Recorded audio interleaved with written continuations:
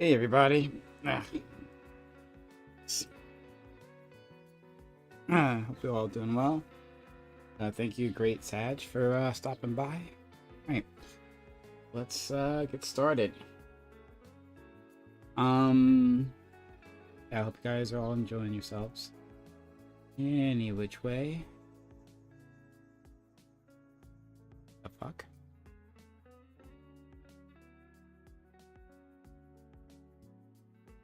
Oh. Okay. Idea. Alright. Got distracted to buy something. Alright. Well. One. Idea. Someone did something stupid. Alright. We'll talk to them about that later. It. Going. Go. Move everybody. Started. Where is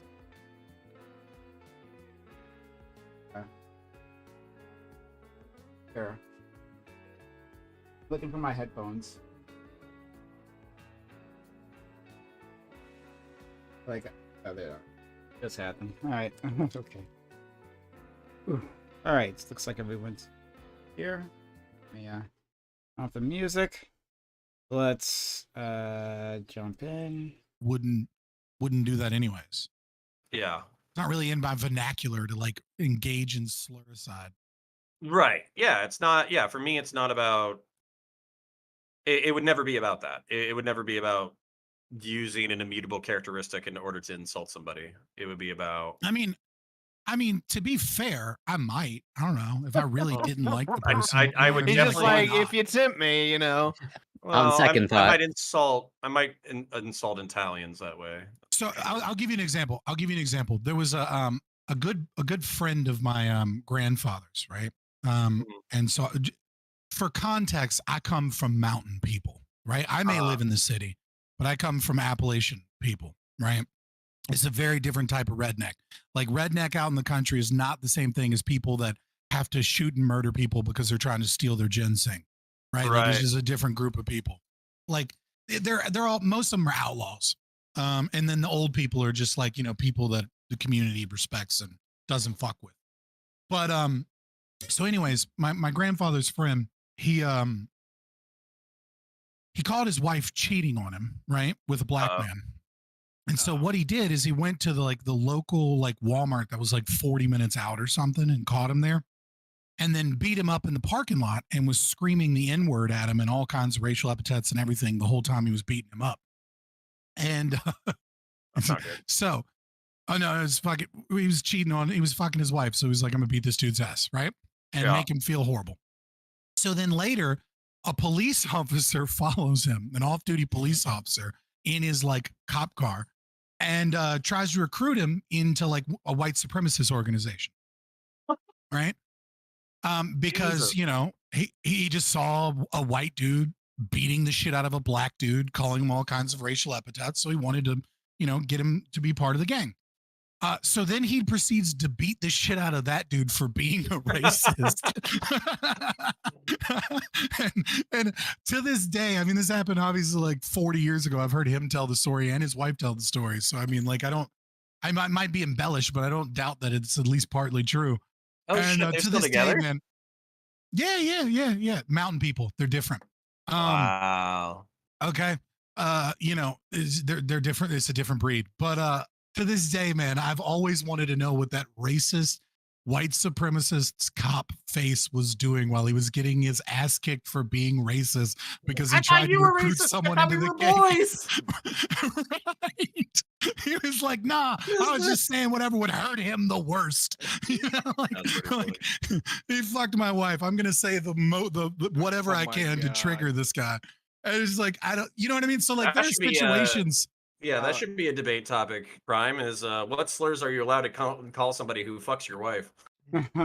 Right, like I feel like after a certain point, the idea that like a slur is hurtful to that person, it's like, yeah, that's the point. And like sometimes it's okay to say things intentionally to harm people's psychologically. Like, that's fine. Like, if you're fucking my wife. Okay. All right. Hold on. Let me. Let's unpack this. Yeah. How Right. about let's not? Let's not. But okay. So Did he beat I'm up his? thinking. I What? was gonna ask, did he beat up his wife also? Oh. I guess not. But Scott. Oh, I don't think not. he's listening. Yeah, I'm here. Oh, okay, I'm yeah. So I'm like thinking about this, and so if a guy murders someone, and then you catch him and you beat him up while screaming the N-word, right? Like you take retribution against that Right. guy. Is that okay? I see. I wouldn't do that. I mean, like to like another race. Like I guess I wouldn't. Like for me, it doesn't even like it's not even like in the realm of possibility. Like to just use like a slur. Like it's just wouldn't cross my mind to do that. I would say all kinds of other things to them, but Okay. like that. Let's change the scenario. You have a daughter, Oh boy. and someone of another race molests, kidnaps, and tortures and murders your daughter. Okay. Why would it be inappropriate to say whatever you can to hurt that person the most, especially if you're doing it as a means to keep yourself from killing that motherfucker because you want the justice system to get him? What would be morally wrong with calling that person the N-word? Look, I mean, I hear what you're trying to say. I don't. It's that like I've been wronged by plenty of people, but even when I'm wronged, like it just doesn't cross my mind. If all you guys here are white, but like if you weren't, let's say you were, if you are First Asian. of all, how dare you do that to Doobie? Second of all, I'm technically mixed race. Doobie's not here on yet. my fucking screen, right? And he knows how I feel about Mexicans, right? I think I made that very clear. I'm unironically like I don't know. Oh, the camera's up. Single digit percentage Speak of the devil. American, right? Like more than Elizabeth Warren, actually. So is Doobie. I'm not gonna unload on somebody for something they can't control. I'll totally unload on them for the fact that they were an evil sack of shit who like raped and molested my daughter. But like, yeah, Yeah. it's like Wait, hold on. But if not it's enough as something, it if is. it's something that you know they might be like sensitive. So, Nah, for this is- example, this Scott. This is bitch shit. This is bitch shit from Shut the people on the fuck internet that up, don't want to man. admit that they will call someone the N-word to their fucking face if they fucking did something so heinous that they don't give a fuck I think that's anymore. more of a That's self-report okay. on your Dude, end. dude, That's dude, all. dude. Like, all right, you No, I don't, don't you think don't there's know anything me. wrong with that. Wait, I wait, can wait, flip it wait. back on you. It's just a self-report. You don't know me very well. All right, so let me just put this in perspective. The only thing that I'm going to be thinking about is not what I'm going to call this person, but like, how can I kill him in the most painful and slow way possible? And then, like, hoping that somebody in my immediate proximity is throwing me in a jail cell so I don't do all those things to them. That's Yeah, how I roll. why But he's Why not going to not just have a call him the potty N-word? mouth. He's not going to have a potty Why mouth not while just doing call him it. the N-word? He's just gonna stab him. You know what I mean? Like, nah, like it's stupid. Doobie, Context you Wait, fucking so- matters. Wait, I'm going to stab him? No, I'm going to, like, tie him to a table and torture Okay, him for days. but no need to do that. Doobie, go ahead. What you want to say? Yeah, I think it makes sense if it's something that you're aware the person is sensitive about. So if you know that they have like a history of being sensitive about that word or about racism, whatever, yeah, go for it. But like I wonder if like you guys would say the same about like if there's like a woman who'd like been raped before or something, or someone who was molested as a child, and they were just being a total piece of shit to you, would it be okay to bring that up, throw that in their face to fuck with them? I think the answer is yes. I would do it. I If think they're the being like answer an is no. actual like piece of shit, I would 100% do it. I don't think two wrongs make a right, personally. Let's imagine for a second, right? That like a story breaks and we find out that Keffels was sexually molested as a child, right? Oh boy. And we wanted to talk Jesus. with shit about the fact that Keffels is a known groomer that runs pedophilic discords and tries to crack eggs and smuggles hormone replacement therapy to I don't children know or against their parents' subscribe wishes. to any of this. Yeah, Okay, yeah, that's let me what make that happens. very I clear. get it. Yeah, no, I get it. Yeah, Prime Guys doesn't want to admit that he looked at the same fucking documents that everybody else. I looked literally at and he's didn't. trying I to don't keep even his know what mouth you're talking about. I'm just hearing this actually. But go right, ahead. yeah. Anyways, right, and then we find out that she was sexually molested. It's fucking fair game to bring that up, as maybe that's one of the reasons that she's such a piece of shit. and use it to hurt her. Why not? She's a fucking grooming piece of shit. God damn. Tell us how you really feel. Welcome Yeah, back. Well, so I'm just not on Twitch anymore, I'm so I not- can call out pedophiles. yeah, but I'm on Kevin's fucking a Twitch. fucking But pedophile. some other calm the people fuck are on down, Twitch. Please, so knock it off. I don't care about other people's channel, only mine. Yeah, like Yeah, but like Prime All right. Prime just has to say, please don't do that, and then he's fine and safe from the yeah, fucking Twitch well, mods. maybe. Please don't do that, Scott. Please don't do that. Okay. he said Prime. But look, so I'm gonna move past that. Like, but I want to looking at that example that our friend Doobie gave. So I guess like I can't. It'll be hard for me in this situation to blame someone else, right? Not like for like some sleeping with your wife. I don't know about that part, but like if guy murdered a family member or something, or molested them, and someone did all that, right? Like spoke those slurs, it would be harder for me at that time to just like go at them. Hey, you should clean your mouth up, whatever.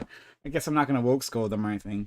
But I just, as for myself, I guess I wouldn't think to do that. I wouldn't think to call anyone a slur, right? Like I can feel a massive amount of hate, and I can direct not that saying to it's people I wrong. trust you. What about You're not cracker? saying it's wrong to do that. What about honky? It's not wrong to call someone that murdered your kid the N-word. Eh, There's nothing morally wrong about that. eh. Well, Scott, wouldn't you say that there's nothing morally wrong with saying anything to anybody, or like maybe I don't understand your position properly? Yeah, the problem with the slur is attacking somebody for immutable characteristic. That's the problem. No, but if I mean, like from a libertarian perspective, there's nothing against natural law. That doesn't have anything to do with whether or not it's moral or immoral. Okay. If somebody killed your kid or molested your kid and you murdered them, I wouldn't give a shit. But if you were screaming the N-word the entire time, I would have some judgment. Wait. I'm just curious, Why? Scott, in like if I'm understanding your position correctly, especially when it comes to like restitution, like so let's say if someone like murders someone, is there enough N-words you can say that like that is enough restitution that you don't have to kill them? Well, so the thing is that like it's an interesting question because value is subjective, right? And so what like the idea of like a million N-words, restitution- one murder. Right. And so, I mean, well, you start getting into like this utilitarian calculus, right? And so like, you can't really judge the moral value of one N-word, right? So the only thing we can say definitively is that like, you would be stopped from arguing that the family do anything to make themselves feel better or get payment or services back. If a machine existed, right, that you could step into that would kill you, but would bring their loved one back to life. So we know that if said machine existed, that you could not argue that I not be able to kill you. And so then you get into the question of, is a certain amount of N-words worse than killing a person? Hold on. Can we come up with the what I mean? N-word human life transaction rate? Like That's where I was going. If Prime murders one of my family members, I get like 1,000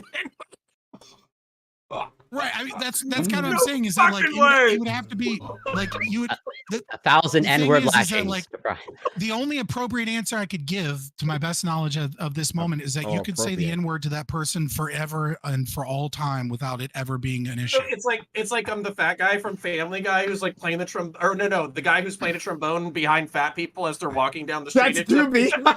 It's me following Prime, just saying the N-word every day that he wakes up. That's Right, but again, it wouldn't like you're talking about like a legal philosophy as opposed to like what is morally right and what is morally wrong, right? Yeah.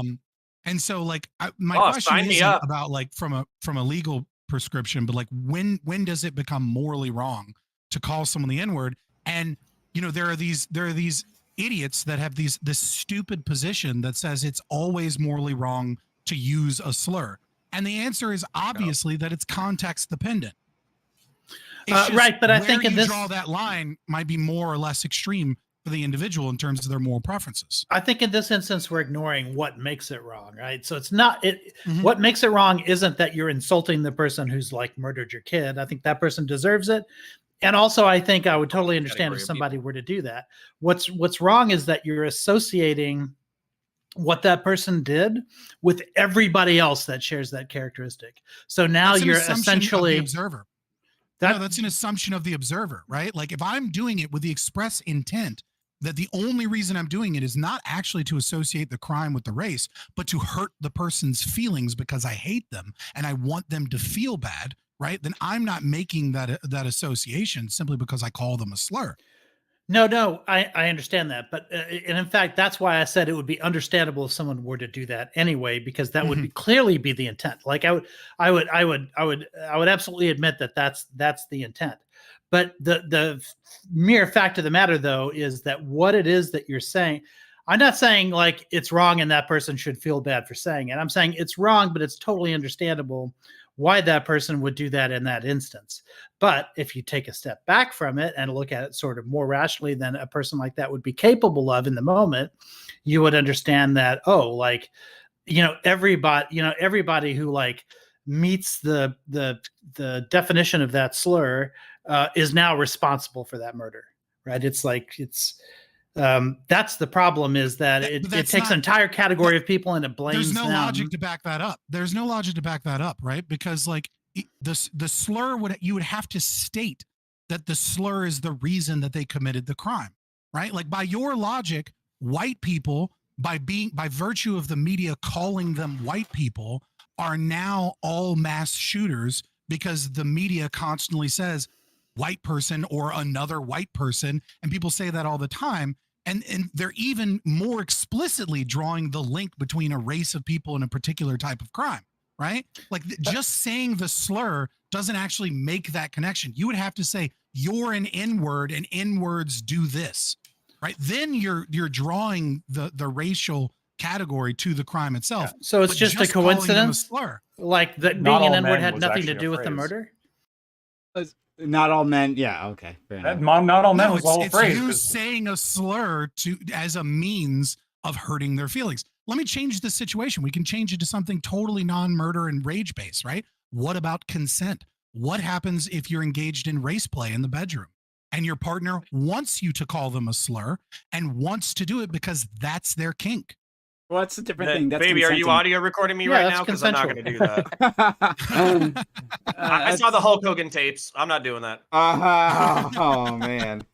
But yeah, Oh, consenting shit. is consenting. It's different, Yeah, right? I think People we all can agree on consent that to one. harm. Okay, Man, that is a lefty so- perspective. so if Consent is that is- consent. Hard pass. Listen. So since consent makes it such a big difference, why does the consent of the person who murdered my child matter? It doesn't. It's the consent of everybody else who fits into that category who then hears you say it. Yeah. Well, they didn't consent to the race play when the fucking audio tapes get leaked because she has an OnlyFans and I didn't know. They Yeah, and consent leaking to it those when they audio click tapes on would that be link. wrong. All right, well, maybe we put it on Pornhub, right? I don't fucking know. Pornhub probably take it down. I don't know what their content Yeah, policy is these I- days. Yeah, actually what is their have- content policy with race play? This is interesting. I don't know. Wait, I am Brian, actually- can I ask something about procedure? Because I haven't Woke really, maybe Yeah. I haven't been around for a while. Yeah. Is like the first 30 minutes kind of just like everybody catching up with each other? Because I've kind of noticed 8 to 8:30 we kind of bullshit a little bit. Yeah, well, here's the thing. Usually there's people who are late. Now everyone just like arrived here. And I go like, Yeah, we can get going. It's yeah, just, yeah. yeah. It's just usually it takes like a half hour before everyone is here. And so that's usually our time to do these things, unfortunately. Gotcha. I will happily move on. Talk about Pornhub race best play part of the ethics, show. gotcha. Pornhub race. Actually, now I'm actually a little curious as well. I don't know what the Yeah. policy It is. Yeah, is. I'm curious what their content policy is. And I'm even more curious now, like putting on my leftist academic brain, right? That's like an There's oxymoron. gotta be, Scott. hold on, pause. Are there different policies on race play on Pornhub and websites between blacks and Jews? I was And going to if say so, the same how thing. Can I make it? How can I make an academic paper that everyone will tell me I'm amazing for seeing the inherent misogyny and racism, etc.? No, no, Because no. Scott, those it's time. policies are It's different. time for Scott to do a React Andy to Pornhub TOS. I would. I would Just read no. the whole thing. I feel like you should Oh man, I feel like you should then just make a legal case against it. You have to find people who are being harmed about it. So I could jump in there. But if you have like a Jewish person here, like You really like want to get knee deep in the research with me, shoulder to shoulder, bro? Jesus. like what if what if right, so I had it was me as a black man. I'm don't worry, I'm gonna toe the line here. Me as a black man, with a woman who was Jewish, and like in one video, she's like really laying into me, N-word, Right, you right. know, spear or chucker or whatever, right? Just Yeah. being a little brat, trying to get a rise out of you. Yeah, know what I mean? yeah. Let's see what happens when I slip an N-word in there. And then the other one, it's reversed. And I'm curious, like, which one would go down? Right. In the second video, you just have like pennies and you throw them and you get her to bend down to pick them up. And that's when you get her ass. You don't actually have to like give examples. Anyway, but fuck. One of the funniest things. Fuck Sorry, you, real quick that's before we funny and go. you know it. One of the funniest things from Pearl hanging out with like Nick Fuentes and the Fresh and Fit guys and Sneeko all at the same time was when they were fucking wiling out because they were on like Rumble or some shit. So they were saying like crazy, insane, racist shit, and you just kind of see her like creeping like out of frame, like she's just like slowly moving out of the camera. I didn't know there was this side to them. Who could have guessed? Who could have guessed? Nick Like, who Fuentes. Who could have seen? Who could have seen the America First people being racist? Well, to be fair, like 3 out of the 4 people on screen are black or Hispanic, so it's fucking wild. Yeah. All right, well, we've come close enough to getting my stream banned. So let's back away from all of this, please. You mean getting clips that get spread around and increase your popularity? You're that welcome. would be nice. Yeah, that would be nice. All right, well, any which way. And yeah, to people, look, guys, like you guys should like come like the first ever. You guys should just come at the start of the stream. People trickle in pretty slowly, but you guys missed so much at the very start of the stream.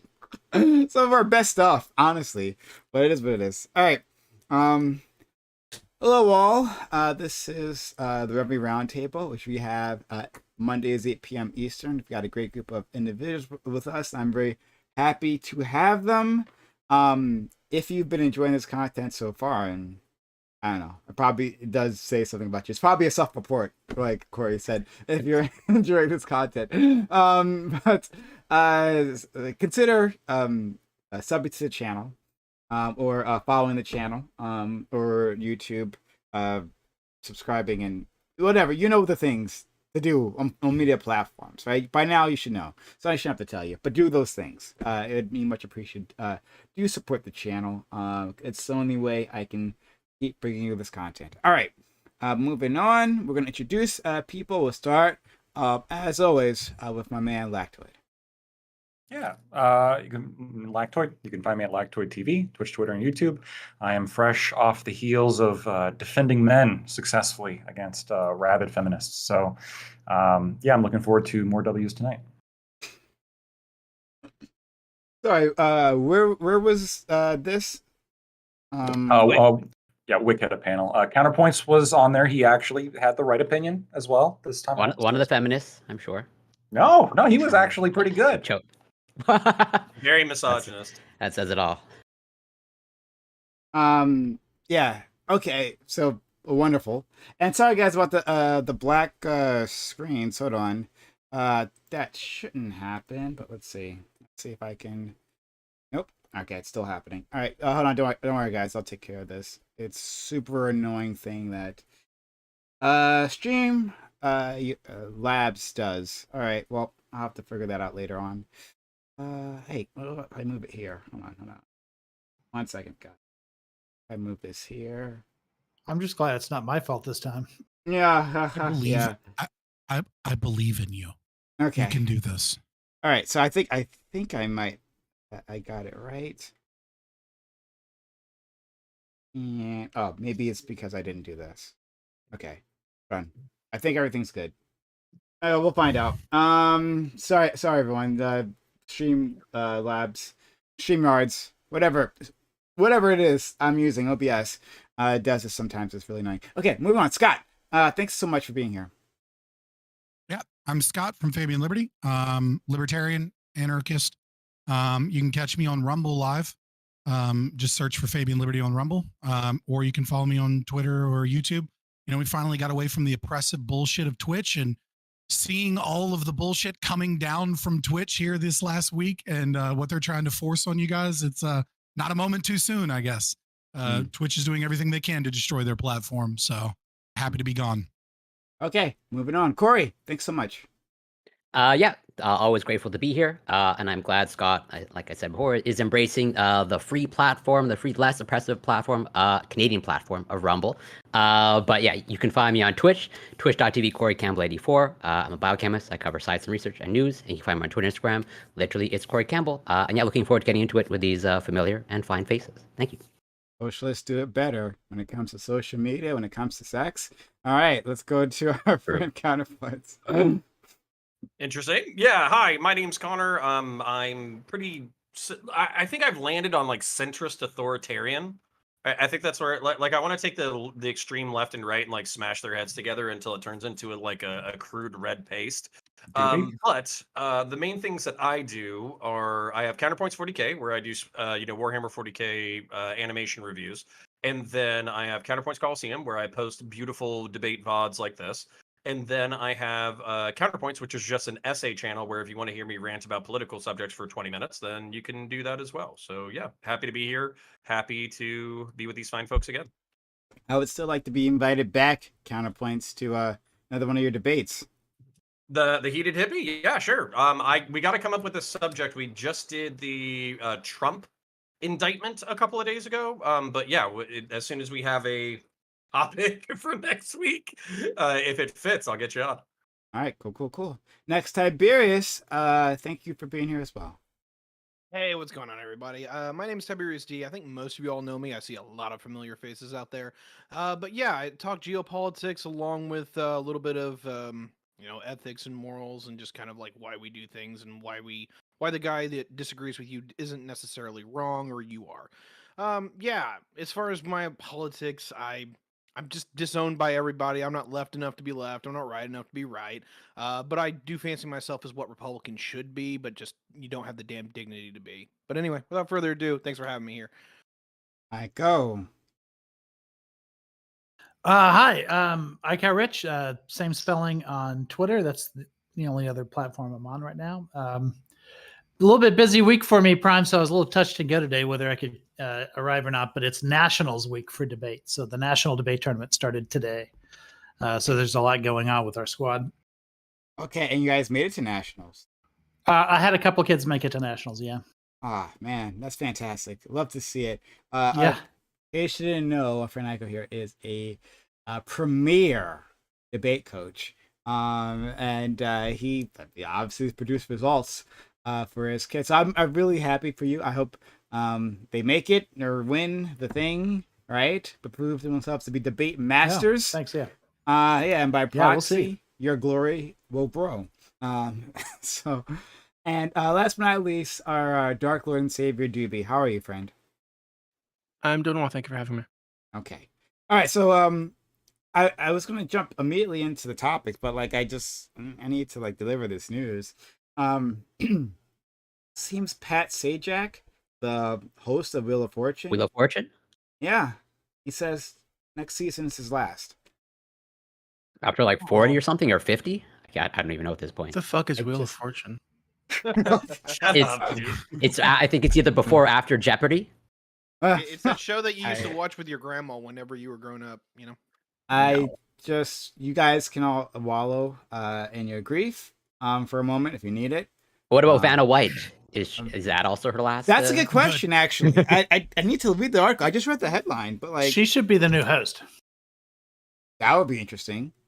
I would agree.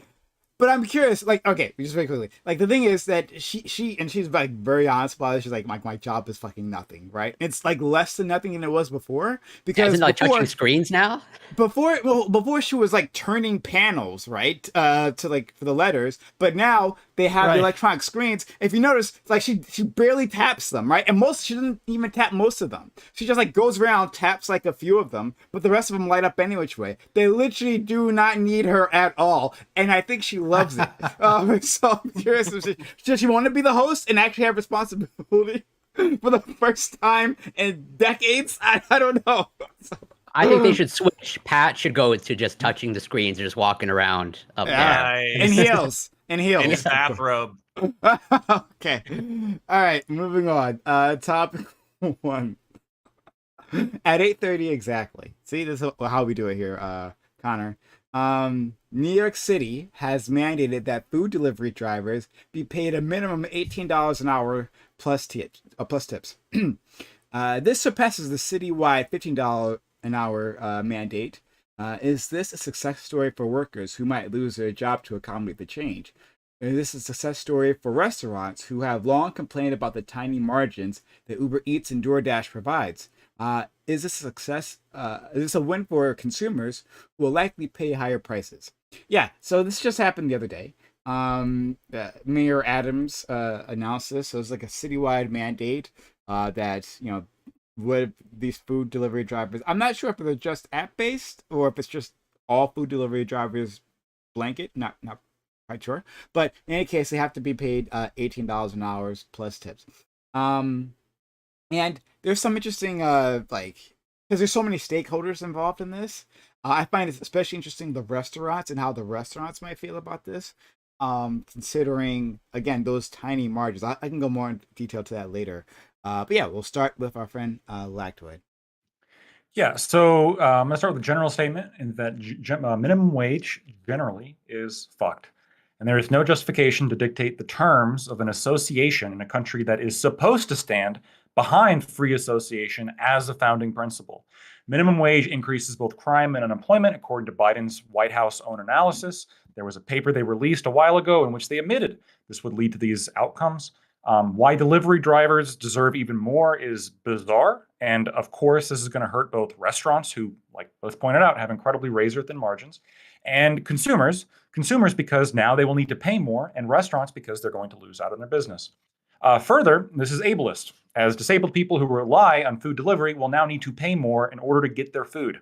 Whatever the pay of the job is, whether it be growing food or delivering it, this pay should be entirely dictated by what people choose to pay, as comes with free association.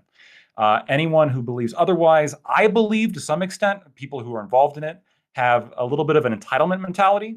And I think generally you are not entitled to the money of other people. You should have to get them to agree to give it to you, as any kind of free trade dictates. So, Okay.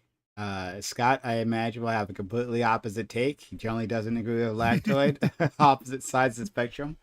we get the good takes out first, and then we go through that.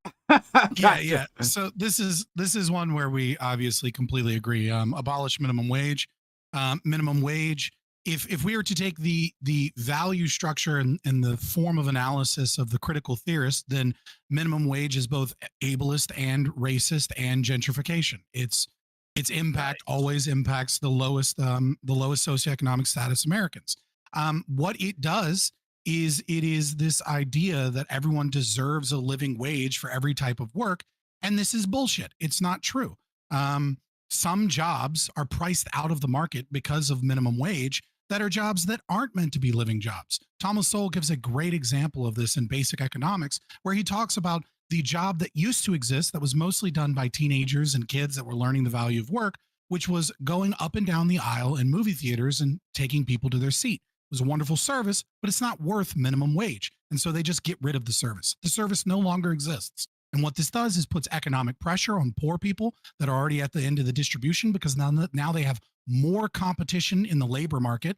It is harder for them to get a job. And all of this actually suppresses wages. Minimum wage does not change the value of $1. It doesn't change the value of an hour's worth of labor either.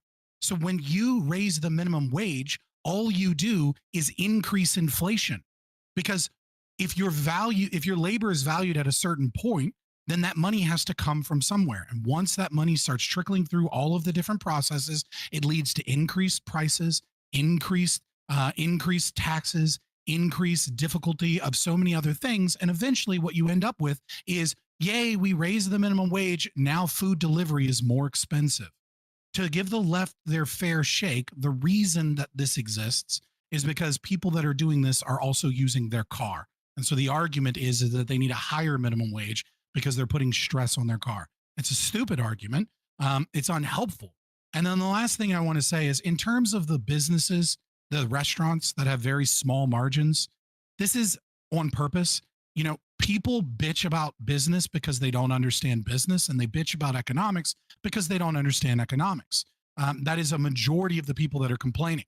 The reason restaurants do this at razor thin margins is because it's still profitable to them. It's not profitable so much as it is the direct profit they get. It's profitable because sometimes people do not want to sit down at a restaurant and try their food and try their experience. What they'll do is they'll order it on an app, determine that they really like the food there, and then they'll say to their friends, we should go check this restaurant out sometime. It's a form of marketing. It's a form of driving business to those establishments because they try the food first. So there you go. Thank you. Corey.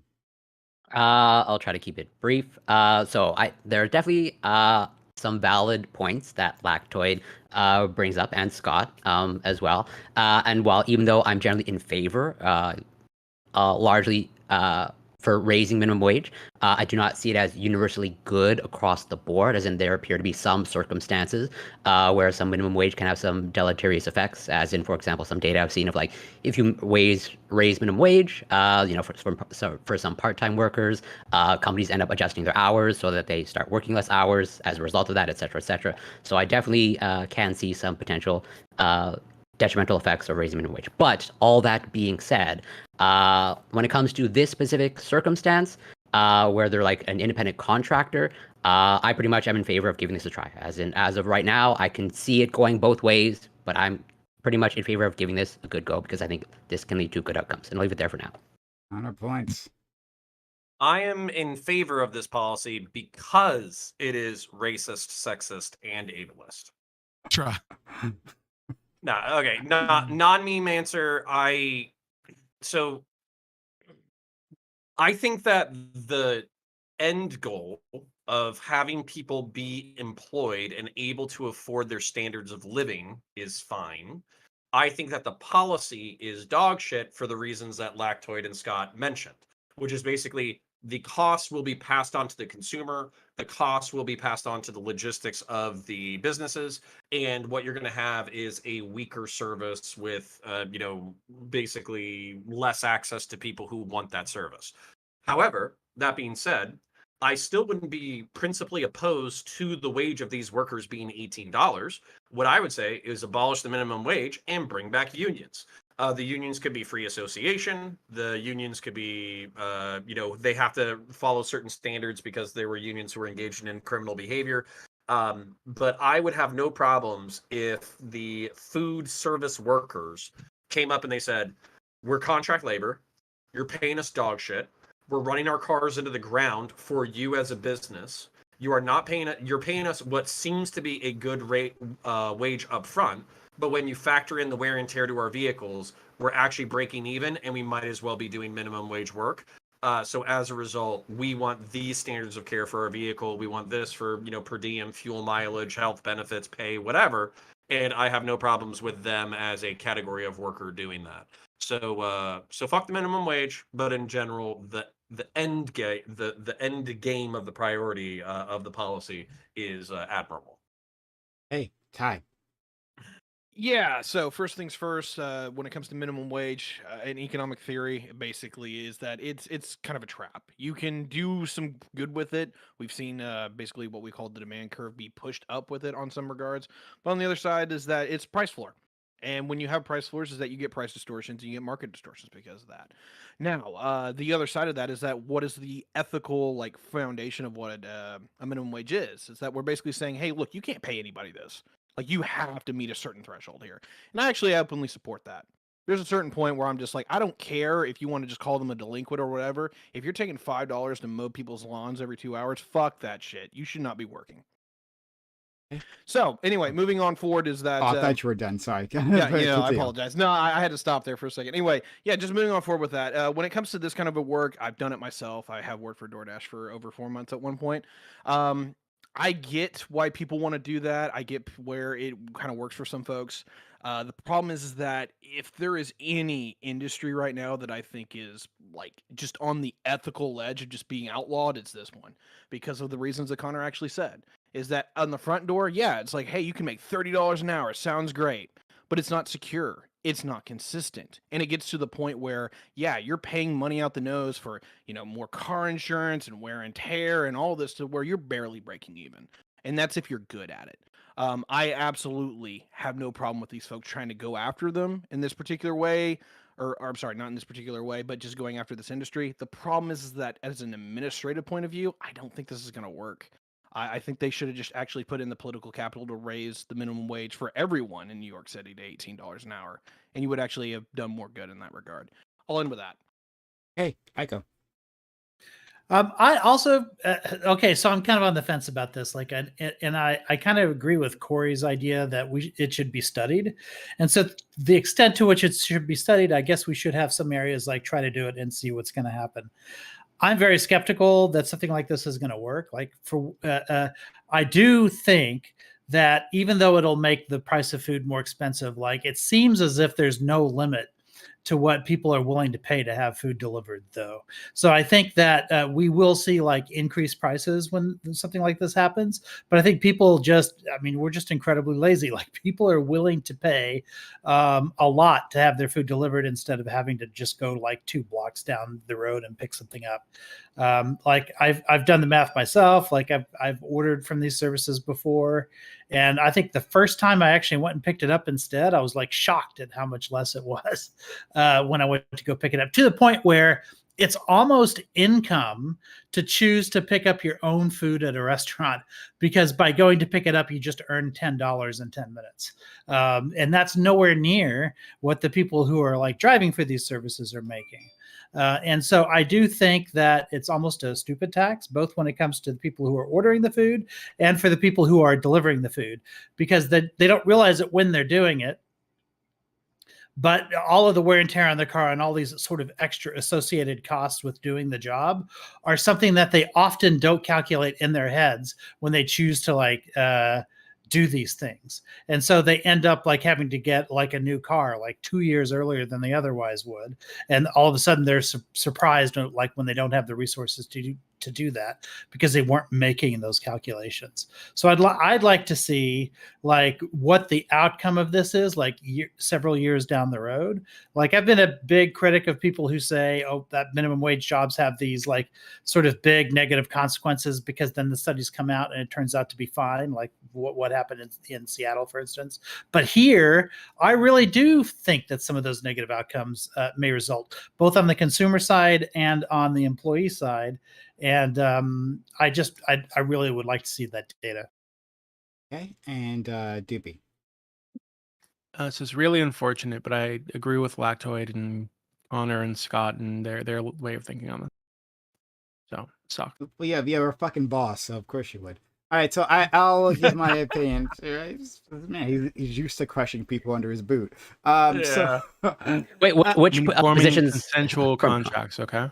You support Connor's position because it's sexist, ableist, and racist? Is that the so I'll give my opinion, right? As the only tough, strong lefty. Well, Corey's a good lefty. Don't worry, I'll back up the lefty side. It's okay. All right, but yeah, absolutely. We should have a minimum wage. Putting it out there. We'll talk about that, I'm sure.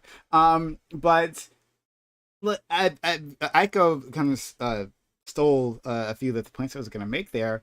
But I think that it makes sense that if you want this service, right? If you want this service, you want to go pay, get someone to deliver it to you, then like you're gonna have to pay some sort of premium. I'm okay with the consumer paying more for this, I occasionally order from this restaurant. I don't use Uber Eats. I order directly from the restaurant, but they have delivery, and I would take that delivery. It would be great, but like I stopped doing it because of exactly what Michael said. It was like I just like it was tips. It was actually the tip, right? Because I'm not gonna like let this guy go up on a tip, and I just wanted to save the tip, and so I would just like end up driving, So like there's a premium to this service, and you just gotta have to accept that. And if that premium includes people being able to properly support themselves and their family, then it's one that we should all be happy to pay. It simply is the case. I think it's interesting that we don't question when bosses decide to just like raise prices.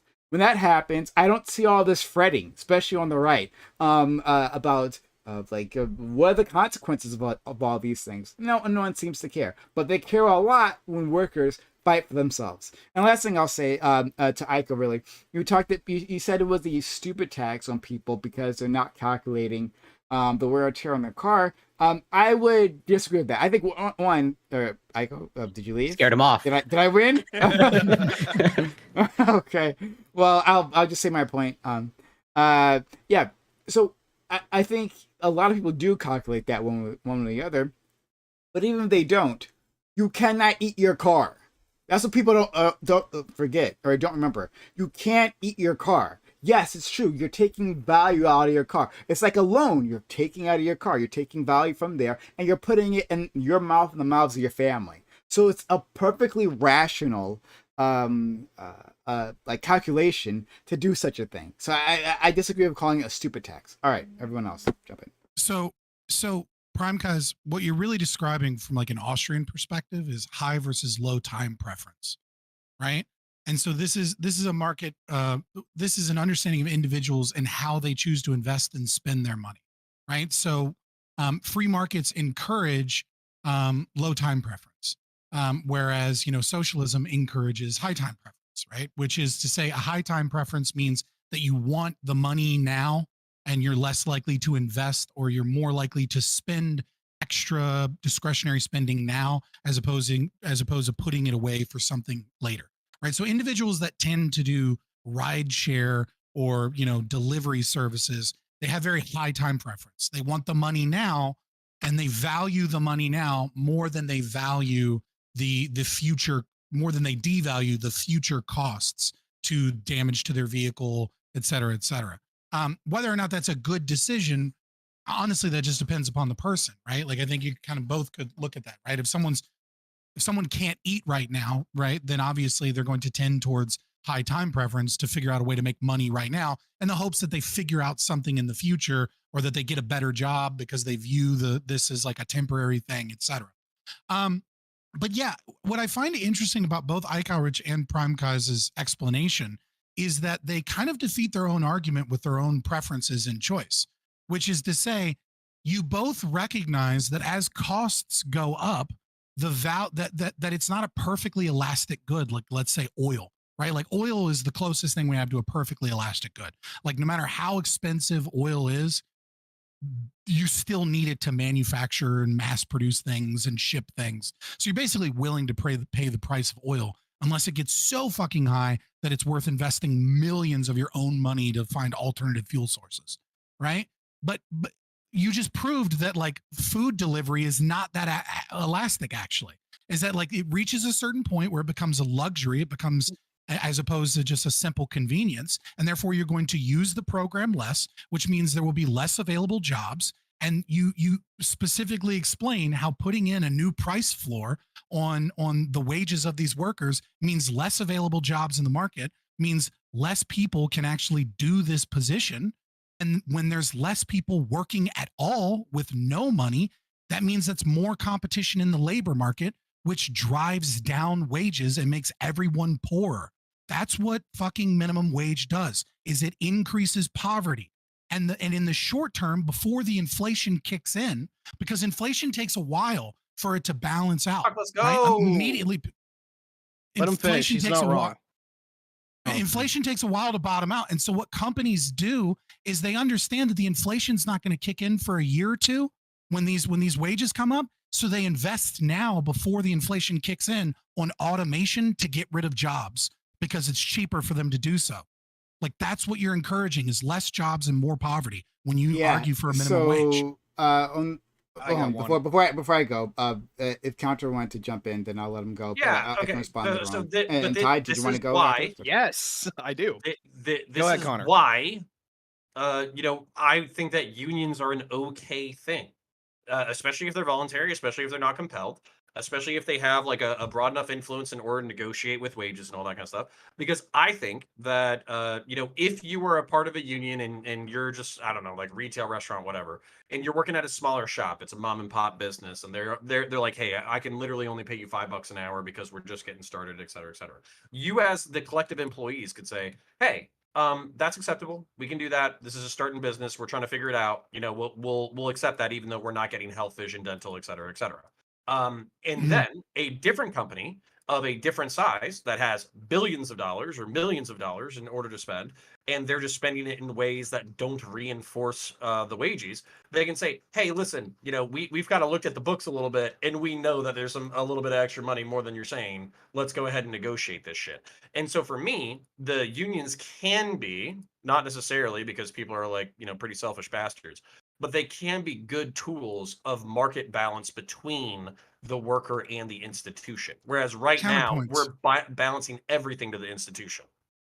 There's a big problem with what you're saying. Everything you're saying is true for skilled labor. Because for skilled labor like welding, for example, you can form a voluntary union and it's difficult to replace you. It's really difficult to replace welders, right? Because there's a very limited pool of people that can do it. And even of the pool of people that can do it, they also have to learn like how that company prefers things done, et cetera, right? When you're talking about ride share and you're talking about food delivery service, the company can literally just fire every person in the union and get new people in the next fucking day because there's no skill involved in that job other than you can drive a car, which most Americans in populated areas can do, which is where these places focus anyway. So there's not a lot of food delivery out in the country or something. Exactly. And I would, I know I Ty don't needs to disagree with your go, philosophy. It just won't work. Yeah, okay, quick rebuttal, and then I know Ty wants to go. I would make it like legally mandatory that somebody cannot be fired merely for being a part of a union that's negotiating. It's no longer voluntary union. Right Okay, now, you're using the state to enforce. You're using political power to enforce and violence. Let me clarify voluntary then. By voluntary, I mean that workers can choose to join it and be represented by it, or they can choose to not join it and be represented by it. Yeah, but you just created the free rider problem and exacerbated it with the power of the state. like you just made it more expensive for no reason without actually helping workers. No, I think plenty. Sorry, Ty needs to go, but no, I think sensible adults could come to a negotiation between like wages, purpose, profit, all that kind of stuff. Particularly if they're all invested in the well-being of the institution long term. I got a lot of faith in people, but not that much. That's just not how the evidence works out. Yeah, look, I don't have a lot of faith in people, but I'll actually back up Connor on this one. Like unions can be great, but there is a threshold here. You're absolutely right on this, Scott. Like it's a lot harder to make a union power effective whenever you're talking about unskilled labor. But if there's anyone who probably needs the beneficial protections that unions can bring, it is unskilled labor. Yeah, it's harder. It requires more work, but like they're really the guys that are getting screwed left, right, and center because politics doesn't give a shit about them because they have no bargaining power. Economics barely gives a shit about them because they have no bargaining power. Union gives them both. Like that's literally the number one thing you want to do as an investment, unless you are like trying to get an ESOP program going along to where you're actually like slowly becoming a part-time earner in your company. So table that conversation. That would actually be dope. No, that would actually be dope. Like an ESOP model for rideshare program. That's probably the perfect place for an ESOP to work. Well, okay. Well, can somebody explain ESOP? Because I don't know what that it's is. a better solution. I don't care. Yeah, ESOPs are basically stock sharing programs to where you, as part of your payment, you are given like a certain amount of stock in any kind of company, and therefore you're like made into an owner. You can use that as a retirement. You can use it as a borrow against. It's just literally it's not liquid assets, standing assets that you're. But that it's you're also slowly to be accruing. To be fair, ESOPs usually have voting power. So people with more seniority and people with higher jobs get slightly more stock.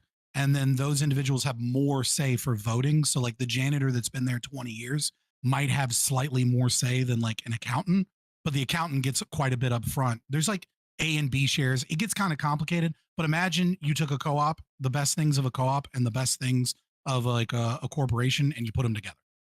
Okay, They so work in some can I- places, they fail utterly in others. Yeah, so I wanted to address this real quick, just because this Publix in the Southeast is my favorite example of a private company that does stock sharing with employees, and they Yeah, it's an have ESOP. yeah, they have oh, like they are so sick because basically like you have people literally with Down syndrome because it's like I think it's like a relatively Christian organization or whatever. They specifically hire cashiers with like mental and physical disabilities in order to be stock clerks. They work there for 20 years, but because they have like a certain base level of stock availability at each like age, like where if you work there for like 3 years, you get a basic amount of shares, but you can buy more. And then, you know, if you're there for 10 years, you can buy more, et cetera, et cetera, et cetera. There's literally just people who haven't spent a dime or spent an ounce of their energy in studying investment, but because they got company stock and the company does well and they guard the interest of all the employees and the institution, they're retiring as like, they're not retiring as millionaires, but they're retiring with like 700 grand as a 50-year-old or 60-year-old person with a physical or mental disability, which is amazing. Yeah, no, I think an ESOP model business that, you know, had enough capital investment could probably destroy Uber Eats and DoorDash and stuff like that. Probably be a little bit more expensive though. Be a little bit more expensive, but you'd get your food on time and you wouldn't be missing shit because people would give a fuck. Ty, yeah, I think you wanted to Yeah. say something else. I do have one more thing. It was actually my own point regarding this. So, like Scott's general analysis of excuse me, of minimum wage, I largely don't disagree with. The problem is like we're in this really weird time that's kind of a vacuum that I think that we want to capitalize on. I want to throw that out here real quick. Usually, if you're talking about the time of the boomers, right? Like when you have people who are just competing for wages and you're pushing the market down because you've got a shitload of labor. He's absolutely right. The problem is that right now, and I don't know how long this is going to last, but at least by the demographic data, it should last 15 years. Is that we're in a worker shortage. We are actually seeing more jobs created and holding and maintained than actual people who want to work those jobs, which means the cost of labor for the last 3 years has been going up pretty significantly. It's been a little slow, you know, for some folks compared to others, but the floor is rapidly rising. I think that most minimum wages are just going to be completely useless, even the $15 ones in urban areas, because of how quick this is going to go. Anyway, to flash this out is that if you want to use minimum wage to actually actively help push up the floor, I think this is the one exception where this is the time to probably do it, because you will have it riding along with people who are still going up anyway. I go. Did you want to say that something? was exactly the point I was going to make, was that we are now, I didn't really tie this to demographics, but we are, because of the time period that we're in, post-COVID recovery, where unemployment is lockdown recovery. Blame the government, not the disease. Well, yeah, you're right. Diseases are good. I forgot about that.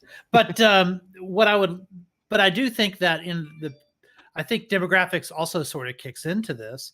I think you're going to, although I think some of that's disguised by the fact that boomers are exiting the labor pool. So the like LFPR is going to continue to rise because they're exiting the labor pool. But of course, that creates an even bigger problem, which means they're all going on Social Security here soon.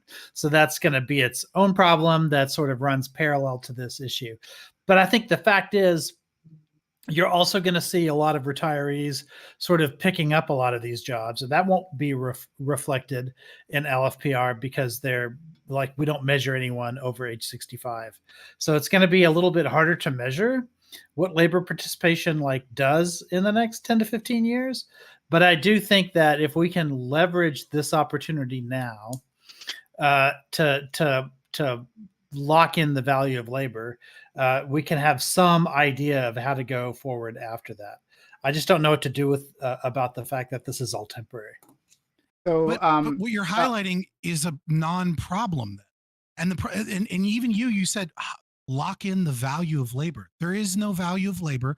Get that commie bullshit out of here, right? Get labor theory of value out of here. Pushing a rock up a hill and back down a hill for no reason has zero fucking value unless someone has some psychic profit from seeing the work be Oh done. my God! Can I address this? Because there's a fucking there's a straw man to labor theory of value, and then there's a steel man to labor theory of value. Okay. Go And for it, by the Connor. way, I'm not even saying Marx fucking understands this shit because I'm pretty sure his fucking dumb old crotchety Well, ass. considering it was different in Das Kapital 1 and 3, obviously he doesn't.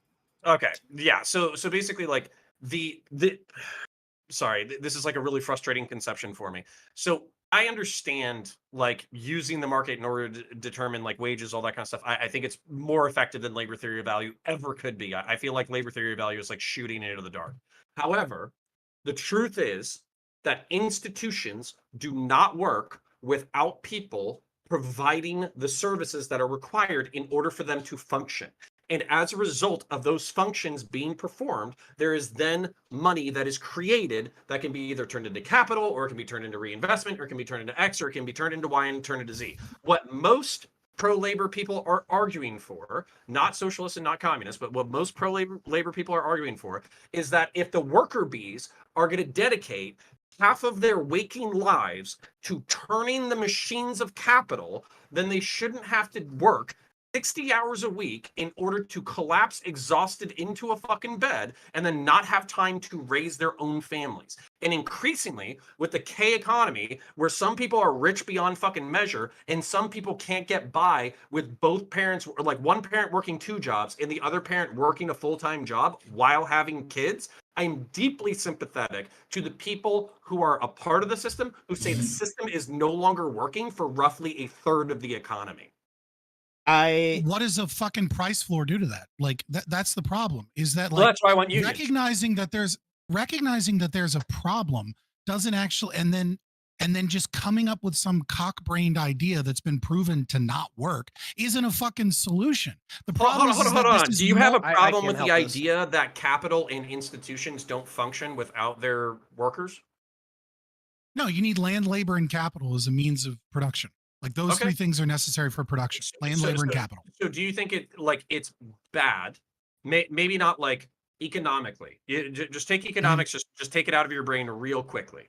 Do you think that if we had a functioning economy in which institutions were able to profit and thrive, but the workers were able to live like reasonably decent and comfortable lives, would be preferable to one in which the institutions are utterly thriving?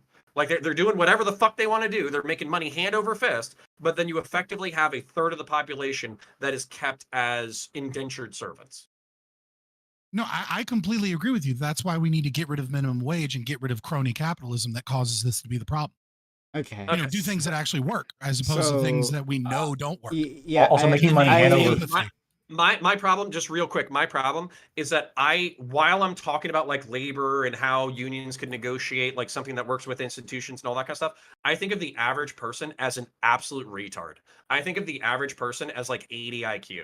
So when I hear like free market total people be like, oh yeah, you as an individual can negotiate the wages that you are worth, I just think of like sub-zero fucking IQ burger flippers who can barely fucking tie their fucking tennis shoes, let alone negotiate a higher wage. So if you're a sub-zero burger flipper, then you're probably not worth that much to an employer, number one. But number two, let's say you are, but you're also a retard, right?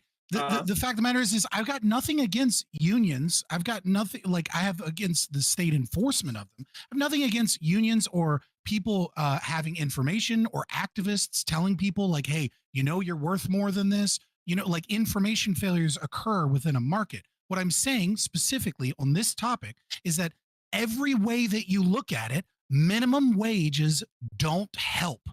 And like just doing it because it feels good is bad. Yeah, okay, so counterpoints. Sorry, counterpoints. No, one second. I'm saying you can do it. Then we got Lactoid who wanted to jump in. And Ty, I do want to actually respond to what Scott said previously.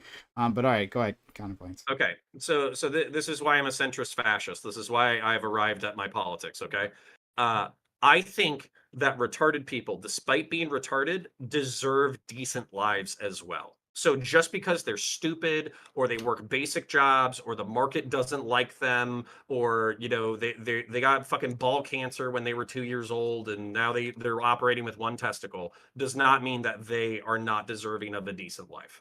Counterpoints, 100% agreed. That's why you don't want fascism, because they put those people in camps. Lactoid.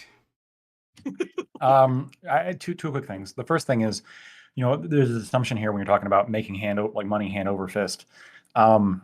Uber's profit margins are pretty shit in terms of how much money they actually make. I'm pretty sure they've been in the negative almost every single year, every single quarter. They lose a lot of money, right? In fact, the problem is they're not making enough money, right? That's actually one of the negatives of that industry. First thing, so they're not making money hand over fist. They're not expropriating all this money from the laborers. They're actually losing money in terms of they're not getting the good end of the stick in terms of that relationship. First of all, second of all, when you're talking about, I guess going back to your ultimate, and this is more theory, I suppose. When you're talking about your general, the worker bee coming back and not having enough time to relax or anything like this. Two things. First of all, no, I don't think it's fair just because in any kind of market, whether it be an economic market or a sexual market or a relationship market or any other forms of interaction that people have with each other, because that's all a market is, right? That's why it's determined by consumer value and not anything else. I don't think it's fair to dictate terms of what people must associate with when they don't want to, first of all. And second of all, overall median income has been going up for like every quartile going back decades. So like when you're talking about like the economy's not working for people anymore, well, the poorest among us are better off than they were 40 years ago. So, I mean, what do you mean by not working for us anymore? So I'm pretty sure that cost of living has gone up pretty significantly in reference to pay, and on top of that, yes. Medium is like income, like per capita. That like real income per capita is controlling for inflation, and that's been going up for every quintile. It's only going up for the top two. No, that's not true. It's staying stagnant, or sorry, it's staying equal for the second quintile, and it's going up for the top quintile. Thank you. Okay, thank you, Ty. Because honestly, I wouldn't have thought of that unless you brought it up, and that's one of the things that I wanted to say last time you brought up this point. Just because the top earners are making shitloads more, and then you have the number go up, doesn't mean that the entire group is profiting. This is part of the reason why we're talking about the K economy, where effectively, because of COVID, the shutdowns, not the disease, because the disease is base. Killing boomers is awesome. The shutdowns, basically, Save effectively, what Social happened Security for a few months, is a lot. This isn't true. So, all right, you and Ty fight it out. No, we'll have to. You can look up so it's not average like real wages. You look at median real wages. Those have been going up, and then you can break it down by quintile, and it's going up for everybody. Yeah, it's been going up, but then if you couple that with just like the general expenditure rate, look at the difference between like 1980 and now. How much does an average house cost you per wage for 1980 versus now? It's almost double. You can look at very specific education. Hold on, right. Let me clarify. You're both right, and the reason you're both right is that Lactoid, you're correct in terms of general inflation rate, and Tiberius D, you're correct in terms of asset inflation. Yes. Home ownership has the expense of home and rent has skyrocketed. Much of that caused by the financial crisis and quantitative easing from the Federal Reserve. But nevertheless, setting that aside, that it's the government's fucking fault, like it is always, is that you're both right in this regard, that it is more expensive to be poor technically once you factor in rent costs and once you factor in like the cost of owning a home. Yeah, but Lactoid, it's kind of funny to me that you were thinking that like people were like making shit up. So like, okay, so being poor in America, like I'm sure it is better than whatever like fucking 30 years ago. Guess what? You got a smartphone. It's worth $1,000. It connects you to the entire internet. You can look at porn on it. It's pretty cool. You can afford a 65-inch TV. They're like $300 now. That's awesome. I love it. Cars, just the mere technology of cars and how they've advanced over the past century is fucking amazing. And the fact that we even consider it normal for working class and middle class people to own motor vehicles, cell phones, and TVs and internet access and all that kind of stuff is all amazing creations of capitalism that I will never fucking deny. However, don't forget refrigeration and AC. Yes, amazing things. However, I feel like the working class has felt like they've been getting pinched since the 60s and 70s, in which point you allegedly, just off of shit I've read, the middle class, the people who were able to work a single job and have mom stay at home and pay their bills, that like fantasy of the American experience is increasingly not happening. And what is happening is two people working in order to survive, and one of those people working a fuckload in order to survive, and them not having time for their kids. That is the increasing experience as far as I understand. Okay, so let me- Ty, so I want to go to Ty, and then I do want to Appreciate actually that. respond. I want to jump into this. To some degree, I'm responding. To some degree, I'm adding on. So, just dissect me, and you can tell me to shut up if you need me to. To back up Connor, what he's saying is that on some ways, we're going kind of back to the norm for what most of American history is, where you do have one parent who's working like 55 hours a week, and the other parent's working somewhere between 20 and 30. That we're getting back to the norm on that one, and whether people like that or not, we can discuss later. What we are having the problem, though, is that we have added on more and more expenses, particularly in what Connor's talking about. These little bastards, your cell phone, right? Average for me is $400 a month when you figure in, or not $400 a month, $400 a year. Excuse me, when you figure in just the the average payment process and all the other stuff to replacing it. And when it comes down to it, that's a big chunk of your bill, right? So you might have taken out your TV bill, but then you've got Netflix and Hulu and all this other shit, right? What I'm just trying to advocate for or say is that it is more expensive to live being on every facet of your life, whether you are rich, middle class, poor, is that everyone is seeing, except for like the very top, that that decline in their standard of living, because your house is almost twice as much as what it was back in 1980. When you look at the average salary versus the average cost of the home, it's literally now 6 years of salary on average. You're seeing that with healthcare, you're seeing that with education, and you're seeing that with a number of other things that we take for our granted everyday lives. Just die poor, though. No, I do want to add one, Like, one wait, important thing just- sitting on my left. No, no, no, no, no, no, no, no. lefty We gotta let Ty finish. Go ahead, Ty. all right, so just to okay. finish, here's the part where I will absolutely stand the olive branch. A lot of these things is where Scott is somewhat right. The government has their hands in almost all the hardcore perpetrators, whether it's housing and zoning processes, whether it's education and school loan subsidies, whether it is healthcare and just the overrides that we've been doing again and again and again. And I blame Nixon for the big one where he made it let it go profitable. But on the other side of that, there is definitely conversations that we can have that would overhaul these things that would be a lot more constructive. But unfortunately, that's out of the bounds of this conversation. Okay, I do so not think... my turn. Yeah. Okay. Yeah, go ahead. All right. My turn. And Corey, I see you there. All right. So my friend Connor has already made a lot of these points and done it more eloquently. But yeah, I'll say my piece that a society in which laborers are struggling to survive or barely scraping by is a failing society. That a society is not just and maybe shouldn't exist if like the people who make that society work are miserable, right, due to economic concerns that can be avoided. So I am fine with like raising the price floor and allowing more people to access that good life, right? Or that the better life, good life. They're making $18,000, not good life. Yeah, I know you're already frustrated. I know. Before you get triggered, I want Yeah. to follow up. You're saying things No, that no, no, no, prove to no. make Hey, this hey, worse. that didn't say that. Sorry, I you might have thought that meant to talk. I didn't mean for that at all. No. Okay. So so there's that.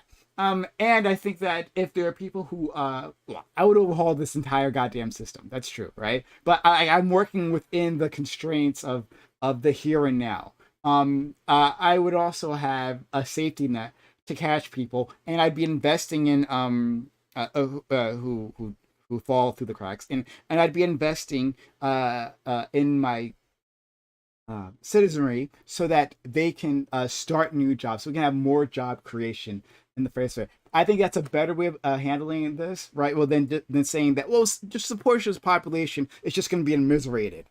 Rather than that, I'd rather the state intervene. Okay, now I back you up. All right, fine. Back me up. Say a thing, and then I keep going. I'll shut up for like 10 minutes. I'll literally go get water. So there is a line to this for me that I want Scott and Lactoid to hear from my perspective. I think that socialists and communists say sometimes that this society shouldn't even exist. Whereas I would much prefer a productive society in which a third of the population was in misery but still working their asses off but surviving and having cool technology and all that kind of stuff. I would prefer that society over a society that collapses in on its fucking self because it's a command economy that turns into an authoritarian dystopian nightmare. So for me, there is a fucking line. I do trust the market in a lot of respects. I just don't trust it to do everything. I'm not sure right that was really backing me up, but okay. But anyway, moving on. Yeah. So hold on. So we go to Corey. We'll go to Aiko. We'll go to Lactoid. But I'm actually want to draw on my friend Doobie here. Hopefully he's still around.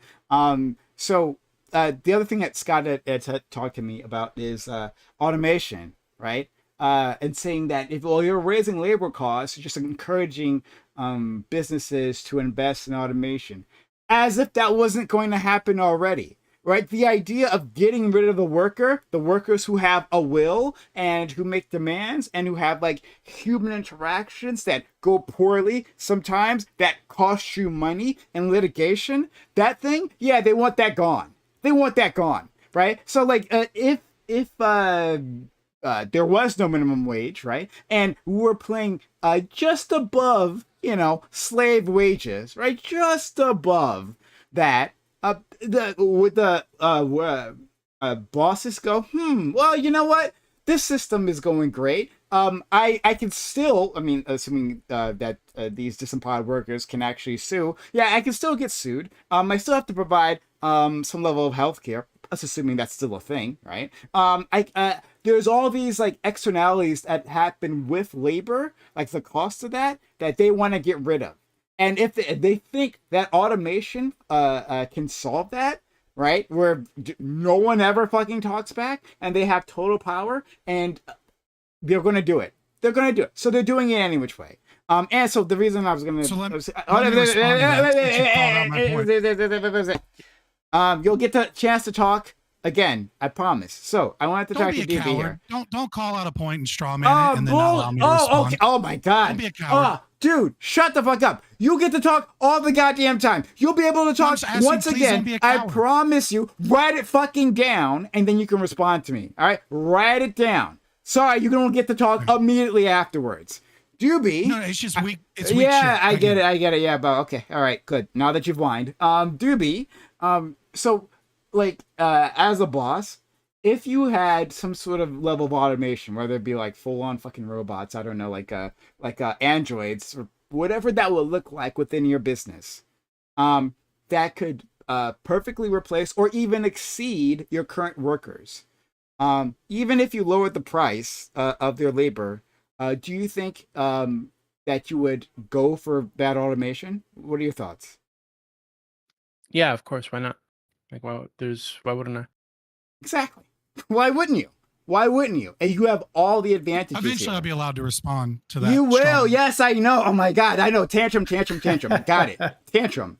You will absolutely be able to respond. I do want to hear your responses. But your responses take a long fucking time. So I do want to get some other people in, and then yes, Scott, all you. All right.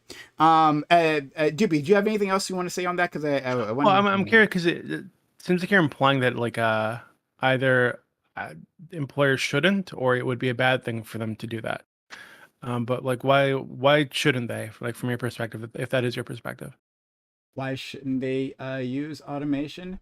I think it depends on the market. Like, I think there are some things that, as of now at least, benefit from human from a human hand. Sure. And beyond that, because we don't just like the real politics of it all. We don't have an economy or a governmental situation in which we can support those people who have lost their jobs. So I would want to avoid that for now, but like I get it that it's happening any which way. Yeah. So I don't know. I would think that you'd be in favor of automation because like large scale automation is probably the best argument that you're going to find for like something like a UBI popping up, right? I think that that would absolutely drive political will in that direction, which gets you closer to your communism or whatever the fuck it is you want.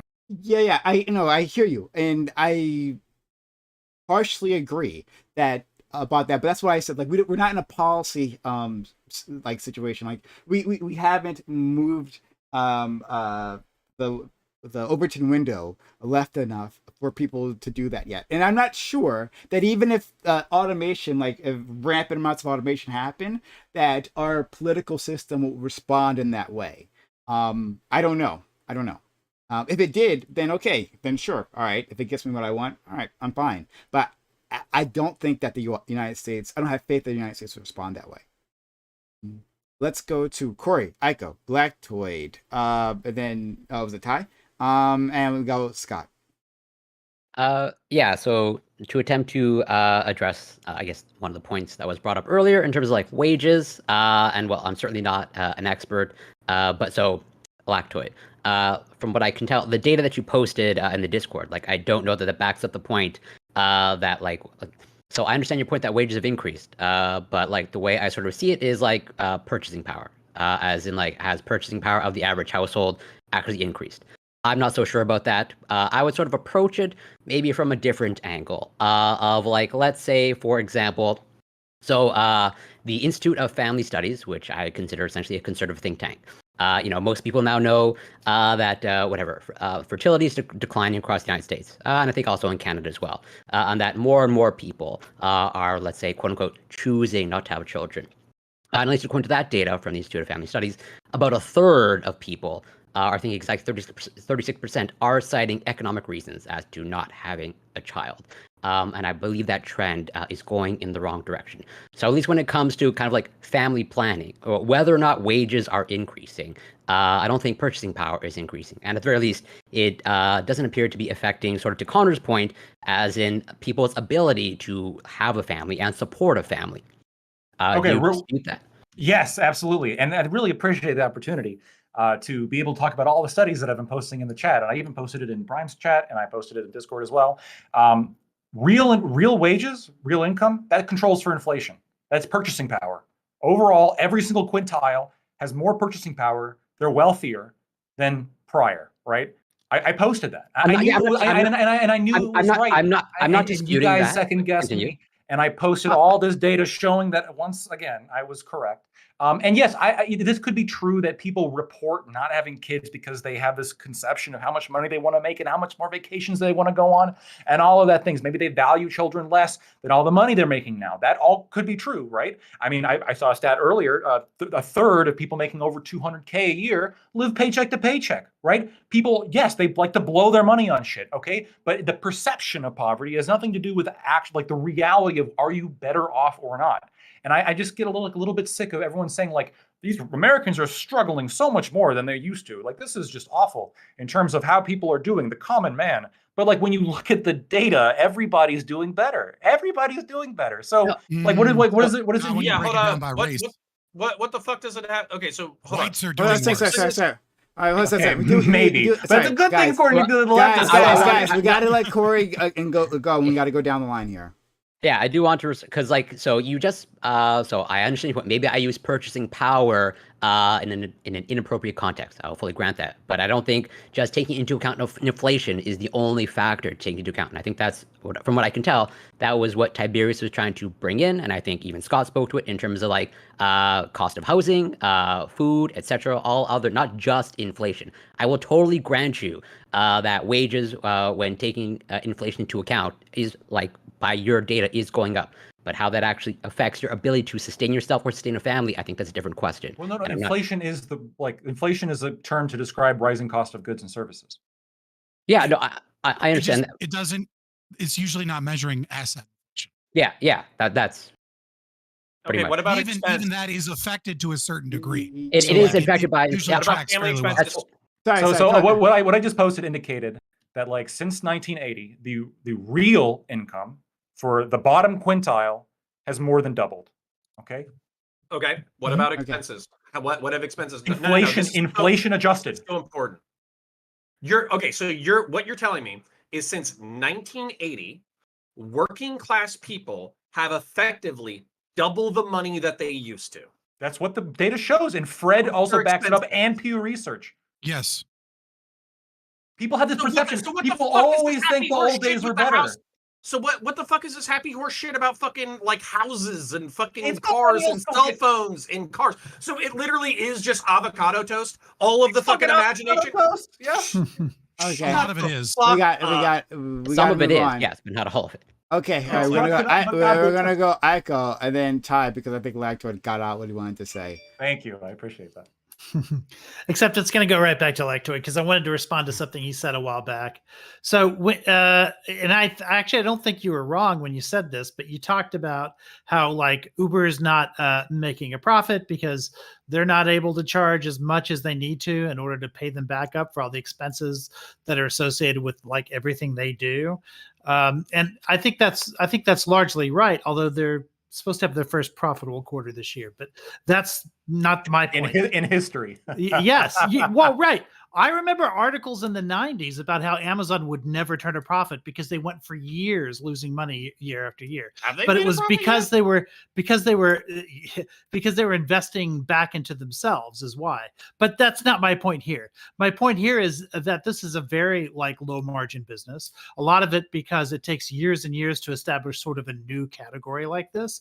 And to the extent that any of these services raises their prices, then they lose business to all of their competitors. And one potential solution for this is this minimum wage thing, because if you have to pay $18 an hour, it means all of your competitors also have to pay $18 an hour. This is one of the reasons why the CEO of Walmart, after they raised their minimum wage, I think up to $14 an hour, said that they would like to see the federal government do the same thing so that they don't have to compete against other corporations paying lower wages than they do. Amazon made some similar statements about that. In other words, like if your argument is that these companies can't turn a profit and can't pay reasonable wages because of the cutthroat competition coming from their competitors, then one might argue that you're alleviating the pressure of that by making all of their competitors have to increase what they pay as well. So Lactoid, you can respond, and then we'll go to Ty, and then Scott. Yeah, it's an interesting theory, I suppose. I don't think this is. I mean, it's Walmart's and Amazon's. Yeah, well, I'm sure Walmart said that. I'm sure like a very highly paid PR person said that. I have no doubt whatsoever. After but they, you don't think they'd want their competitors after they spent to have how to much pay... fucking money? Well, hold on. After Walmart spent how much fucking money lobbying against minimum wage increases, and they're going to come out until they did it themselves is the point. As soon as they raised it themselves, they wanted their competitors to have to do the same thing. Sure. So yeah, I don't know if I don't think this is actually going to be overall beneficial to Uber. I mean, that's an interesting theory. It doesn't seem to be like empirically backed. Also, overall, fewer customers would seem to actually cut into Uber's profit margin more than it would help.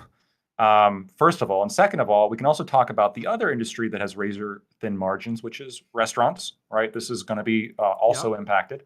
80% of restaurants fail within 5 years. I think 40% fail after the first year.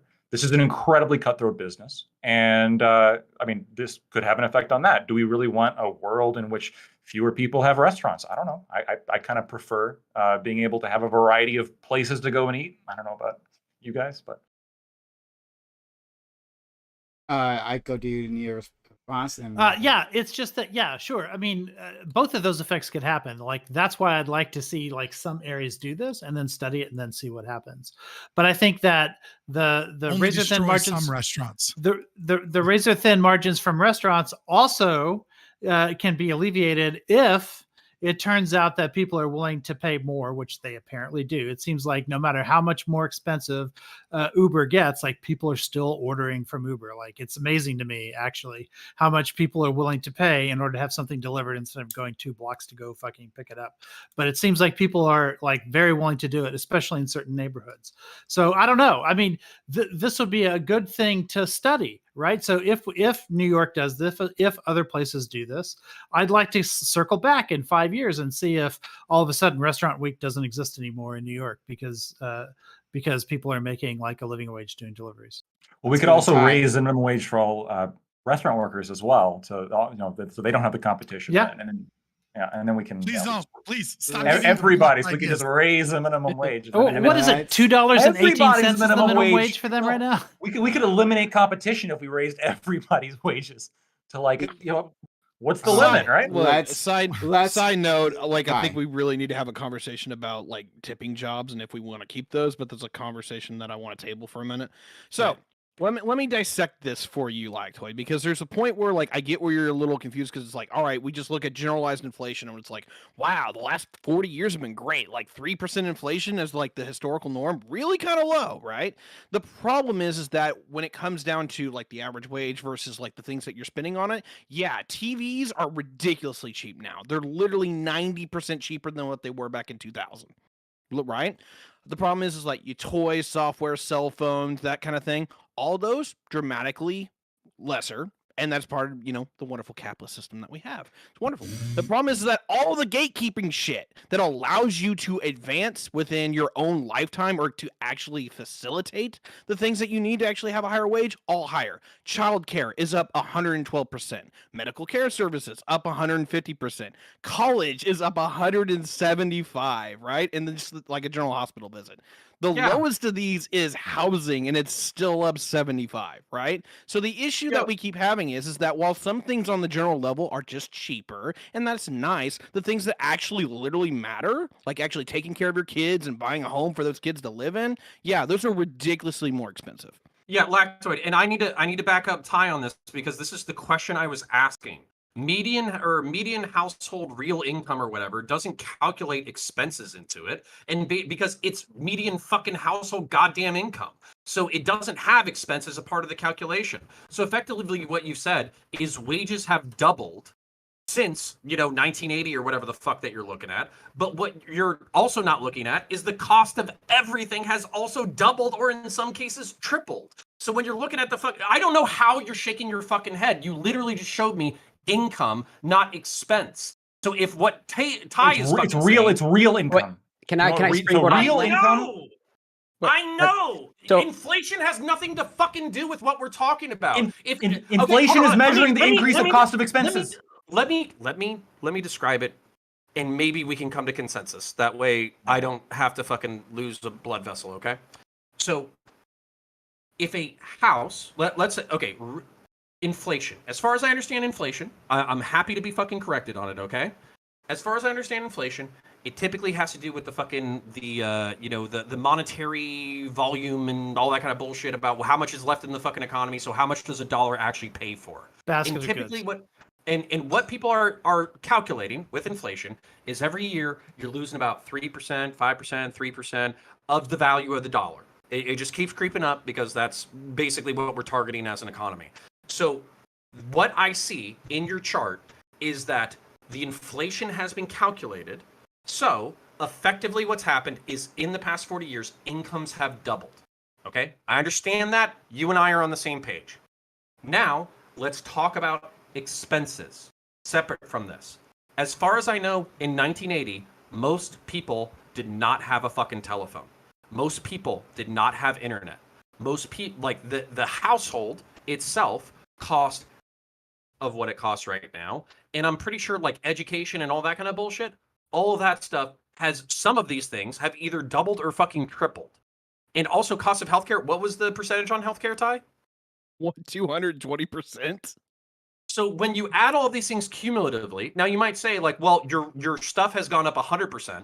Well, if your income has gone up 100%, but the cost of a house has gone up 175, and the cost of childcare has gone up 225, and the cost of this and that and this and that, cumulatively, what you have is whatever was excess left over is chipped away. There is no room for American working class families anymore. They do not have savings. They do not have retirement. And on top of that, with workplaces increasingly not having retirement programs and not having health, medical, dental, vision, any of that kind of shit, effectively what you have is a third of the population in a subservient worker servant class in which the expectation is you will be a Walmart greeter when you're fucking 60, you will die without a retirement, you will reverse mortgage your house in order to afford your bills, and you will pass on $0 to your fucking family. That is unacceptable. Oh, you can respond quickly, like, but we got to go to Ty and then Scott. He's been waiting. Right. I Corey. actually. So I have no problem admitting that like very specific things may have gone up faster than the general rate of inflation, but this factors in like this is the cumulative effect, right? So the cumulative effect of inflation, when you factor that in, real wages have still gone up. So, you know, all the money you're saving and everything else that people buy, We got it, guys. you can spend that on other goods. We don't have and it. We don't have it. We don't have it. Okay. I posted it. Okay. Inflation. Okay, If so let there's- me If let me the, actually, hold on. You're If the stumbling in value the of a dark. dollar, okay, I I got don't it. think I am I at can- all, and I think I I can have take an care of this example that'll. convo. You got I have an you example. got to do it in 20 seconds. Then we got to finish. Let Ty finish because you guys interrupted Ty, and then we'll go to Scott and Corey. All right. Okay, the market factors are not rawly inflation. There is also supply and demand. So if we have the housing market that because of the collapse in the bubble, and on top of that, they're not building any new construction because of regulations and all that kind of stuff, and the price of a house doubles over the past fucking decade, that is not, as far as I know, that is not a part of the money supply, and it's not calculated in inflation. It has to do with the market price of a house.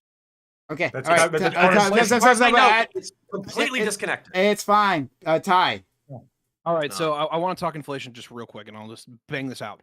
I hate the general like idea around inflation because it throws everything together, and we just kind of try to roll with it with CPI. It's absolutely moronic.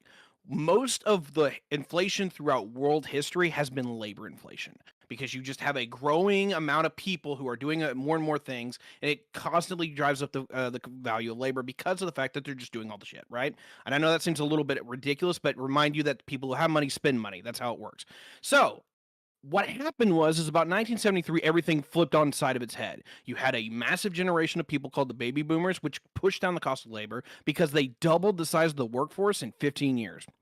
That was coupled with a double whammy that we started bringing foreign labor, aka basically East Asia, into the entire market because we started practicing this thing called free trade, which was a disaster.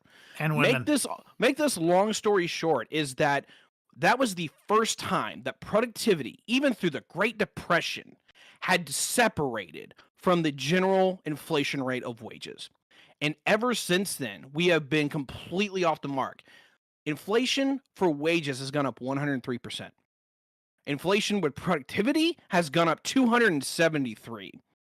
That is completely out of the norm. We absolutely screwed this up. And even if you account for automation, it's probably 1/3 of that at best. Because remind you, most of the shit you automate is the stuff that you don't want to do, like digging with a shovel and you hire an excavator. Okay, let's go to Scott and Corey. And all right. So two things. Going back a little bit, Primecast wanted to attack the idea of automation, but he didn't understand what I was saying, which is I said that it artificially puts automation into the system because inflation kicks down a year or two later. So it incentivizes further automation in a place that it wouldn't necessarily be valuable to either the consumer or the producer of any product, right? So one of the problems here is the doorman fallacy, right? We used to have doormen in front of every hotel. And then there was the invention of automatic doors and revolving doors. Revolving doors and automatic doors made it seem like we don't need doormen anymore. And so all of the hotels started firing their doormen. What they saw is that they had less profit. They lost money because they fired the doorman, because what they didn't realize is that the doorman isn't just opening doors. The doorman is greeting customers. The doorman's answering questions. The doorman is kind of a tour guide to the city when people are visiting. The doorman does a whole bunch of things other than just the job that they thought the doorman was doing. There's also the idea of like psychic profit. Some companies will resist automation because they feel good about hiring people and giving them a meaningful wage for their family. So even though they're not profiting financially, they're profiting via psychic profit. And so the idea is that when you institute things that intentionally incentivize automation, what you're going to get is you're going to get an overuse of automation in industries where it might not actually be good, but the government is essentially mandating this automation, which increases the problem and can actually destroy businesses in the long term because of the doorman fallacy, because they're improperly incentivized to do an action they might not have taken, and that could cost a reduction in profit. So I just wanted to clear that up because Primecast was talking about the idea of automation. That's not what I was talking. I was talking about the actual economic stuff. Now, in terms of Tiberius D and Lactoid and counterpoints going back and forth, what you don't understand is that there are two major causes here. There are two major problems here. Number one is the Federal Reserve. Okay. The Federal Reserve is to blame for a whole bunch of these fucking problems. When you talk about inflation, you're talking about fractional reserve banking, which is designed to increase inflation that robs wealth from people, as opposed to private banking industries. And it's and when people and when millionaires and billionaires are buying houses on loans, and then those loans are putting more money, injecting money into the economy, and they're buying it on assets that they don't fucking have, that shit affects the fucking poor. Right? Because they don't have the ability to get $1 million loans and buy a bunch of properties and then have the loans actually be cheaper than the inflation rate. The second thing that you're missing is what's known as cost disease socialism. And that's exactly what this policy is. It's another form of cost disease socialism. What is occurring is that labor and wages have kept up with productivity. 100%. When you map them, they are a 1-to-1 ratio. Tiberius D is shaking his head, but he's full of shit. It is the tech bros, it is the tech industry, and it is skilled labor like HVAC and plumbing and all of these other things, welding, that have absolutely done great. What isn't doing great is cost disease socialism, which is when the government and people demand that despite there being no increase in productivity of labor, because inflation has increased, the value of those wages must increase. You see this with teachers. And where do you see this? It's great that Tiberius D brought it up because he proves my point. The areas in which the government is the most involved and the areas in which there have been the least increases in productivity, the fucking the costs have skyrocketed because of cost disease socialism, because we feel that despite there being basically no innovation in teaching, basically very limited and government controlled innovation in healthcare and things of that nature. Sure, we've had medicines, we've had some tech, but like the government is artificially via the AMA reducing the amount of people that can come in. So there's limited doctors caused by the state. All of these areas where the government is in and where productivity has not increased are the places where prices increase. So if you want to blame the problem, you don't fucking come up with a solution that has been known to be nothing but a problem, which is increases in minimum wage. What you need to get the fucking Federal Reserve out of things, and you need to get rid of fractional reserve banking. And if you're not willing to do those things, then at the very least, you need to get rid of all of the cost disease socialism in industries where productivity has not increased. But you guys have I got kept. a couple things. Yeah, real quickly. Nobody has said minimum wage. Let Corey. Let Corey go, and then. I mean, I'm probably going to lead into you, Counter, anyway, so you should be able to get your point in. But I agree with Scott about automation. We should not automate away Vanna White. But the actual point that I want to make is that, Lactoid, in the Pew research that you cited, hopefully you read it all, but does it not talk about like a growing wealth gap and that the wealth of families has stagnated since 2008? Does it not talk? Are there not explicit sections about that? To Connor's point. So wealth gap, absolutely, right? Especially when it comes to, and it also comes to Americans living paycheck to paycheck, despite the fact their real wages are increasing. I think this demonstrates spending habits among Americans, if anything else. You have any evidence to support that then?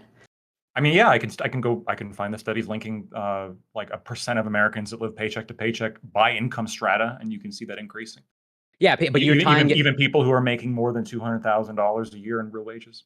Yeah, but from what I'm understanding, you're tying it to like, well, they're just like buying bad things, is what I'm understanding, or like they're making poor purchasing decisions, or maybe not understanding the point that you're making. Yeah, or poor purchasing decisions, lack of financial literacy. I mean, that's a major problem as well. That's increasing.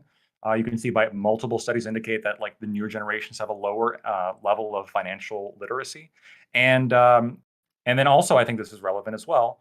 When you factor in inflation, real wages are increasing; they've more than doubled. And that includes house prices. I made sure I verified that right now. That includes house prices. The overall inflation includes house prices. And I don't know why like relation to productivity is necessarily important when we're saying overall wages are increasing, but the overall statement that wages have completely stagnated, that's also not true when you look at total compensation and not just hourly wages. Okay, maybe Tiberius or fucking Scott need to help me out. Okay, just Mhm. help me understand this. Okay.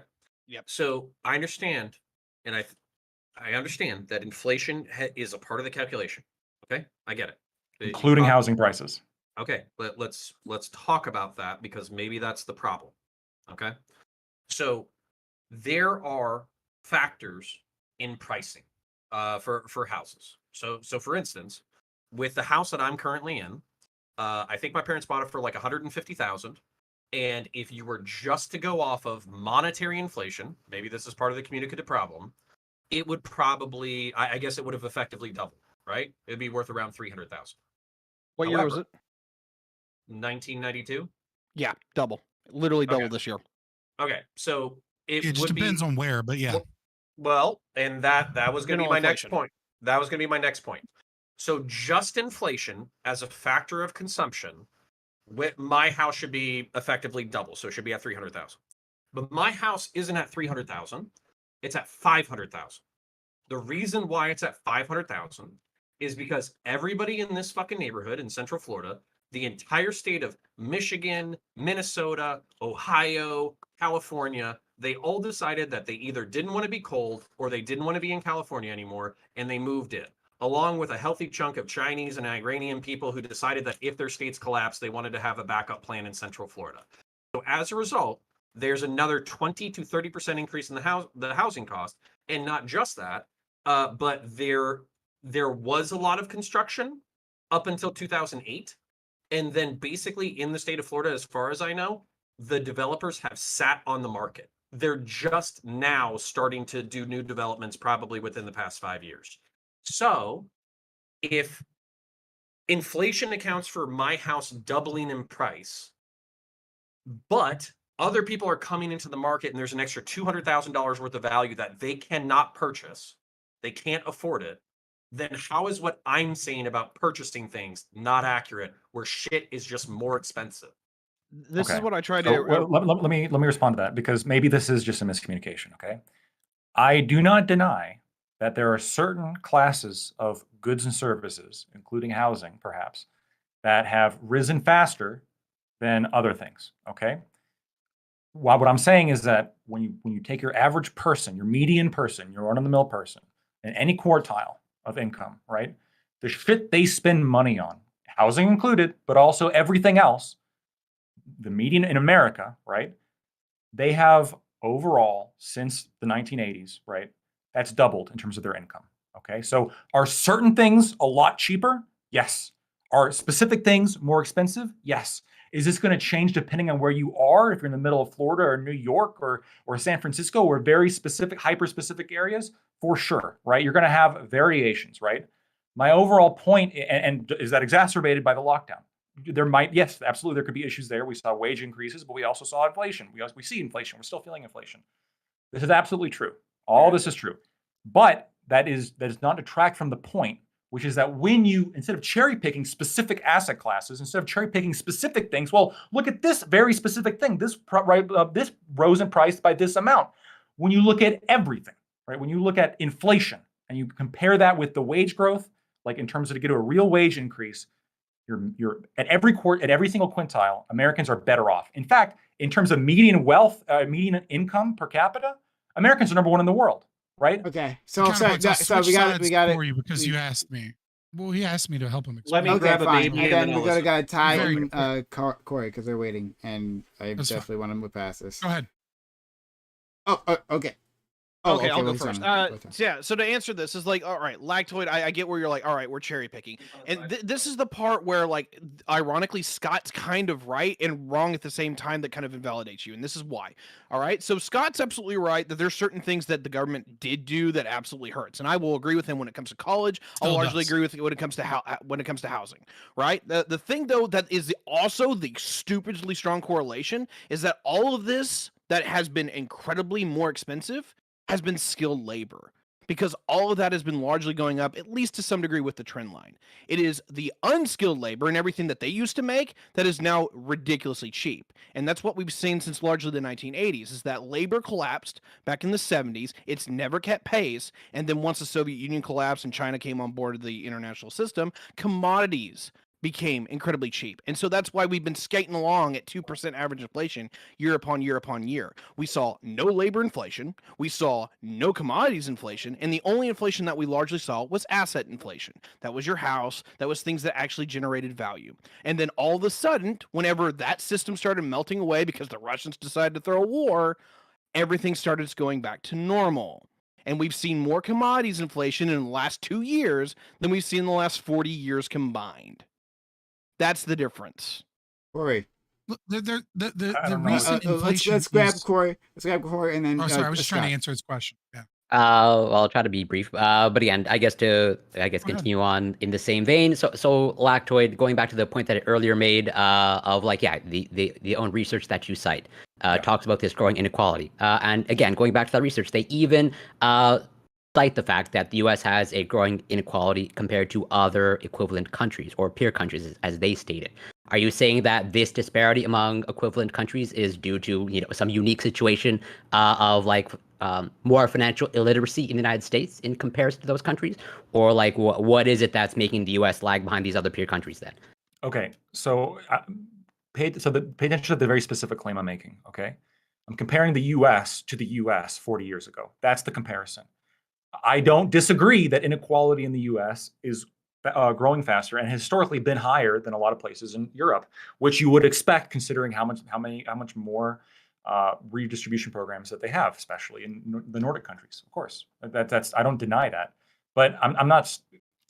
I'm not debating that that's not the case. We have more inequality, right? What I'm arguing is that on every single quintile in the past 40 years in the U.S., people overall are better off. That's all I'm saying. Okay, sorry. That's okay. I'll try to be significantly. And the median wage earner is better in America than anywhere else. But on the you've planet. now, from my perspective, you pivoted. As in, like when I talk about inequality in the U.S. and comparing it over time, you use the argument, well, if you look at it, there's less financial literacy and poor purchasing decisions. And then I bring in other countries. Well, no, now it's greater income distribution in those countries. And so, like that's like I thought you said wealth, wealth accumulation or like status of wealth accumulation compared to 40 years ago in the U.S. Were you comparing that to European countries? Because if that's no. In the actual research, Pew Research article that you cited, so there's multiple sections. It's a long article, multiple pages that I'm going through it. But there's a section that, like, yes, it seems like for a certain portion of Americans, wealth has stagnated, I think, since 1980, as they cite. And then there's a separate section when they talk about inequality. There is a growing inequality, and they compare it to other, I think, G7 countries specifically, in that there appears to be this unique situation in the United States where there's this growing inequality, where the rich, as the typical argument, the rich are getting richer, and it appears like the poor are getting poorer, or like they're stagnating. Well, I take your point that your argument is very specific, that median income is maybe going up over time. But when it comes to the overall outcomes of, let's say, people and individuals and families, I would make the argument, a separate argument, that I don't think outcomes are getting better. No. So when I say the poor are getting poorer, or when you say the poor are getting poorer, are you talking about in terms of like the percentage relation to the wealthy, or are we talking in absolute terms? Because what I'm saying, the only claim I made is that the bottom quintile has seen their wages double, their real inflation adjusted wages. Is it true that the wealthy have gotten wealthier? Sure. But that doesn't contradict anything I'm saying. Okay, Lactoid. There's two problems. There's two problems. I want to answer. I mean, Scott, I want Scott to be able to answer, and then counterpoints. I'm wanting to check out of this, but go ahead, Ty. So counterpoints. You're trying to understand like this idea of like asset inflation and how like this seems to be like the major causes, right? When we take all of this data together, what we recognize is that most goods are much cheaper. Commodities are cheaper. Tech things are cheaper. A lot of things are cheaper. What's not cheaper is education, healthcare, and housing. These are things that many people, especially lefties, almost consider human rights, right? These are things that are incredibly important. And you're like, so let's look at the example you gave, which is housing, right? Under capitalism, right? And this is the problem. This is the economic calculation problem, is that once central planners get involved in these markets, they're not able to actually be able to respond as well as the market does, because the market uses price signals. So what you have to understand about Florida is, yes, because of lockdowns and because Florida did really well with the lockdowns comparatively to the rest of the country, a lot of people kind of moved to Florida in a short period of time. And this causes an increase in prices. Now, under a capitalist economy, which we do not have in America, we have something that's capitalistic, right? Under a capitalist economy, what happens is prices increase and then construction companies move in. They're like, ooh, this is the place to make money. So they move in until prices stabilize again because a whole bunch of people want to live in this area.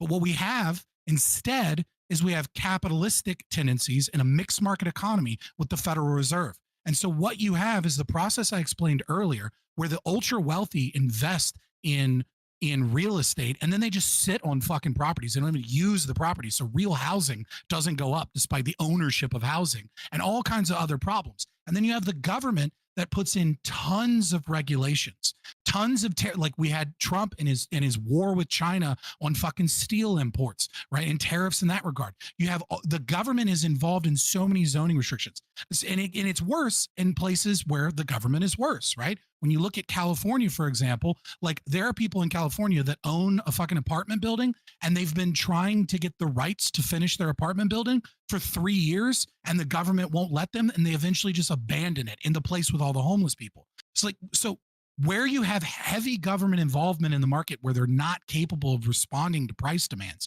and heavy regulation, what is the most regulated industry in America? Healthcare. Where have costs gone up the most in America? Healthcare. You have this inability of the market to respond in this regard.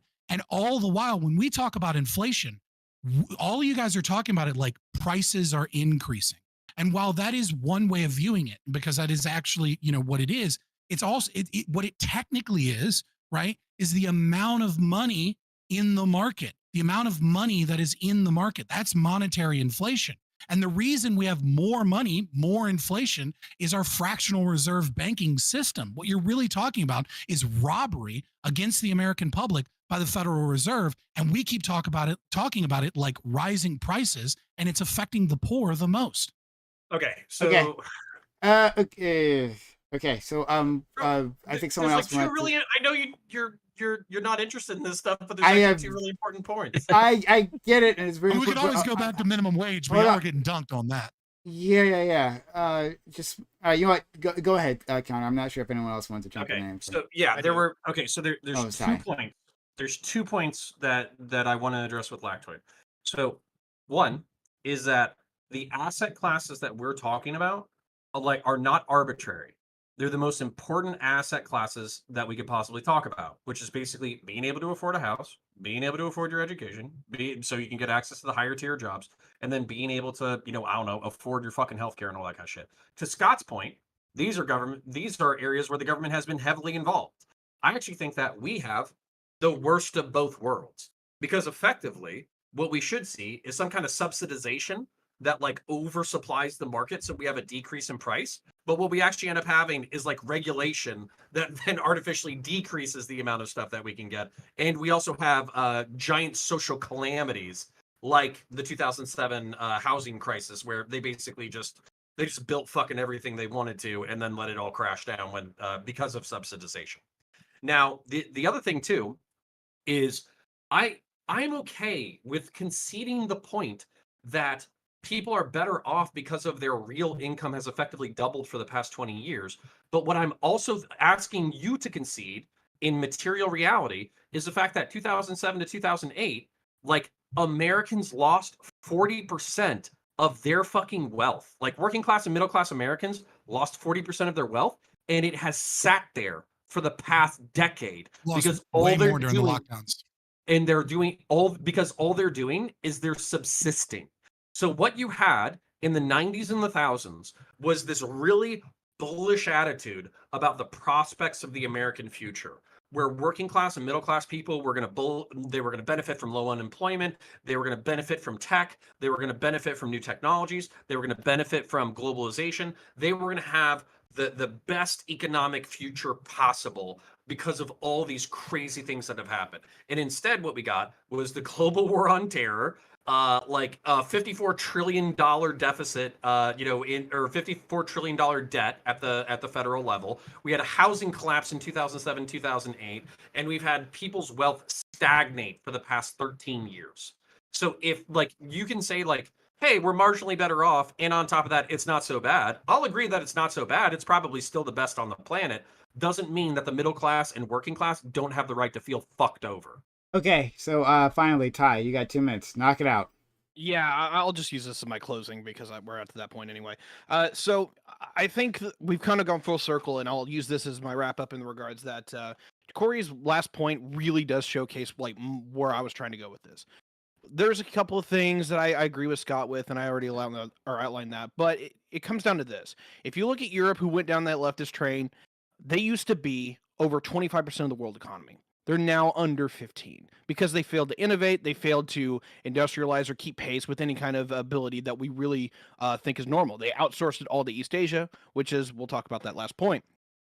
But when it comes to them is that they went down this train. It didn't work out for them. America still tried to keep its innovativeness. Now, unfortunately, that didn't mean that all Americans were able to do this. If you were skilled labor, if you were a computer programmer, or you were a doctor, or you were a teacher, you largely got to ride that train, and you could still pay your bills. But if you were somebody who was competing with a billion East Asians that all of a sudden were doing the same jobs that you could, you got screwed. And while it's been nice for them because they have seen the quality of their life quadruple in literally 20 years, yours has slowly been bleeding, dying, and drying. Because when you take all the wealth and all the ability that you have economically and you give it to somebody who can outcompete you on every single level when it comes to wages, they're going to win. And that's really what the problem is that we've gotten in ourselves here. We cannot compete with people who make dollars a day. Okay. All right. So we're moving on. Thanks. Go to the next topic. Yeah, we're going to the next topic. Yeah. What? Yep. We're gonna move on to the next topic. Can it just be for the for the record? Just Google Kuznets curve if you want to understand what Tiberius D is talking about.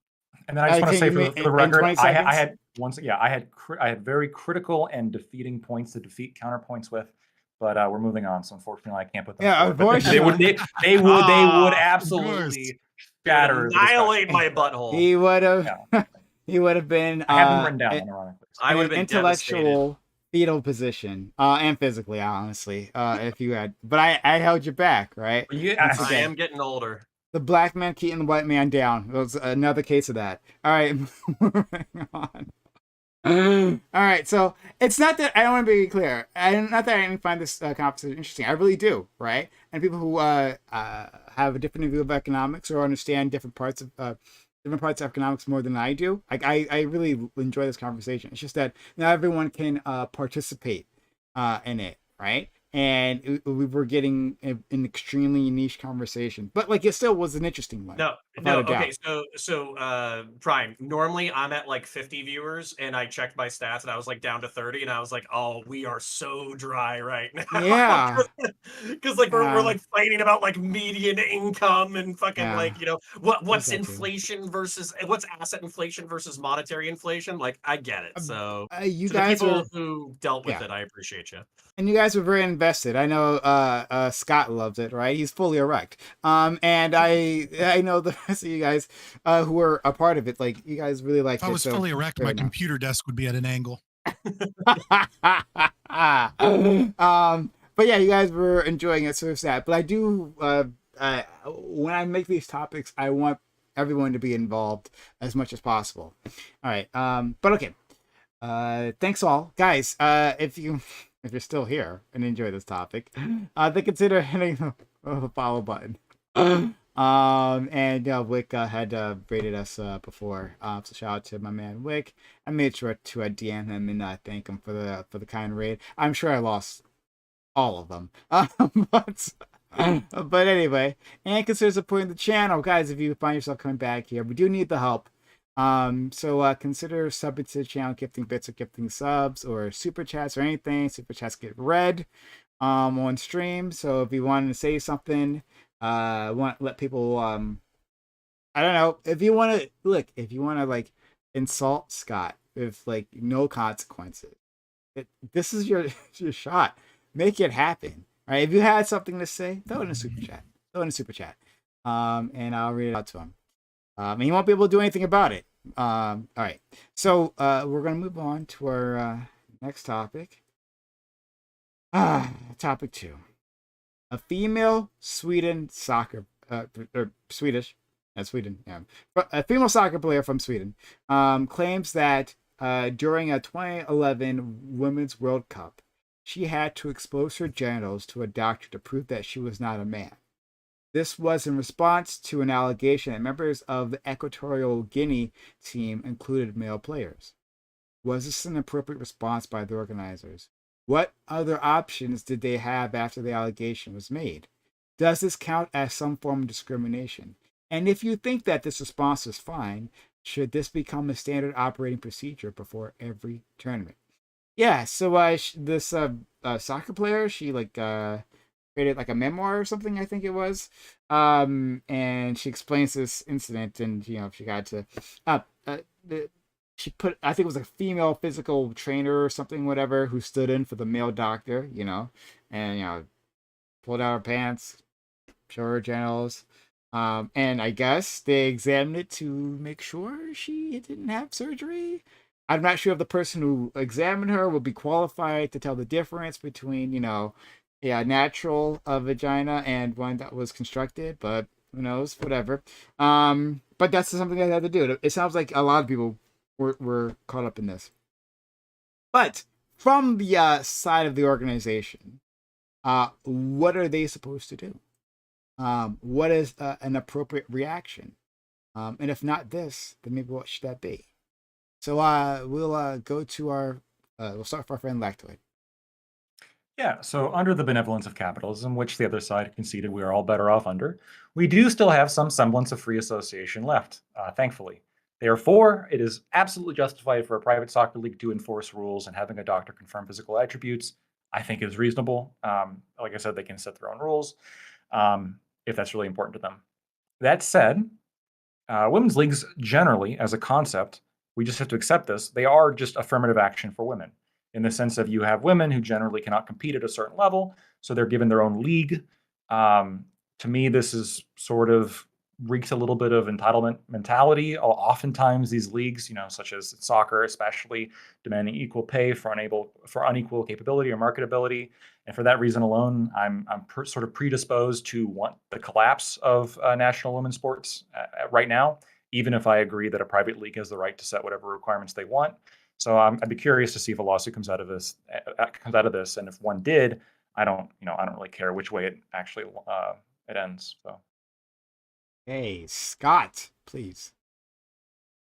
Yeah, I mean, I kind of agree. I'm really not that invested in it. To me, it almost reads like a joke or like a meme story. Like, first of all, why they had to do a physical inspection and just instead of like an easy DNA test? Like, like an easy DNA test would have confirmed that she was indeed female, but they decided that she had to grow her hair out and have her vagina inspected.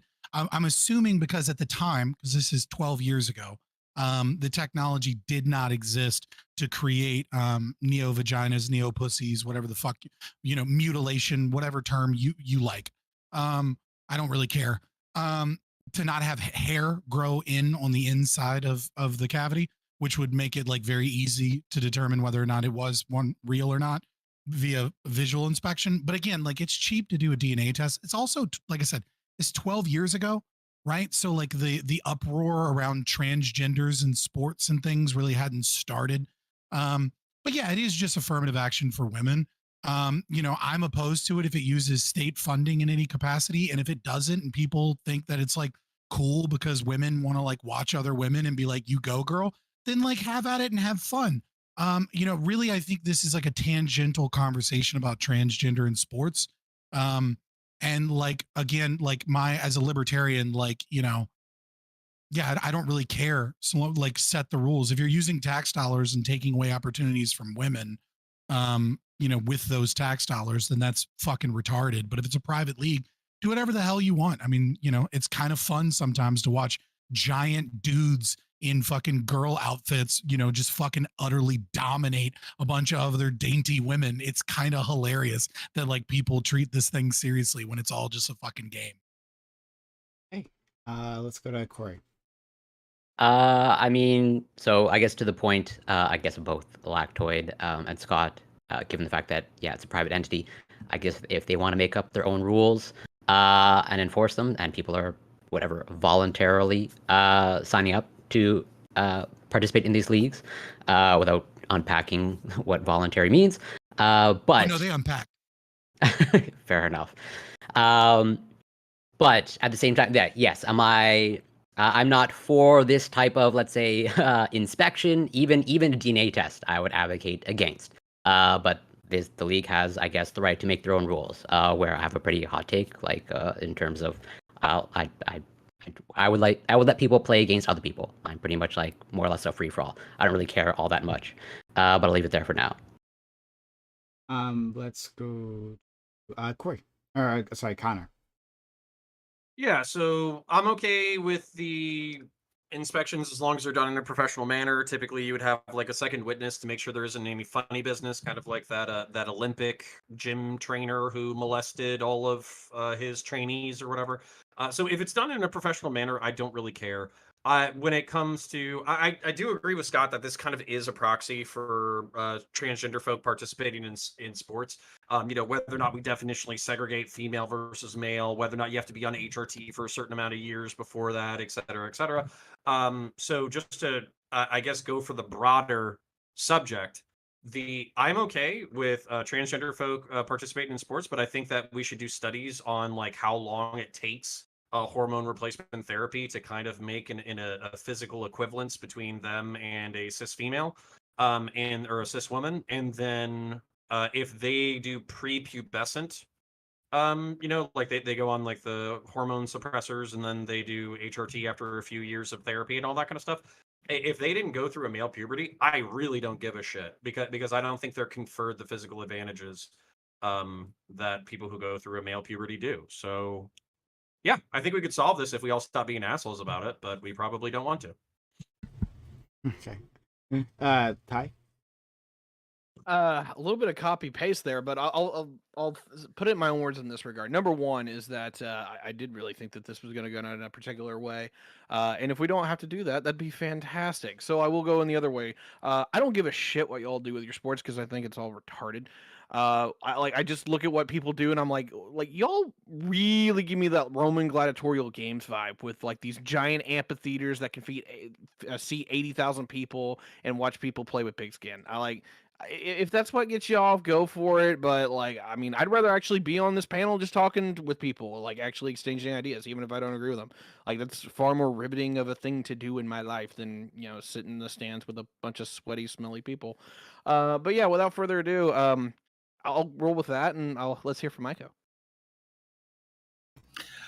Yeah, so we have a little bit of tradition about this in the Catholic Church. We had somebody. Mute your StreamYards. You're doubling your audio.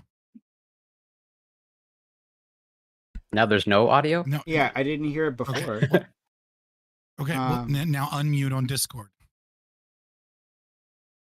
Oh, I see. He was. All right, hold on. Yeah, I had that button thing happen. All right, so so the tradition we had in the church, there was a legendary pope named Pope Joan who actually didn't exist, but it was a legend in the church, and they took it seriously enough as a result that they started doing genital checks for popes. There's actually a special chair for this. It's a chair with a hole in it, a little bit like a commode, where like a deacon would come in underneath and visually and I think digitally inspect for genitals.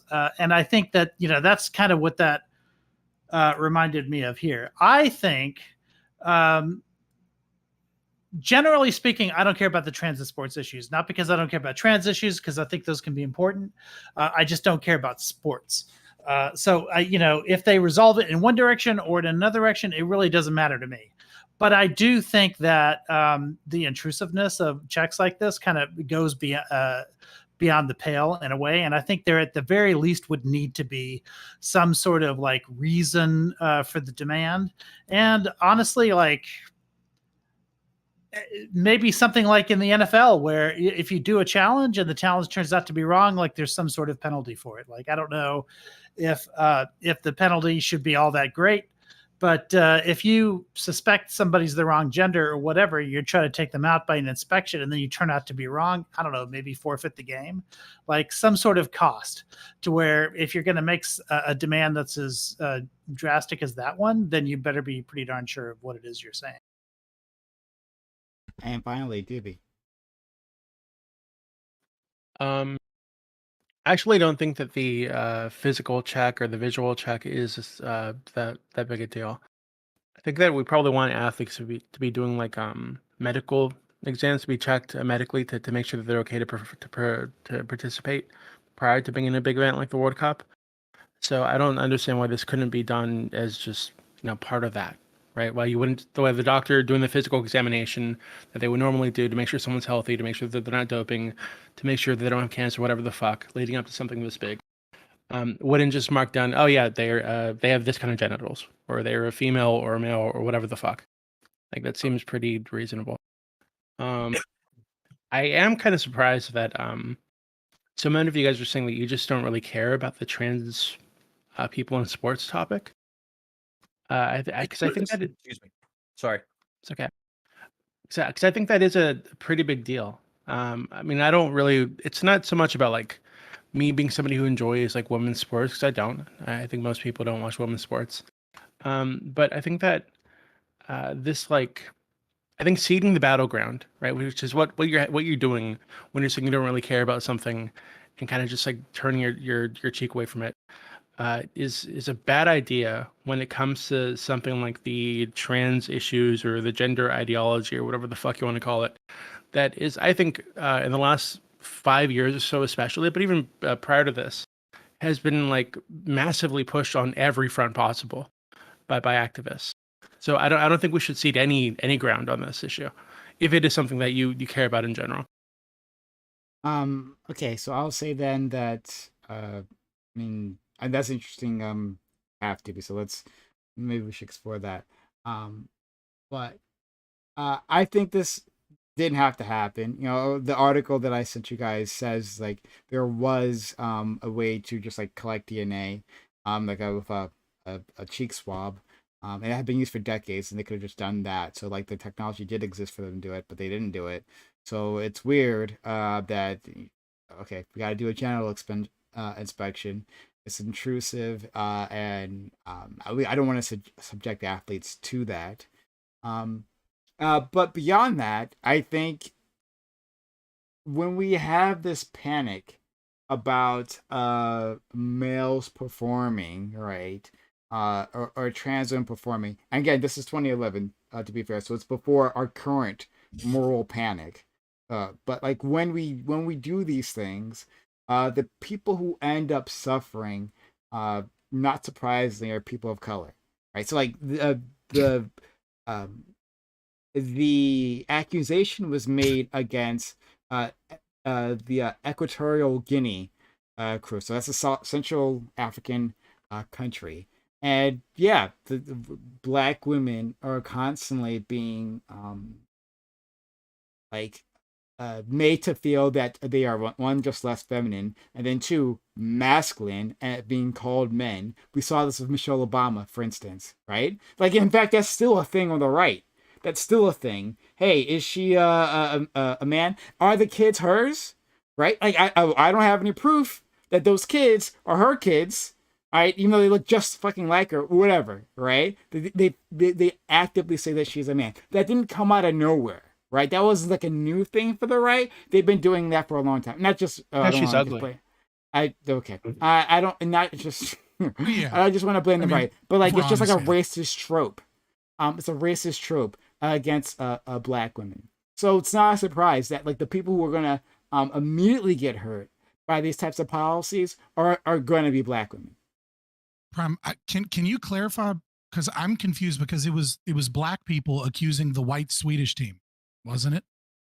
No, it was against Equatorial Guinea. Unless, hold on, maybe I read that wrong. Hold on. Yeah, the team that we're talking about in 2011. Yeah, the Swedes had to do it, but that were being subjected to the. Are you saying that blacks in Papua New Guinea are racist against these whites? Are like the whitest whites are people. a minority in Papua New Guinea, so it's the minorities that suffer. The white minority. I'm confused. Listen, tests done after allegations of men in Equatorial Guinea squad. Yeah. So it's confusingly worded, Scott. But basically, like there was tests As a on result the of The rumors. white woman complaining that she was being Wait, subjected hold to on. these things. Wait, hold on, but it's please. because Wait, hold other on, people Sister were like. Prime. But then other it people doesn't make sense. also It's got not the test, subjective. right? Yeah. So Okay. look, Prime. I'm gonna read it again. Prime. Hold on. I just then you can go Okay, yeah, Doobie. read But it says Yeah, I the gender apologize. I read it test. wrong as well. No problem. But I just want to be very clear for the audience. The gender tests were carried out around the 2011 tournament in Germany after protests from Nigeria, South Africa, and Ghana relating to allegations that the Equatorial Guinea squad included men. Yeah. Okay, and then- And So- this so also all these happened to the other- Swedish players, right, as well. So hold on. So the allegations came Africans from versus Africans. African teams. African teams accuse another African team of having men on the team. Listen, So can I don't still know why steal we're a like relating man. this to like go for it. well, Well, and I was gonna Sweden's say, players also had to undergo the test, right? So yeah. the white people Everyone, also- everyone had a lot of people had to undergo the test. I'm not sure how Yeah, many teams, that's a moot but point. yeah. Okay, it's fine. doesn't seem like because race played anything I there. am going to accept the fact that black women are accused of being more masculine because we know this with like the Williams sisters and with Michelle Obama. I've heard all this shit. I've seen all the fucking memes, and I was gonna defend their racism because Michelle Obama has huge fucking traps. I wish I could have trapezius muscles as good as Michelle Obama. Yeah. So one, just because like it was in this situation, it was also made by black teams, doesn't mean that like this isn't a racist trope, right? We know this, and we see this within the It's such a stretch, dude. Come on. No, it's not a stretch. This is the point that I'm making. That we see that within American sports, like female sports. We've seen this before, where like they start accusing the girls of color of being masculine, right? So, I didn't know if Brittany Griner was a dude for a long time until I finally Googled it. But Prime, That's true. if you I were, thought if you Brittany were to Griner just was Google, trans. First if time you I were to saw just him, yeah. Google athlete, a female athlete accused of being a man, you'll find this happens fucking all across the planet. This isn't something that black women especially need to deal with. Like, I don't know why we're making this a race issue. hold on. Okay, let's just make it a It trans might be issue. that the news media gets more upset about it in America, so we'll probably have like a confirmation bias where we see more instances of accusation against black people because the news media loves a race card whenever they I'm get sorry. a chance. This is not like okay. So I want to be clear. This idea of black women being seen as more masculine isn't like a new thing. This isn't like exclusive to this trans panic that we're having. This is a well-known thing within the community that we just have to deal with. That black women are attacked with all the time. So like this is like an understood thing. And so when I'm making this accusation, I'm saying that this will happen. It's happened in the past. It's happened in the past, and it's going to happen in the future as well. That we leave the door open for this. And yes, sometimes black Is it people will make true? the accusation against other black people. Right? Well, is it true? Yeah, I guess I don't know. When black people talk about their experiences, yeah, are they lying? I don't know. No, Maybe no, they it's don't not- understand it's it. not I don't true know. that black Is women it are more true? masculine. Is that you're No, no, pretending the I'm saying, experience is isn't special it or just- unique? Isn't it just true that black women tend to have more masculine features? Okay. Would it be great. racist to say that Asians you for have that. more feminine features than white women? Thank you. Thank you for that. Thanks for that. That was beautiful and expected. Moving on. Sorry. So you won't said answer? I mean, is something? it not true? It's not true. Okay, whatever. How is it not especially, true? Especially because even oh, you know what? I'm not even gonna do that. I'm Why not can't- gonna. we can be sorry, I'm honest not about gonna. that. Sorry. Look. Yeah, I get it. I get it. You, I feel like you Corey want to would be give a good shocking. scientific answer to that. You want to be shocking I and actually I'm racist. really was not looking- trying to be shocking. I'm just saying, I like, know, isn't I it know, true? I know, Scientific I know. I answer, get it. actually. I get it. I get it. I get it. I get it. You love to do this, but I'm not going to go down this road with you. You can think whatever you want. You're free to do so. Right. All right. Moving on. But Doobie, you wanted to right. say something, and then Corey. I just think that you are speaking as if the experiences of these black women is special or unique in some way, and I don't think it is. Especially in this context, especially in the context of like athletic events or athletes. Again, you just Google for like 10 seconds, you'll find plenty of examples of this happening to people of every Did race. I In fact, say the that- same year that Caster Semenya was a huge deal in the United States, you had Chinese athletes, female athletes being accused of being men. Same fucking year. We didn't hear about it because it doesn't play into the race narrative of the United States.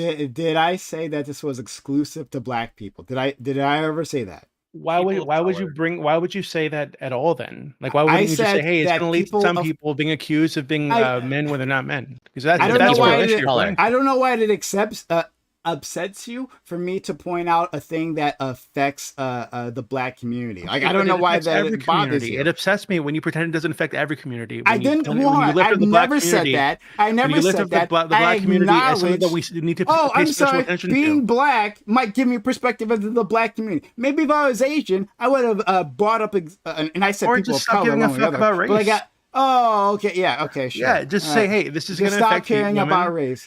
It's going to Yeah, affect women who understood. other people are going to say are look masculine or look manly, and then they might be accused of being men. Sure, okay, that's going to Yeah, happen and with then every we racial have group. it, We have evidence and that happened with every racial group. Why and lift up black women especially?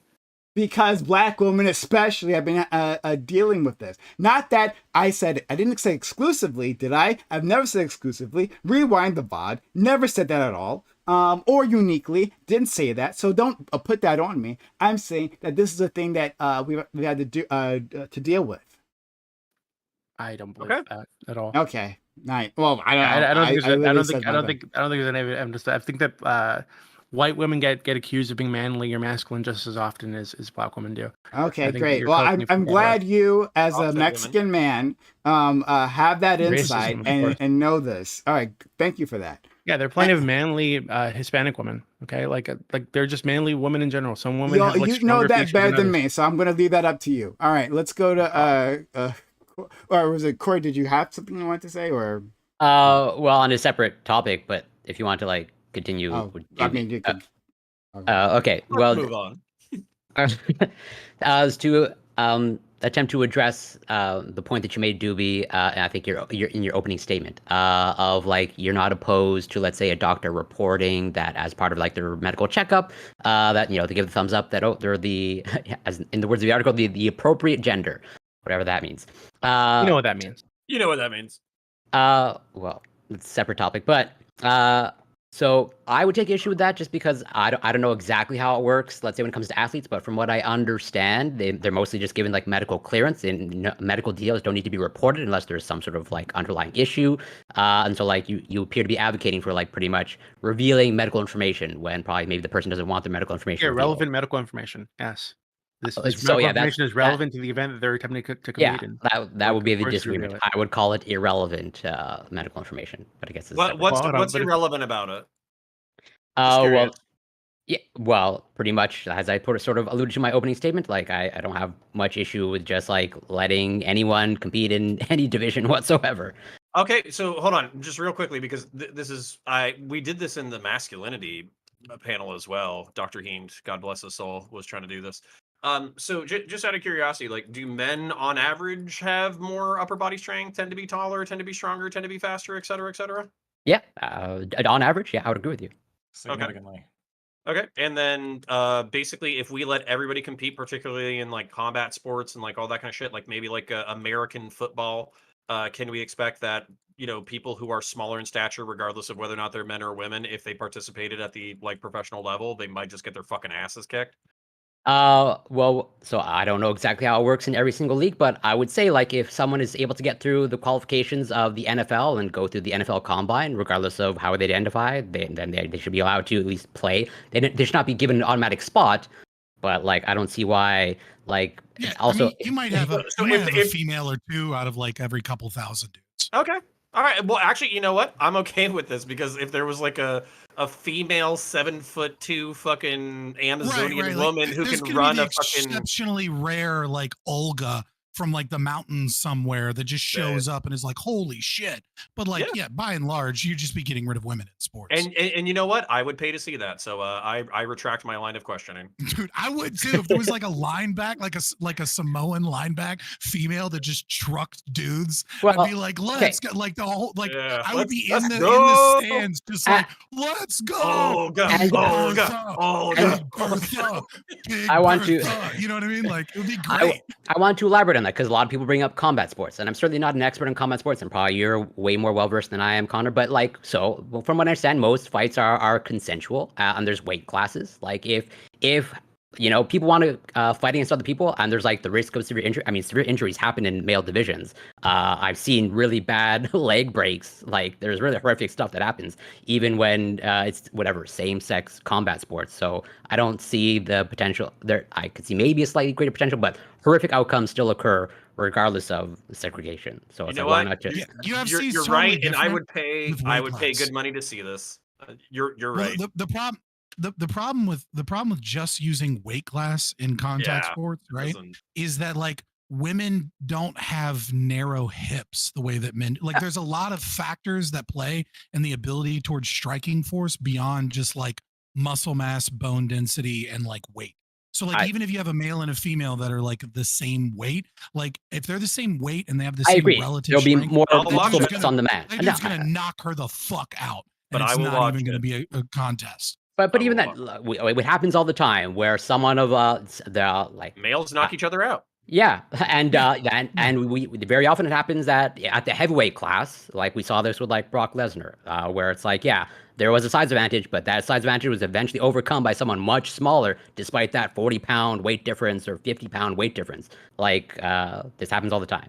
So Not- maybe a not to- skilled female not to- BJJ practitioner. Well, so again, I'm not an expert, but I don't know how many. Like, I think it just needs to I'm grow. not. I'm not shit talking. I think it would be okay. So what I'm actually saying, I don't ground actually. and pound is going to be a problem there, Yeah, even then. I don't want your world. I don't want it at all. I think that the sex separations of sports make a decent amount of physiological sense on average. I also think that, like what I said earlier, when it comes to females transitioning, or excuse me, what was it? Males transitioning into women. If they're on 2 years of HRT, there's not that big of a performance gap, or they do it before their puberty. I don't give a shit. I think that's fine. The reason why I'm entertaining what you're saying is because I think that there would be really cool exceptional cases where maybe like a really skilled, super fit lady just starts choking dudes out left, right, and center, and it would be like a fucking phenomena. But to side with Scott a little bit, I think she's eventually gonna catch a fucking 2 knuckles to the temple, and she's gonna go down fucking hard, in a way that will not be pleasing to anybody involved. But that still happens so I on the think men's it's- side, really. That's true. I mean, like boxing, people die in boxing all the time. Well, not all the time, but often enough that it's a thing. But I think one of the things that we're not talking about is I think most people here are not really into sports, and so there's this weird thing where we're devaluing what sports are to so many people. I didn't think I would have to be the sports simple in the panel, but apparently I'm the only one willing to at least entertain this idea, which is that like the reason sports is an entertainment, or one of the reasons, right? There's a lot of reasons, but one of the big things behind it is that it's not just a television show, or it's not just mindless entertainment. Like sports is a symbolic form of communication, right? Mhm. Like, so if we look at communication between humans as theoretical, narrative, symbolic, and unitive, right? And we understand that sports is telling a mythology through symbols. And what that symbol is the idea of game theory, the idea of competition, the idea of striving towards the one goal where there are winners and losers. And then the teams begin to create a sense of pride in your area, your community, your nation, right? Whatever that may be. And so what it becomes is a metaphor for the idea of achieving a goal that via competition and being the best and picking heroes that are exceptional at that goal, and then extrapolating that philosophy into our lives. If you like, so what I mean, tying it all together, like, with like Jurassic Park here, right? Like we were so busy, trying to figure out whether or not we could, like we didn't think about whether or not we should do it.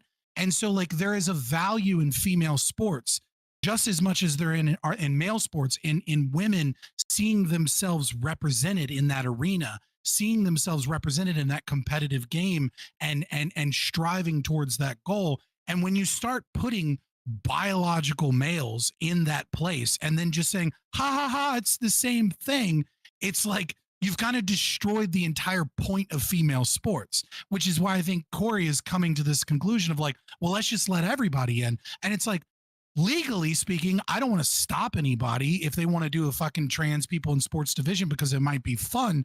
But like is that really matching the same value of women looking up and idolizing heroes that strive to be their best through competition when we just start putting fucking dudes in dresses that are just like in the volleyball court We that are a foot taller? don't. Like, We don't need that. Yeah, you don't need to go that. So hold on. I want to address it from a centrist perspective. We'll go to, also, sorry, you'll do that, and then we'll go to Corey, Aiko, Lactoid. yeah, so basically, I already knew what you were saying when we went with biological male instead of assigned male at birth. I think the thing is we can talk about like high level subjects without being rude to people, and I think dudes in dresses, it's fucking rude, right? Because there are people who take their transition super seriously. yeah, I don't give a fuck. Sometimes you need to be rude to liars. Okay, hold on. So, god damn it. Now we're getting into an entirely different fucking topic. So, yeah, like Connor, isn't it Yeah, rude well, to then try to like just force grab Scott your to nutsack adhere and to this continue ideology? on the conversation. Like, I'm not And to yeah, use I'm like not the new fucking speak dealing with that's proposed by the ideology? wait. So, sorry, say that again. Isn't it also rude to try to like pressure Scott to use the new speak that's put forward by this ideology that he doesn't subscribe to? Can you still descriptively say that you disagree with like transgenderism as a concept without being like rude to the people who are trans? It's not I even don't rude. I mean, disagree from with his perspective, transgenderism as a concept. I'm just saying, like, fucking a dude can be gendered one way or the other. I don't disagree that people have a right to change their bodies, etc. Right, but we all recognize that that there's no level of changing your body unless, of course, you're talking about abusing children and putting them on androgen therapy and then HRT at a very young age. And even then, it is unlikely to an extreme degree that these people don't have a supreme biological advantage. Okay, so Prime, is this too close to TOS? Because I mean, I'll engage. I mean, we've talked about this many times before. Like, I mean, I don't care. I'll do it. Yeah. But like, if it gets too hateful, I'm gonna like shut it down. But you can respond. But I do need to move on to other people. Okay. Yeah. So I think that basically I've watched a healthy chunk of content recently related to this shit. So I think that 80 and I'm producing a lot 60, of it. yes. I think like 60 to 90% of people who experience some level of gender dysphoria desist like by the time they're like 15 or some shit. And so I don't see a problem necessarily if somebody does have gender dysphoria that they identify when they're entering puberty or whatever, going to therapy for a couple of years, going on the hormone blockers or whatever the fuck for 2 years. That way you're past the 90% desistance rate. And then if you're still experiencing gender dysphoria when you're 14 or 15 and you're part of that 10%, then proceeding with transition. And if you're proceeding with transition, if you never underwent a male puberty and you undergo you basically get bombarded with estrogen, I don't think you're being conferred that much of a physical advantage. So for instance, there are a few gals that are peers with us in this space that did that game plan, and the only thing that really identifies them as trans is the fact that they have a penis. Besides that, they look, talk, and act like females. The people that went through the puberty blockers and were abused as children, should we put that forward on a pedestal as a means of celebration for society?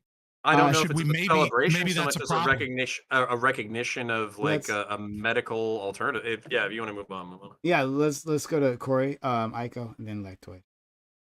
Okay, so Scott, how you described sports earlier without fully unpacking that, but so sort of like summarizing in terms of like, whatever sports maybe represents, like, just the strive for competition towards, an ultimate goal. So granting you that, don't you get like the most competition when you just allow everyone to compete?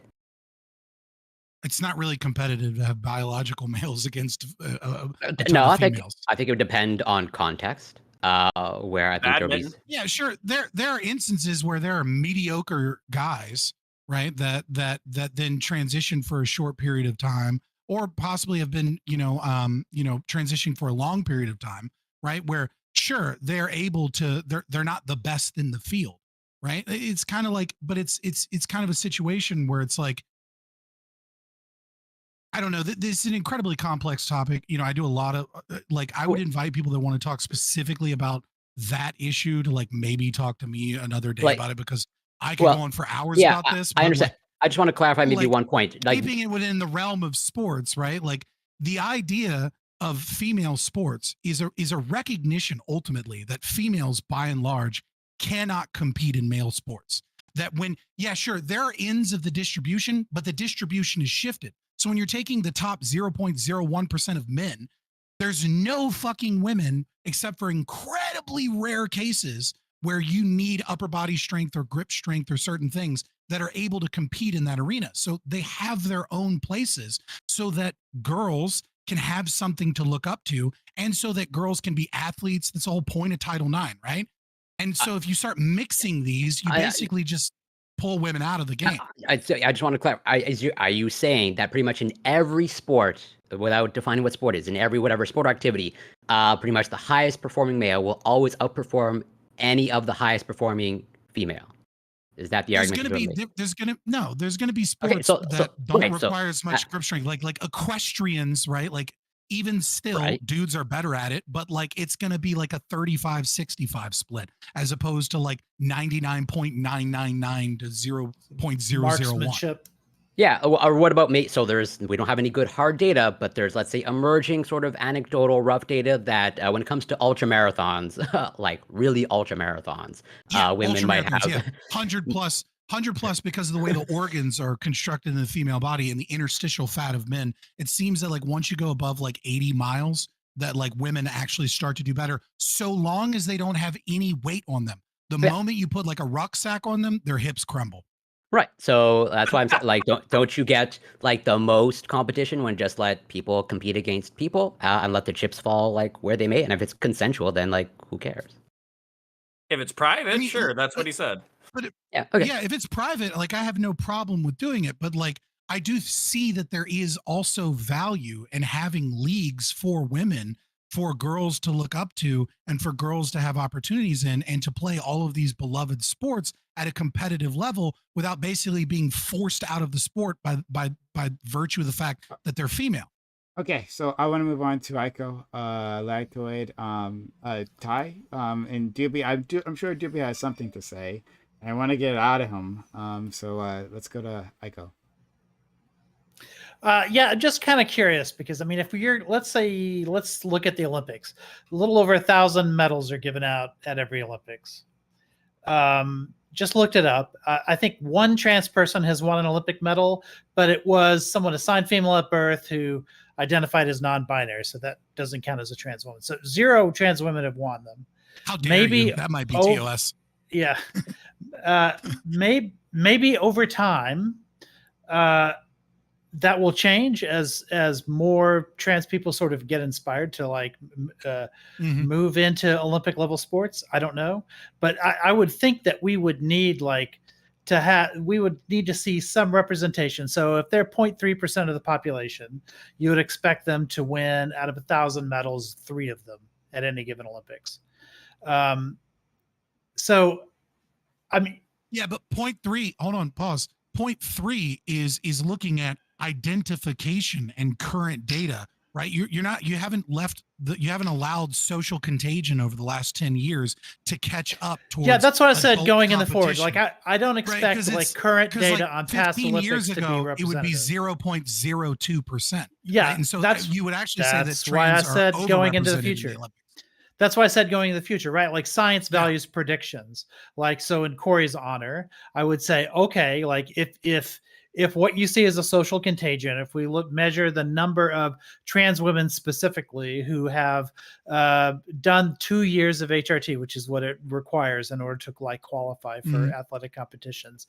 Yeah. When we get to the point where we can measure that, surely then, Scott, you would predict that more than 3 medals would be won by trans women at some point in the near future, like in the next 10 years. Per Olympics.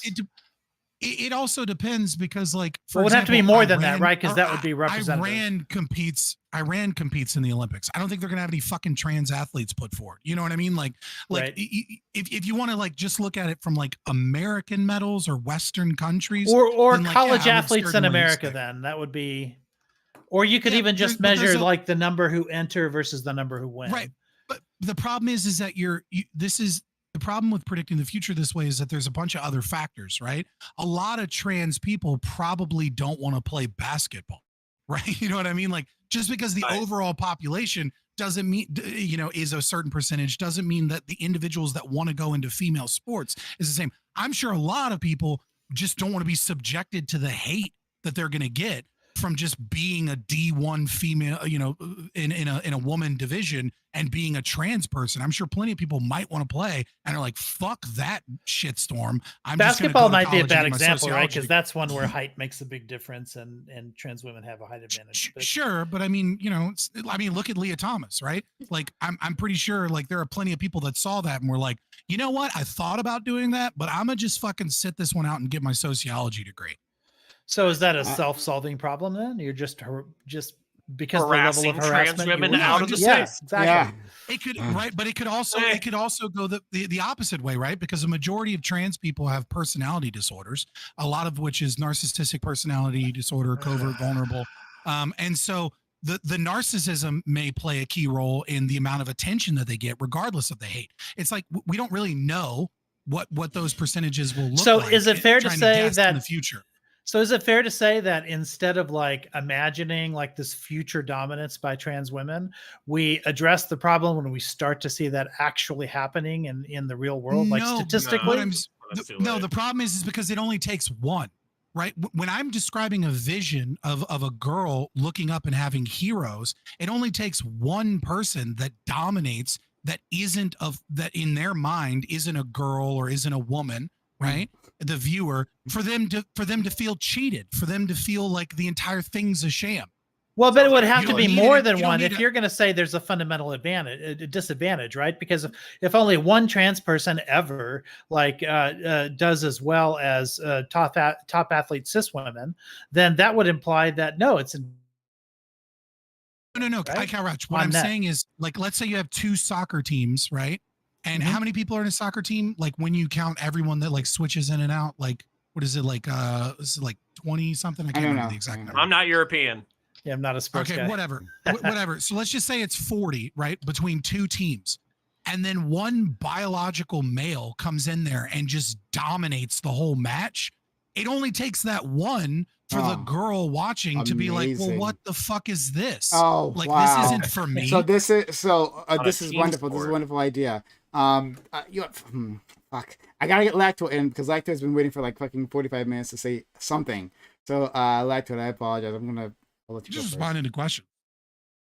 Well, I got two things to say, and I'm opposed to affirmative action, Scott, and so I need to challenge you a little bit on this, and I want to, I guess, a response, because when you're saying statements like, well, women need to have their own space to guarantee role models for women. I mean, A, how is this not just like an archetypical affirmative action argument?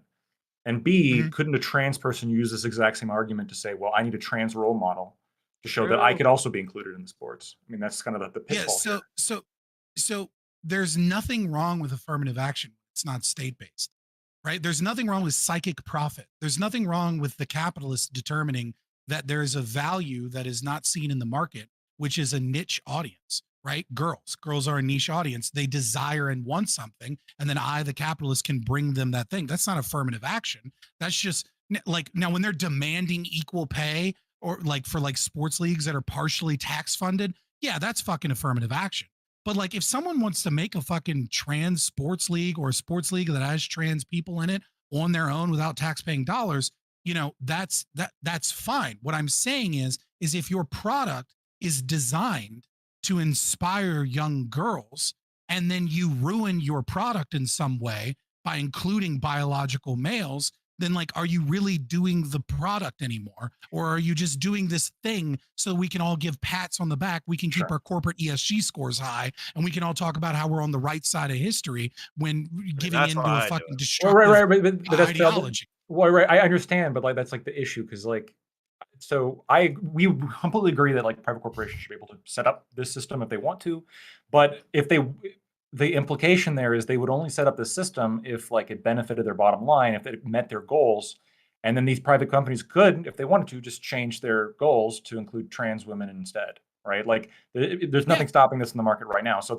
is the question just like, we don't really have any preference either way. Just like wherever the profits tend to fall is kind of wherever, you know. Because No, for me, even though I there's recognize that there's people a should be allowed difference. to do This it, is your libertarianism. This is your libertarianism breaking down because you're forgetting that libertarianism is descriptive and not prescriptive. From a well, from no, a no, no, no. descriptive I can explain position, that. like I No, don't get I to know, I know. stop them, I understand. I right? understand. I'm not saying to stop them. I'm not saying to stop them. Descriptively, 100% agree. But like prescriptively, personally, I suppose I wouldn't Mhm. want to. I generally have a distaste for affirmative action or other sorts of racist policies or baseless forms of discrimination. And so, if I know that, like, I actually would somewhat prefer, perhaps, what Corey's What's advocating for is, racist or sexist about it? well, what's sexist? You're not allowing men in.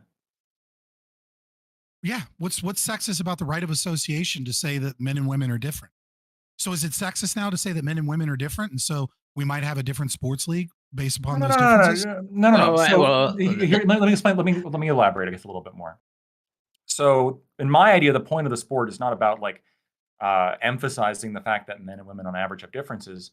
It's about how well you can play the sport and at what level, right? And so I somewhat agree with Corey in the sense of I don't understand why, at least in terms of personal, what I would like to support or what I would like to see. I can't force it, but what I would like to see is organizations maybe move towards more like an ELO system, where like we don't even pay attention to race, gender, or age, or disability status, or anything whatsoever. Elo sucks for team sports, by the We way, but fair enough. just felt like maybe for on individual performance sports, right? metric, I think is Yeah, what he means. it's specifically performance metrics. And so what you're going to get is, yes, you're going to get like at the top leagues only men, and like the bottom leagues like women and children, right? But for me, like that's totally fine, right? I got no problem with that. That to me, that would feel a I lot I fairer to me also than have watching no problem with WNBA. that. But what is the problem with a private company creating a women's only sports that says this is for women because we don't want to be relegated to the low elo system. We want all the top competing women to compete against all the other top competing women because we find this more entertaining and inspiring. Okay, I've got no problem in like the very specific like instance of private leagues, but let me and let's just assume for a second that public colleges will exist and will continue to exist. In the context of public colleges, don't you agree that like then it's kind of fucked up because we have college like public money going towards funding women's leagues when mediocre men they don't get their own league? Yeah, I want to abolish federal student loans and all grants to colleges. And the state. That's the Right, solution. but if we have to keep them, then for the colleges, would you be okay with like an ELO system? Should we just propose that? I mean, like the system is unjustifiable by itself. So like whatever people want, I don't care. Okay. Okay. Whatever let's reduces the go amount of to money spent towards I- these sports leagues is the positive one. Well, I So I if wanna- there's less money to do an ELO system, that is the that is the correct direction. I agree. I 100% agree with that. But Corey, I'm curious in your opinion. Do you agree with that sort of ELO system of like at the bottom, like we could even like abolish the Special Olympics completely as well, and just like people can go whichever. Yeah, like, fuck those handicapped people. people can go literally like whatever ELO they happen to fit in, like regardless of who they are or where they come from or their any kind of status they have. Rudy is going to take on a whole new meaning once the fucking Special Olympics is integrated. Yeah, if there can be devised an appropriate elo, some sort of performance metric, in principle, I can see don't have issue with that currently. Like it's performance a- metrics. Yeah. And it's used in all kinds of sports. It's like it's big in chess, and then You it's see used it in like originally in video chess, games. right? When someone says Yeah. like I'm 1800 in chess, like that's what they're talking about. They're talking about their elo.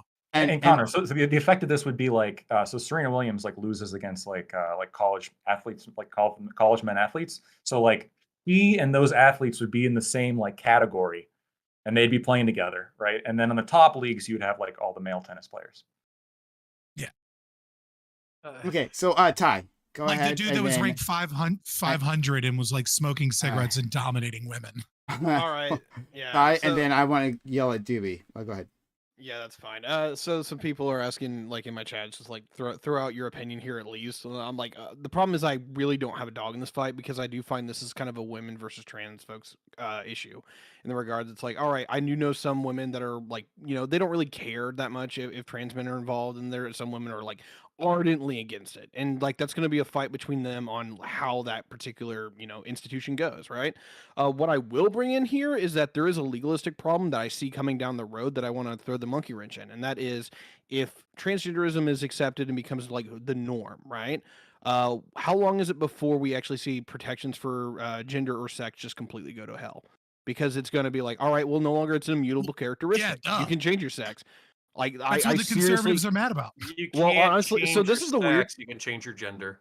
yeah, like so that's the kicker though, is that like people Maybe not for long. related to get to that here in a minute, right? So like I know that some people are like, oh, gender different than sex, and like the problem is like people don't agree on that at all. So like when it comes down to it, is what seriously concerns me is that whether it be conservatives pulling a reverse Uno or you have like hyper liberals just like getting together and be like, all right, cool, you know what? We don't have to worry about this anymore. We can discriminate at our leisure because you but can change it. Ty, Like that's something I see that coming down. Ty, one of the problems is that we don't just protect, even if this ridiculous situation you're talking about takes place, right? Even in that situation, we still have protection for things that can be changed, like a religion, for instance. That can be changed. But we can still protect those things. We can just decide as a society that this group, however you enter that group, faces a level of discrimination that's like unacceptable, and so that we protect them. Yeah. Well, the law in this clarifies that in this case, immutable, what they're referring to is characteristics that cannot be changed or characteristics that you should not be compelled to change. That's an important element. That's so like religion would fall under that, right? Because yeah, you could cross convert, but like you shouldn't be forced to do that according to our historical norms. And you standards, shouldn't be compelled to change your gender or sex or whatever the fuck Corey is talking about. I do just want to point out real quick. I can The idea that men don't have a dog in this fight is like, I'm a father with a daughter, so like fuck off on that idea. Like I have a dog in this fight because I have a daughter. Who's a dog? Like, Have you tried telling her to get good? So like She is good, and I just went to her fucking Celtic dance recital, and it was adorable. Fuck off. She's great. No, Sounds like a skill issue. Scott, like I can't like maybe if I have a daughter, I'll feel a little different about it. But like for me, it's like I can totally be like 100%. I have a fight in the abortion conversation. I cannot do this when it comes to this one. I just like I don't feel like I'm remotely attached to it. So See, and here's the thing: is I hate women more than I hate trans people, so that's why I'm siding the way that I side. So that's okay. Let's go to our friend Doobie, who I'm sure has something to say. What about AMABs? It'll probably infuriate Yeah, me. Well, there's luckily, your tie-in I- for Doobie right there, because Ty just said he doesn't have a dog in this fight, and Doobie said earlier we should all have a dog in this fight. Yeah, luckily I hate trans women more than I hate Women? people in general. But yeah, I think that we do have a dog in this fight. I think that so if we were to talk about like the bigger picture, which I think is this bunch of gendered, radicalized weirdos, activists, trying to undermine our institutions, trying to get us to reevaluate how human society is structured for no good reason that I can find. I think this is like yet another front in that like wider war, right? Like the cultural war, the ideological war. So I don't think it makes sense to say, oh well, hey, you can win on that battlefield, because I think any foothold you give this ideology just gives it fuel to push into other spaces. Your argument It's is just really a branch of Politics critical works, theory. though. your It's just a argument. new branch of critical theory. That's all it is. Yeah. So that's Okay, number one, right? Number two, I think it's kind of disgusting. Maybe disgusting isn't a strong enough word. I think it's Horrifying. I think you horrendous. guys should be ashamed of yourselves for throwing women's sports under the bus so easily because you personally maybe don't like watching the WNBA or whatever the fuck. It's I don't you're have a not dog in talking about me. I'm not talking about you, Scott. Talk about me. Yeah, sure. It's boring to watch women play sports for you guys. Okay, I get it. It's boring for me to watch anybody play sports. Sports are boring in fucking general. But that doesn't mean that it doesn't matter to people. And it does matter to people. Obviously, it matters to people. It matters enough to trans people that they're willing to fucking have huge protests and physically assault people who disagree with them, try to shut down all dissent, right? So obviously it matters to somebody, right? It matters to the athletes that dedicate their lives to this. So I think it's kind of silly to just say, oh well, no big deal. Just let them have it. Who gives a fuck? Maybe we just get rid of the whole category in general and just have like an elo system to cater to this fucking like less than 1% group of like gender confused people in the fucking country. It doesn't make any sense to me. I can chew It's on a this for a minute. foothold into the legal space, right? It is the argument over trans sports and things of that nature really comes down to the queer activists and to the trans rights activists. They see it as an avenue to change things like Title IX. They see it as an avenue to change legal definitions. And once you get that ball rolling, once you open Pandora's box in that way, it becomes exceedingly difficult to put it back in the box. Corey. And, Oh, sorry, and this is why Connor. I was very I'll happy. actually- I was very happy that the World Athletics Council voted to exclude trans women from their events going forward. Right. That I think is a very positive development. I'm very, very happy that we're seeing some pushback now. Okay, Connor, you can go. I keep mixing Yeah. up with Corey, but like white people. No, yeah, it's fine. So no, this isn't how politics or negotiation or society or how compromises work at all. As a matter of fact, one of the main things that I like and identify with is Burkean conservatism, which is basically progressives. They push and they fight and they cry and they stomp their feet and they Molotov cocktail buildings and they flip over cop cars and they do this, that, the other over what they want to do in the future because the status quo doesn't work for them. And what you do is you sift through their ideas, and 95% of them are dog shit, but 5% of them are good. So you implement the 5% that are good, and you throw out the 95% that are dog shit. This is why I identify as a Burkean conservative. So And basically then saying in 10 like, years, no, they're we back can't. burning shit down, yelling about the same shit you didn't let them do last time. And then you give But them a it little might, more. but You it, give And them a little another no, more. it's not. And then a little It's more. not. Yeah, you're right. You know what? You're right. It is a little more. Black people, they didn't just want the right to vote. They Don't also compare this wanted to to black be. people. That's ridiculous. Well, We're okay, talking about a What do you half want? a What do you want percent to of compare gender to it? confused people. That's what we're talking about. Okay, People with so like a if mental I illness murder who one person, who it's wants to only play one. along with It's their one fucking woman. mental Only. illness. That's what we're talking about. Don't compare this to Hold on. black people. That's insulting. Well, I love insulting black people. So if I murder one person, then it's like 1 out of 300 million. So it's like 1 out of whatever. So does that not matter because it's such a statistically insignificant amount of people that are affected by me killing someone?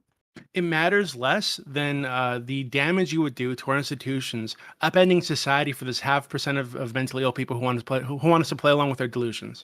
Okay, I think it's way more reasonable to say, how would hey, I actually, upend society? Yeah. actually, we don't need to start playing along with your delusions. Actually, we don't need to start revisiting something as basic as gender or sex. Actually, maybe you should just like take medication or get therapy, and if you want to change your body, go for it. But I'm not going to play along. That seems way more reasonable.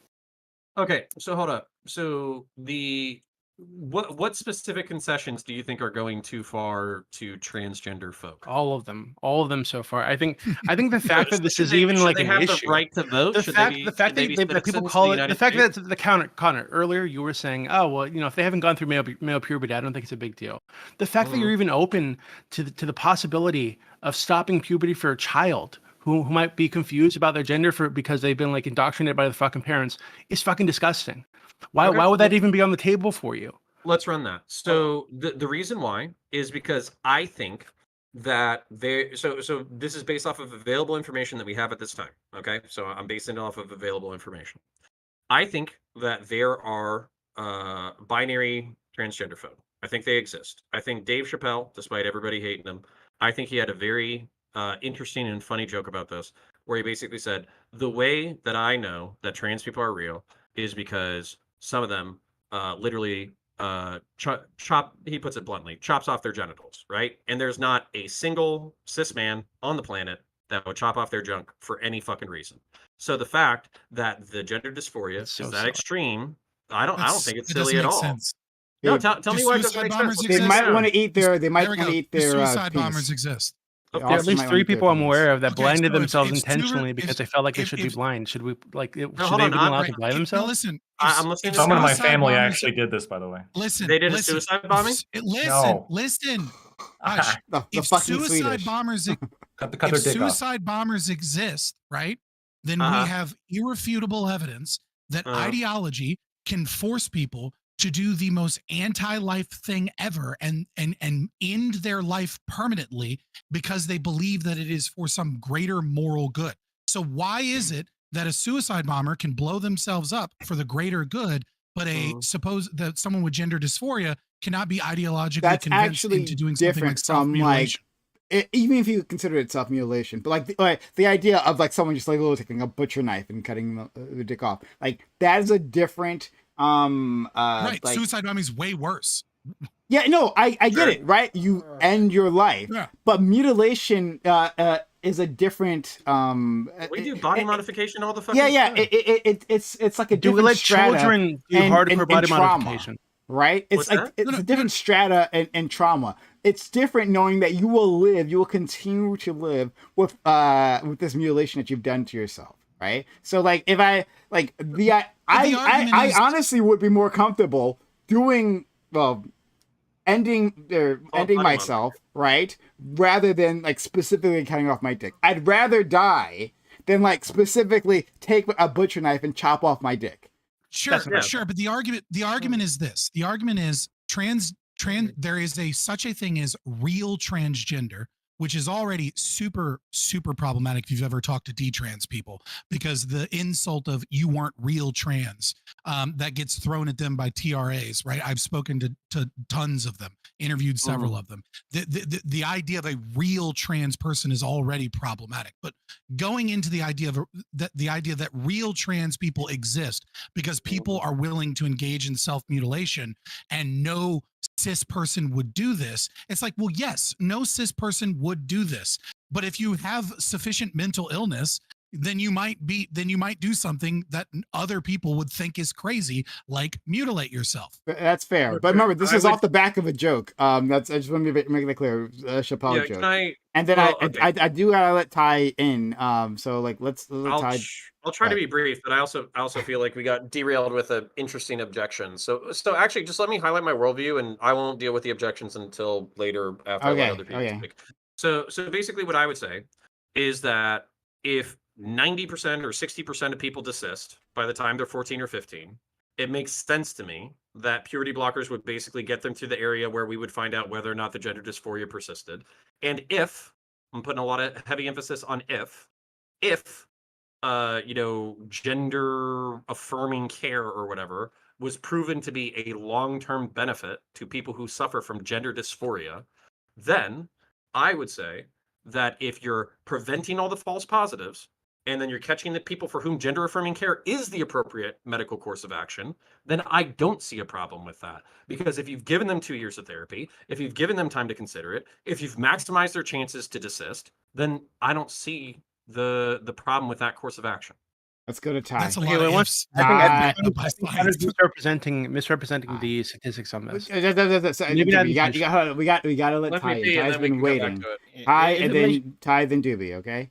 Yeah, if it makes you feel any better, Doobie, like part of this is going to be your reply. So I want to start with a caveat. As far as that I'm aware, and while I have no medical doctorate and I'm not going to defend this because I'm not equipped to, there are at least a number of conditions that should lead to people being gender dysphoric in some kind of capacity. Whatever you want to do it, like the number that's thrown at me is about 1 in 10,000 would have something that would congeal into this kind of thing. So, and I do believe that we need to have a conversation about like how we treat those people. On the other side of that, like what Doobie was getting in, which I want to just like grill into, is like, oh, these people are infiltrating our institutions. All right, cool. Let's have that chat. All right. Yes. Is there a bunch of trans folks out there that probably may not be trans? Sure. Is there a lot of people in the entire Rainbow Coalition that identify as that but really aren't? I would absolutely say yes. There's a bandwagon. But what it comes down to is that it's a bandwagon because it's a successful community. They are building up, they are reinforcing each other, they're helping each other out, they're doing what humans do best, which is actually taking care of one another. Now, granted, the only reason why the Rainbow Coalition isn't breeding. And the killing You can't be a successful community if you're not breeding. Yeah. Look, as long as you're assimilating people, you can be super successful even if you're not breeding. All right. As long as you're grooming other people's kids, you can be a successful community. I just don't care right now. Let me finish my point. It's Ty's turn, please. All right. So here's the reality wedge. All right. Number one, this is a largely successful community. It's growing, it's helping each other out, and the only reason it's not politically dominating almost everything that it fucking touches is because it can't write big checks yet. There's some people who are doing well in that community, but not enough of them are. When it comes to the other side of that, I'd lay this solely at the responsibility of the right. There shouldn't be this many people in that community because there should be other communities that the right should be absolutely able to welcome them into, that people would be welcome into. The church has fallen apart. Most unions are now gone. Like, education is a fucking disaster. The right has made it to the point where nothing that they're trying to conserve is welcoming to people who do have some of these problems, that are inviting them in. It's like, hey, you know, you're actually probably a lot more normal than you think you are. And like, if you know, whether it's the love of fucking Jesus or just like trying to get you to where you can actually pay off your student loans, the right used to have communities for that. Of course, people are flocking into droves to the one community that's actually kicking ass and taking names when it comes to being there for each other. The only other people I can talk about are like a select group of Catholics, some Jews, and literally LDS. And that's about it. That's the competition. I think everything you just said is you're talking about ridiculous. a community that's propped up by media, that's propped up by government institutions, that's propped up by social media, that's propped up by censorship. And you're also talking about a community that, if you talk to anyone that's ever detrans or desisted, is the most vitriolic, cult-like, evil fucking community you could be a part of. You know, you're talking about a community that describes children that they think they might be able to convince to be trans as eggs. Like, no, this isn't a successful fucking community. This is a fucked up community, rampant with child abuse and pedophilia. And the only reason it's fucking successful is because it's propped up by power. Let's go No. well, Ty can respond, and then we got to go to Doobie. Yeah, so here's the thing. First and foremost is that I don't agree with every tenet that this particular community provides. Like, a lot of them are like ardent socialists and communists and shit, and you know I have no patience for that shit. On the other side of that, though, is that when it comes down to it, that is what communities do. They seek power and they build it. That is the problem that I keep having with a bunch of jackasses who are like, I don't like the government coming after me. I don't want the government doing this or that. I'm like, why? Because you used to do it all the live long day, but now all of a sudden it's hitting you and you don't fucking like it? No. Make a right now magically? Like, you get to groom children in this schools, is but what, it's cool no, because like, conservatives used to teach their values? Yeah, like, no, this values? is what, no. Like, this is actually what I believe government is really fucking good for. It institutionalizes public morals. This is one of the reasons why as an atheist, I don't hate religion, is because it's an institution of the morals that is outside of the government, which is why church and state separation does make some level of sense to me. But when it comes down to it, yeah, the church is going to want to play politics, because if they don't play politics, then guess what? The competition does, and they win. And guess what? They didn't win. Okay, let's go to Doobie. And you're saying it's good that it's winning, that it's grooming kids. Doobie. Yeah, Ty, I don't know. He didn't say that. He sounds like he's implying it. But I get to Connor. I think that you are unintentionally misrepresenting the stats, right? So you said that anywhere from like 60 to 90% of them, children who are on puberty blockers end up desisting, right? They end up like, no, as far as I know, puberty blockers, I don't know the desistance rate with puberty blockers. I'm just talking about through that age group. It's less than 10% with puberty blockers. So without the puberty blockers, it is up to like 90%. Right. So it seems like putting these children on puberty blockers once you're in the might trap, actually might actually push them in that direction far more, right? And children who desist after taking puberty blockers, they have lifelong consequences for the years that they were on those puberty blockers. So you also can't get therapy. You guys win. You can't get therapy.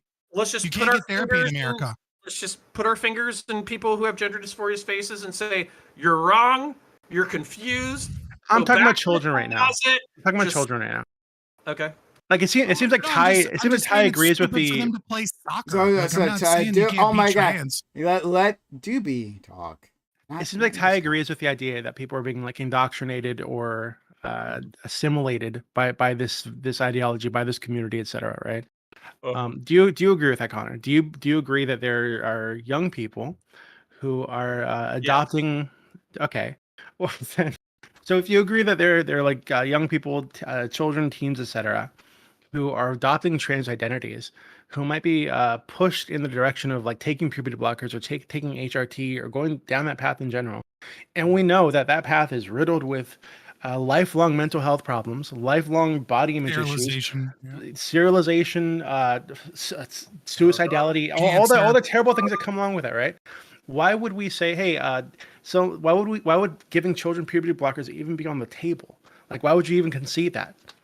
Why would I concede that? Because I was trying to use logic to say if there was a way to buy time and solve the desistance rate, which apparently there isn't, at least according to you, then if you could actually successfully get the people who are not going to okay, the main thing that people are worried about are false positives. That's the main thing that people are worried about. They're also worried about social contagion, where a bunch of kids who are not trans end up transitioning and then they regret it later. That's what they're worried about. My understanding, which by the way, I'm basing this off of the stats that I've heard over people covering the content, is that once people transition, there's like a 90 to 95% maintenance rate where they stay trans after they transition. Now, the reason why the 5 years and 7 years. Okay. Ton of data from the UK suggests that there's a much larger cohort of individuals that desist, but that they're not tracked in the same way because they do not desist until when it is female to male for about 5 years, and for male to female that it's about 7 years. But there's two things that we need to separate out here. Okay, there's Mhm. desist and there's detrans. Okay, this is all my understanding. So if I fuck something up, somebody can tell me. All That's right. fine. But desistance, as I understand it, is basically referencing to the gender dysphoria, meaning that like before people transition or whatever, there's a certain number of people who are experiencing gender dysphoria who will no longer experience that after a certain amount of time. My understanding is that by the age of 15, 90% of the people who are going to desist or whatever, they have. There's only like a remaining like under 10% of people who may desist but don't. Okay? That's my It's understanding. bad science. It's bad science that's pushed forward by activists, is what I'm saying. Is that the science doesn't capture individuals that are 5-7 years out. Okay, let me articulate my reasoning based Mhm. off bad science. That way you can at least understand my course. logical frame, if not if you don't, even if you don't support my underlying variables. Okay. So based off of the first variable, let's just say hypothetically that 90% of people desist by 14 or 15. Okay. Mhm. Then what I would say is based off of that logic, I would think that putting people on puberty blockers until they're 14 or 15 or whatever, if the people who need assist desisted and moved on with their lives, just became, cisoids or whatever, then we would be good to go. And because you would basically largely So there's the eliminate. first problem. Hold on. I told you, let me articulate my view because I did hear what Doobie said, which is basically if you give puberty blockers to people, then they do not desist. They continue with their gender dysphoria, which actually makes Mhm. like a certain level of intuitive sense because you're not resolving the becoming yourself thing.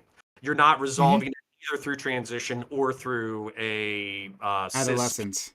Right. Yeah. So You're in Eric Erickson's like self-identification stage of your life, right? Like okay. this So is the part where you discover your identity. yeah, so let me articulate my problem. So my problem is I think that there are people who suffer from gender dysphoria where transition is the correct thing to do. At least I've had that articulated to me on an anecdotal basis by dozens of trans folk who said this was the right thing for me. Blair White, Toftosh, You're right. yeah. So like when I spoke to Buck Angel, for example, right? Buck Angel is an example of that type of person. Buck Angel had something that used to be the standard in medical care before the ideology, which is a part of this trans sports thing, came in, before queer theory and critical theory came in and started shoving this down our throats and indoctrinating children. Is there was a standard that psychologists had, which was persistent without desistance, right? Okay. Persistent without desistance. What this was when you were 3 years old, you were like, I'm a girl, even though you were born a boy. When you were 5 years old, you were like, I'm a fucking girl. When you were 7 years old, I'm a fucking girl. When you were 8, 9, 10, 11, I'm a fucking girl. And then you went to them at like 19 and you were like, dude, I've been a girl since the moment I knew. I have family evidence. I have proof of this. And then you would go through years of therapy, and then you would be like, okay, you're a trans person. That is not the overwhelming majority of what is happening. The overwhelming majority of what is happening is that you have people that have identified as cis their whole fucking life, and then they get into middle school or high school, and there's like this social cohort of people that gain massive respect, that gain like all of this beautiful stuff after they've been politically told that these people are better than they are, that there's a problem that they're a straight white male, and then one of them turns non-binary, and then the whole group goes non-binary. Okay. So I'm hearing what you're saying, but I want to describe to you a problem that I don't have a solution for that I think people Mhm. are going to be frustrated with if you do not have a solution either. And I'm saying this to you and I'm saying this to Doobie. So it seems like this is a personal opinion, not a professional or a medical opinion. Okay. It seems like you can take testosterone at almost any age and you will look like a fucking dude by like within like 2 years. You will have a beard, you will have muscles. If you lift weights and you take testosterone, it seems like medical transition is possible at any age with testosterone. Okay. This is the problem. To a certain extent, It's yeah. it seems like for assigned male at birth, transitioning to women, trans folk, it seems like a male puberty is particularly brutal on the body. You get wide shoulders, you get a deeper voice, you get hair on your face, you get hair on your chest, you get hair everywhere, all that kind of shit. So if you wait to transition until you're 18, then it seems there there are larger challenges to being a passoid. You know, to I being actually somebody have a who very socially simple passes. solution to this. I Okay. have a very simple solution that solves the entire fucking debate. It's I'm very simple. I'm very curious. Once you're an adult, Mhm. you ought to be able to sue anybody that was a part of your transition if you decide to desist. And the burden of evidence is on the individuals that chemically castrated you and shoved drugs down your throat that changed your body when you were a child and could not consent. It is on them to prove that they did extreme due diligence in proving that you had persistent gender dysphoria with no desistance. They have to prove that they were like, Okay. I talked to your parents, they said you were like this when you were 3, you were like this when you were 5, Sure, you were like this when you were 7. We got There's limited Facebook time. posts of this, We got it. etc. We got it. We got it. Those people Wonderful. that are, yeah, If they'll Doobie stop wants to giving this respond, to people like Doobie candy. respond. Great. If Aiko, I'm not sure if you want to add anything. You haven't really said anything. Anyone else? But Lactoid. Okay. Doobie. Yeah, I'm not gonna respond. Go for it. Okay. Aiko, if you have something to say, and then we'll go to Lactoid. Just a quick question to what Scott just said. Like, are you not allowed to sue now? Is there something preventing people from suing? So the burden of guilt is on you to prove some form of medical malpractice in the sense that all they have to say is, well, all of the evidence said that this was good for people, and the ideology has completely infected the APA, the AMA, and so many of these organizations, all the way up to our own political stances. So, like, you have to prove that they did something like incredibly bad, and the burden of proof is so extremely high that you basically can't win a case despite the fact that they shouldn't have done this and they didn't do their due diligence. In the UK, for example, you can go to a gender clinic and pay $100 as a 16-year-old and you can be on hormones the next week because the clinic will have both doctors there available for you, and good luck suing them, you'll never get through. Okay, let's go to Lactoid and Corey. So briefly talking on the medical malpractice issue, medical malpractice in of itself is like pretty notoriously hard to win. Defense verdicts are incredibly common for a couple reasons. The first reason is people tend to like doctors, juries especially, because they tend to know what they're talking about and they talk very intelligently.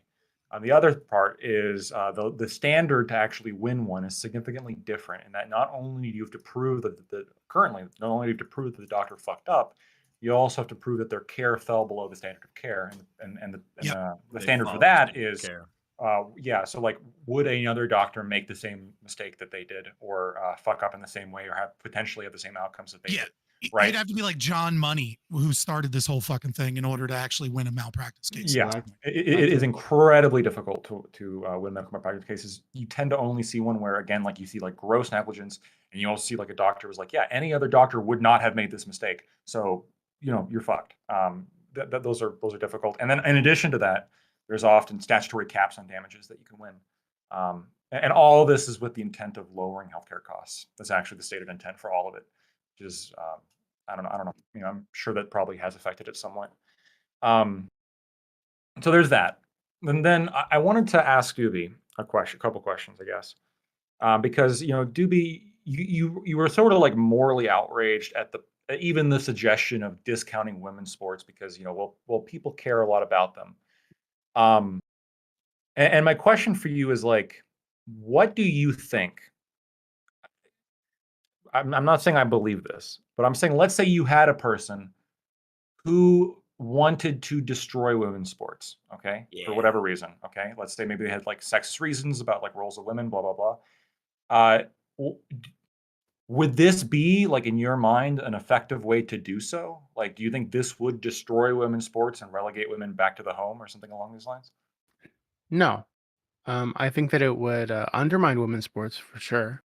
I think that some of the uh, so the fact that like some of the potential like ways to deal with this issue, quote unquote, if we're gonna buy that it's even an issue, is that oh well, hey, why not just do away with the gender categories at all and just have like everybody compete with everybody, which we know would like ruin sports for women. I don't think we know Um, that, but go ahead. I think we do know that. Ruin most sports for women. I think Right, that right, but any that's the including goal of this person, right? The goal of this person is to destroy women's sports, right? And we're talking about Corey right now, right? No, not Corey. So, Yeah, like Corey- somebody who Corey, like Yeah, yeah. doesn't Somebody trying to destroy women's sports. Corey, yeah. yeah, somebody who I just bet doesn't like Corey women's with a sports, K, let's say. not a C. No, I don't even think it's that. I think that so if you're talking about like if I were imagining somebody who wants to destroy women's sports, how would they do it? I guess this would be like an effective way to do it if Okay. they push hard enough, right? If they really went down the we should just get rid of the gender categories at all, and I mean I was on a panel once with I think one of your panels, Brian, where they were talking about having like weight and height divisions for every sport, right? So just like or it was like not even just weight and height. It was like testosterone levels for every sport and I remember like that. tracking like how much actual like muscle mass a person has for every sport. I feel like if you're willing to go that far, to uh, kind of like accommodate what I think is a tiny percentage of people in general, but also percentage who'd actually be interested in like professional sports. Um, I can't imagine what your it seems like you have one of two potential like reasons for doing so. One, you are so obsessed with the idea of inclusion that you're just willing to throw women under the bus because the trans are higher up, the trans people are higher up on the oppression ladder right now, Correct. or you actually do just want to destroy women's sports. Like it's one of those two things. And I think for most people, it's the former. I think most people are so obsessed with inclusion, so willing to do whatever to seem inclusive to trans people. They're just willing to fuck over everybody else. Gotcha.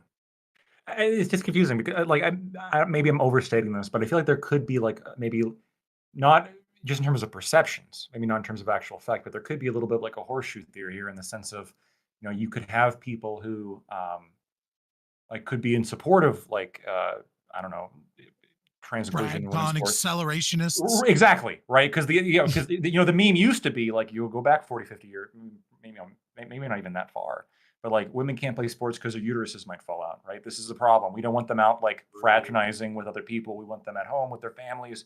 This whole thing's a fucking distraction. This whole thing's ridiculous. In fact, I don't want women going out and doing any of this thing. They're getting sports scholarships. Like what the fuck is this? And so if you're You like should that, talk to some Canadian turfs because that's exactly their opinion, is that all of this is just an attack on Lactoid women. knows lots of Canadians. well, no, I'm saying Right like now, not just so turf would imply like the radical feminist element. I'm talking about like we want No, trad no, no. wives. The How turfs, do we the obliterate? turfs, right? The turfs are the ones that are constantly saying that this is an attack on women. This is an attack on women's spaces. This is an attack on all of the rights that we gain, especially when you talk about Right. like C16 and what is the other big bill that changes. Canada is like fucked when it comes to this. Like Canada's a third world country soon enough because they're just adopting Marxism as much as they Right. possibly can. I don't know how long before Trudeau just gets rid of the farmlands because of nitrogen. You all Get fucking out of here, starve to Lactoid. death, but, Move. So you know. the descriptive belief then between like tradcons and turfs is the same.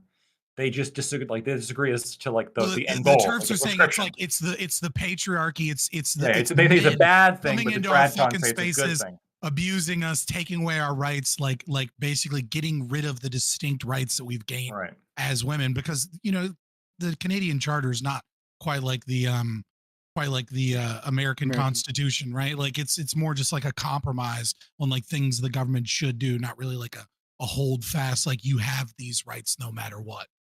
So Doobie, I have to ask you then: is there any amount of just like among women's sports team, any amount of like, I don't know, annoying behavior in terms of like demanding equal pay or that kind of thing that would justify what you would consider to be maybe like the nuclear option of like, okay, we're going to allow trans women into the sports then. No. Okay. Damn. Women cannot be so annoying that you're going to try to fuck them over. Wow. That's a lack of imagination. God damn it, Connor. Well, like in general, I don't find women to be like annoying. Maybe it's because I grew up with 3 sisters. One of them is no longer a sister, but maybe I'm jaded, right? So I don't find women to be very annoying.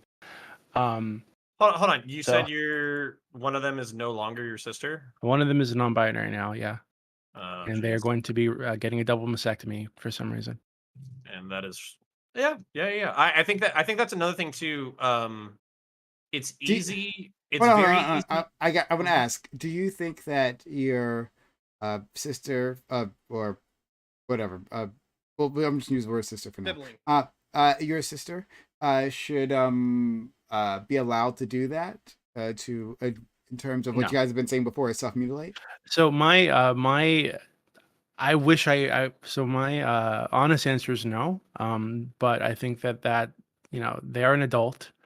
So if that's what they want to do, I can't stop them. That's if you're an adult, you want to fuck up your body, go for it, I guess. But I wish there was a way to have like stronger checks as to like why the person wants to do this, right? Because I feel like there is a lot of like underlying trauma, mental illness that's pushing them this direction. And I am extremely skeptical of their non-binary identity, to be honest. Well, and can I share something a little less memey? I think it is a lot easier for me to talk about these things, partially because it's all hypothetical to me. One, the only trans people or gender nonconforming people that I have in my real life are literally just some retail workers around me. They I don't have any friends that are binary trans or gender nonconforming in like my immediate social group. And then also my kid seems very cis, like shockingly cis, just fucking loves rolling in mud, dump trucks, machine guns, war, fucking all that kind of shit. So I don't think I'm gonna have any gender nonconforming issues in my family. Well, defense contractors What if you primarily send your run kid, by women. what if you found out that your like Right. kid's Lockheed teacher Martin was was like just having at the him wear fucking Pride dresses in Parade. school? Fucking Sorry, rainbow Dewey was asking bombs. a question? Go ahead, Dibby. So what if you had the misfortune to have your child in one of these like gender Public hellscape schools. classrooms? He seems cis, but then all of a sudden out of nowhere, Well, he no, starts I trying to find his mean, you gender find out that the nonconforming. teacher is like having him wear dresses and put on like makeup and shit in class because she wants him to understand that boys can do that too. Well, I'm in Florida, so we're ramping up for the trans genocide, so I don't think that's gonna happen. Well, okay. Wow. All right. No, okay, let me Wow. answer it. I Let me don't. answer People in it. chat saying they would I- never do that is like really that's really dumb. You Let- need to follow let the me- rules more shit. carefully. Okay, let me Absolutely wouldn't have done that. let me answer in a non-meme way. Yeah, if a teacher was without my knowledge, like socially transitioning my child without my knowledge or consultation, I would sue the school district 100%. Would that be socially transitioning? If Your they kid? if they In this dress specific them and started example. referring to them as she, her, yeah, absolutely. No, like for the so I don't know how extensive. Like DB says, this is the thing that happens. I've never heard of this, but like I can believe. Yeah, Like I was gonna say like uh, if the child asks for it, or is the teacher like imposing it? You're like against the child's will. You're gonna start dressing like that. What's Nah. no? One second. So I haven't heard this, but I can imagine some sort of overly ambitious liberal teacher doing this, right? Like I can see it, right? But if it was a lesson, right? Just a lesson in which, hey kids, we're gonna do something interesting and different. And we've got like clothes set up for you. And you're gonna, change out of these and not watch your kids change or anything, but you're going to change out. You're going to change it to a dress. Boys and girls are going to put on pants and slacks or whatever the fuck, right? And we'll do up your hair so it looks short. And boys you can put on something sparkly on your face. If that happened, would that be socially transitioning? No, that's a thought experiment, but I'd still be pissed. You'd still be pissed. Why would you be pissed? if they're having kids show up in their normal gender conforming clothing and then they spend like 2 hours as a part of a lesson playing dress up to be gender non-conforming, I think that's absolutely like I get that in like California, New York, and wherever the fuck all these progressive people live. Like that would probably just be like The a knife Tuesday or circle some of shit. hell. Knife But circle of hell. but if you did that, dude, if I did that to, or if anybody did that to like a fucking Orthodox Jewish family or a fucking Muslim family, I wouldn't be surprised if like the teacher was getting their fucking ass kicked in the fucking street. Like white Christians have become so fucking pussy that I swear to God, progressives just think nothing bad can ever happen ever. Whereas I think that if you took a Muslim kid from a devout family and fucking started dressing them gender non-conforming as a part of a lesson, they would catch you in the fucking parking lot and Well, beat what your about- goddamn ass.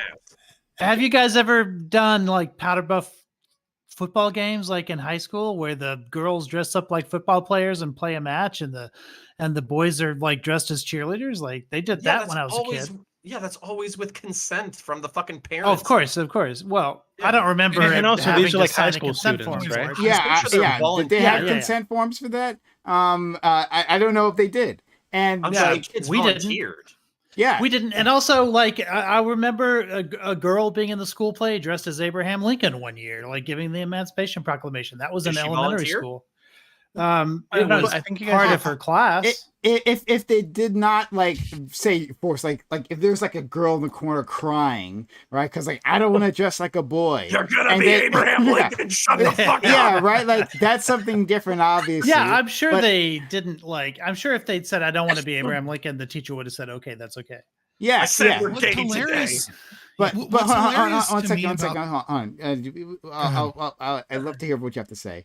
But I think that's a different thing. If you're saying that kids are being forced to do it, that's one thing. But to say that like within the context of a lesson, and there's plenty of learning experiences to be had with such a lesson, right? I think you would admit that much, right? There's plenty of ground that you could cover with such a dynamic lesson, even whether you agree with it or not. So like I think that for I think you can like tell I straightoids feel like the not fully harm gay kids without doing that. even one, I didn't really appreciate you like just implying the violence of like Muslims and Jews, but whatever, right? But like I think that we the harm comes from like what's in the parent's head. Like my kid has been harmed, but for most of these kids, if you had done this to them, right? Like if not done this to them, if you had offered to do this, it's like, okay, this is like a different thing that I did today, and that was a little interesting. Like nothing ever like that ever happened in school, but this is kind of fun. But then once their parents find out, well, then that's when the trauma begins. Oh, a wrong has happened. How could you? Why would you put my boy in a dress? Right? Like his skin was going to be peeled off. That's where the trauma begins, and then that's when the kid gets hurt. I don't listen. I am all for like a liberal tolerance. I am not for a progressive push.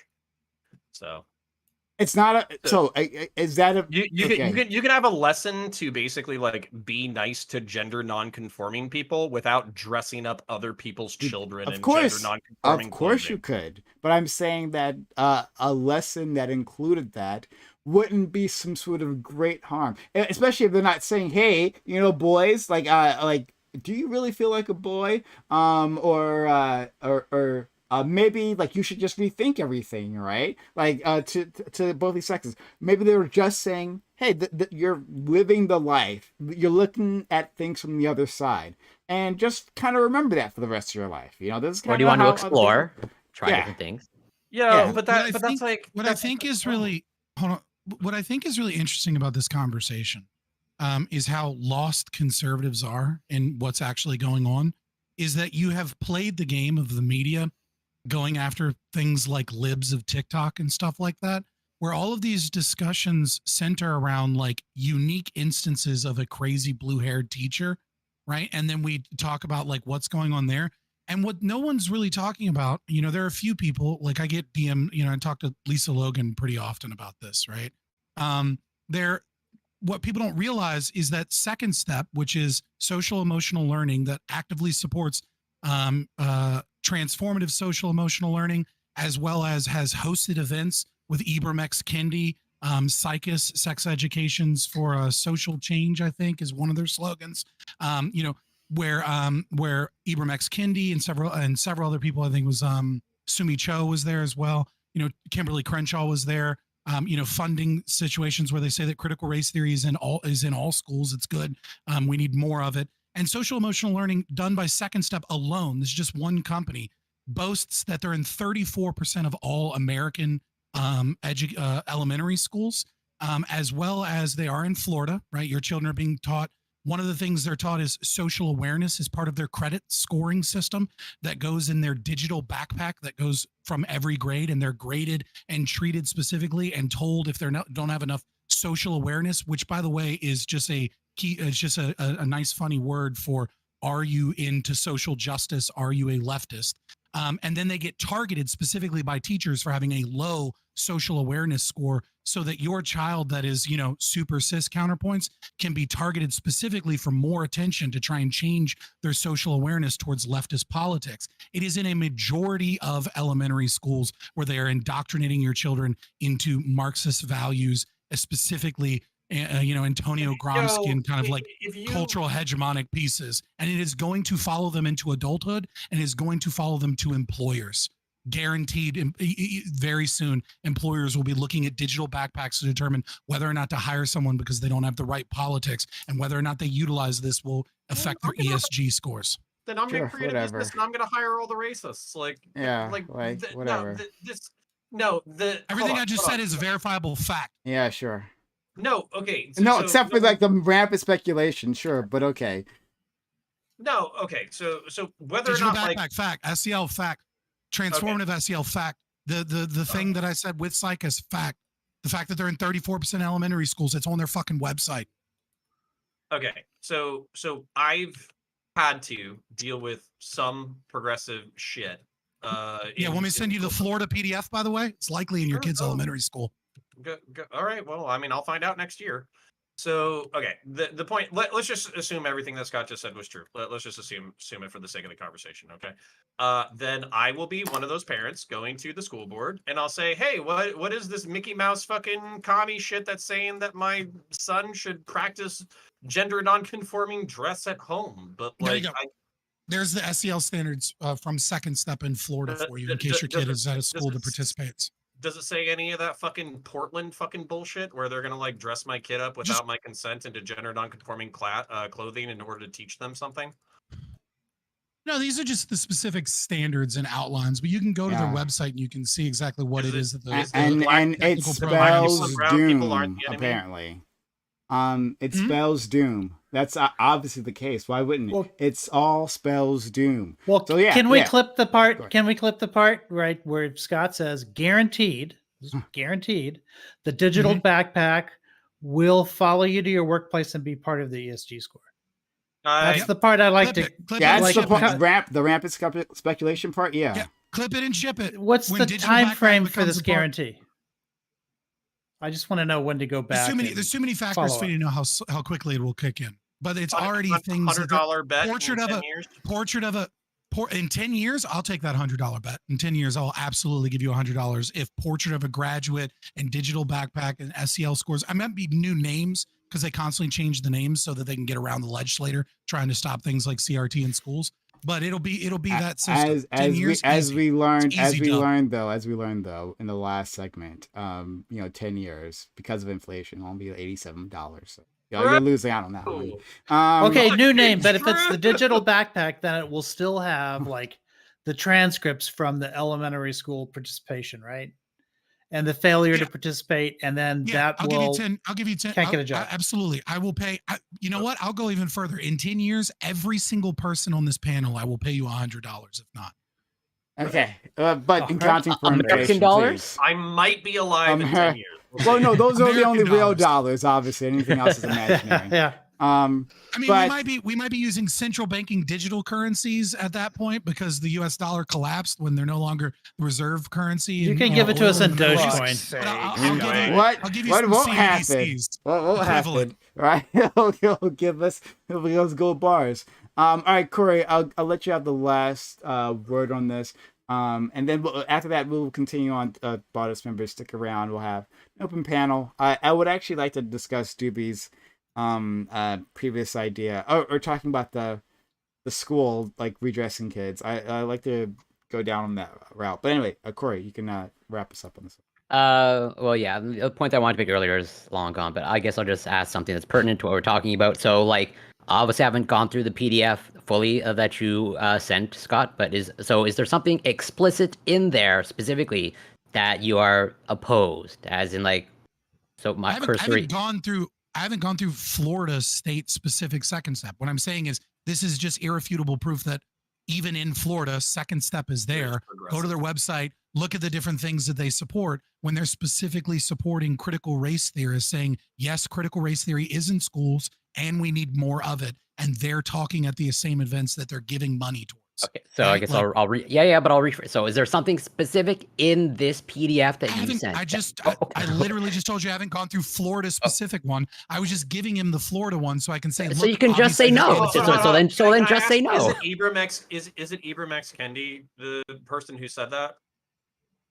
I think it was CRT is in schools and that's a good thing and we need more of it. I think it was actually Kimberly Crenshaw at that specific event, but Ibram X Kendi has said that before, yes. Okay. And Sumi Cho was there as well. I viciously dislike Kendi. I think I'm gonna put this up. Well, I guess before. People like every time I've seen a conservative, someone who disagrees with like progressive values. Every time I've seen the complaint about Ibram X Kendi, right? They go like making all these statements saying that this guy has said something horrible. I have proof that he wants to destroy the world. I look at the statements. I'm like, okay, all right, show me the statements. Show me the statement that Ibram X Kendi had. And you actually just read it. Like, it's actually quite reasonable what he's asking. But, like, in the minds... critical race theorists yes. and known Marxists. I know. Critical race theory, right? Yeah, it makes you shaking your boots. I get it, right? It's I don't like nightmare. Racists. It's nightmare if you... I get it. It's nightmare if you... Okay. Interesting from you. But, whatever. Just... Actually, to the audience, just actually go and like read his full statement. Whenever someone gives you like a one or two sentences and saying, "Look what he's trying to do to America," just read the full statement and then judge. Maybe you still don't like it. That's fair. You're right. But like you should read the full statement. I agree with you. And when you do that, and you're trying to determine whether or not this is a slimy piece of shit or not, just Google any video you can find of Ibram X Kendi whenever he's asked to define racism. And then just laugh your ass off at how slimy of a piece of shit he is trying to define it because he can't. You should actually maybe do that. Google prominent that. critical race you theorists. Should actually, he just literally you can't. should actually do that and then see if what Scott's saying is actually true. Because not really. But we'll move on. So thanks guys for being here. We're over time. But I appreciate you guys stopping by. We'll still have the open walk-on panel after this, so stick around if you'd like. And consider supporting the channel, subbing to the channel. Guys, that's how I do this. So we do need your support. So consider using your Amazon Prime, just Prime Gaming here on this community. Or use bits or subs or gifting subs. That would be great. We do need your help. So let's see if we can get a hype train started. That would be fantastic. But we'll start with my friend Lactoid for outros. Yeah, so my name is Lactoid. You can find me at Lactoid TV on Twitch, Twitter, and YouTube. Big shout out to Prime for having me. Shout out to all of you. I just wanted to just say one thing because I actually had this on hand. So if you look into the history of critical race theory a little bit, there's an interesting moment that I think emphasizes why I think critical race theory is particularly pernicious, and if it's true that it's being at all in our schools is a concern. There was some law professors who criticized the founders of critical race theory and said that critical race theory, this is problematic because it bases its claims off personal narrative and it's got a lack of testable hypotheses and measurable data. This was the critique that was put forward. In response, the founders, Crenshaw, Delgado, Stefanczyk, responded that such critiques represent dominant modes within social scientists which tend to exclude people of color. So quite literally, the response was, your insistence on testable hypotheses and measurable data is because you exist within a dominant mode of society. I think that's concerning. If that's the second step, that's concerning. So I just want to say that last thing to back up that point. Okay, let's go to Scott, please. And thank you for being here, Scott. Of course, I'm Scott from Fabian Liberty. You can check me out on Rumble if you want to check us out live, or you can catch some of the good stuff. Not all the good stuff, because some of it has to stay on Rumble. YouTube's TOS isn't all that great, especially if you talk about COVID or something. Follow me on Twitter. It was, I had a fun night tonight. It was really fun. The first topic, I really enjoyed being able to discuss basic economics to people so that they could begin to understand that minimum wage is destructive, especially to the poor and the middle class. And then they kind of had to talk about something else because it was just kind of, shown so strongly that was true. And the second topic, obviously, getting kind of going around crazy, but I think we kind of all expected that, because the story that may or may not even be true from 12 years ago about a test that was weird was honestly seemed more meme worthy than anything. So of course it became about the, transgender in sports and then the ideology as a whole, because, I think we all realize that, this culture war of definitions, of wordplay, of critical theory done through the lens of cis heteronormativity and things like that is the current landscape, is the current fight about whether or not we're going to stand up to radical Marxist ideology and Gnostic cults that are waving their flags high at the White House, whether or not we're going to allow our culture and society to be destroyed by the same ideology in a new package that is, led to the death and genocide of hundreds of millions of people in the world, whether or not we're going to stop it. And, so obviously these things kind of go back into those veins very quickly because it's that important. So I'm always happy to drop some truth bombs on that.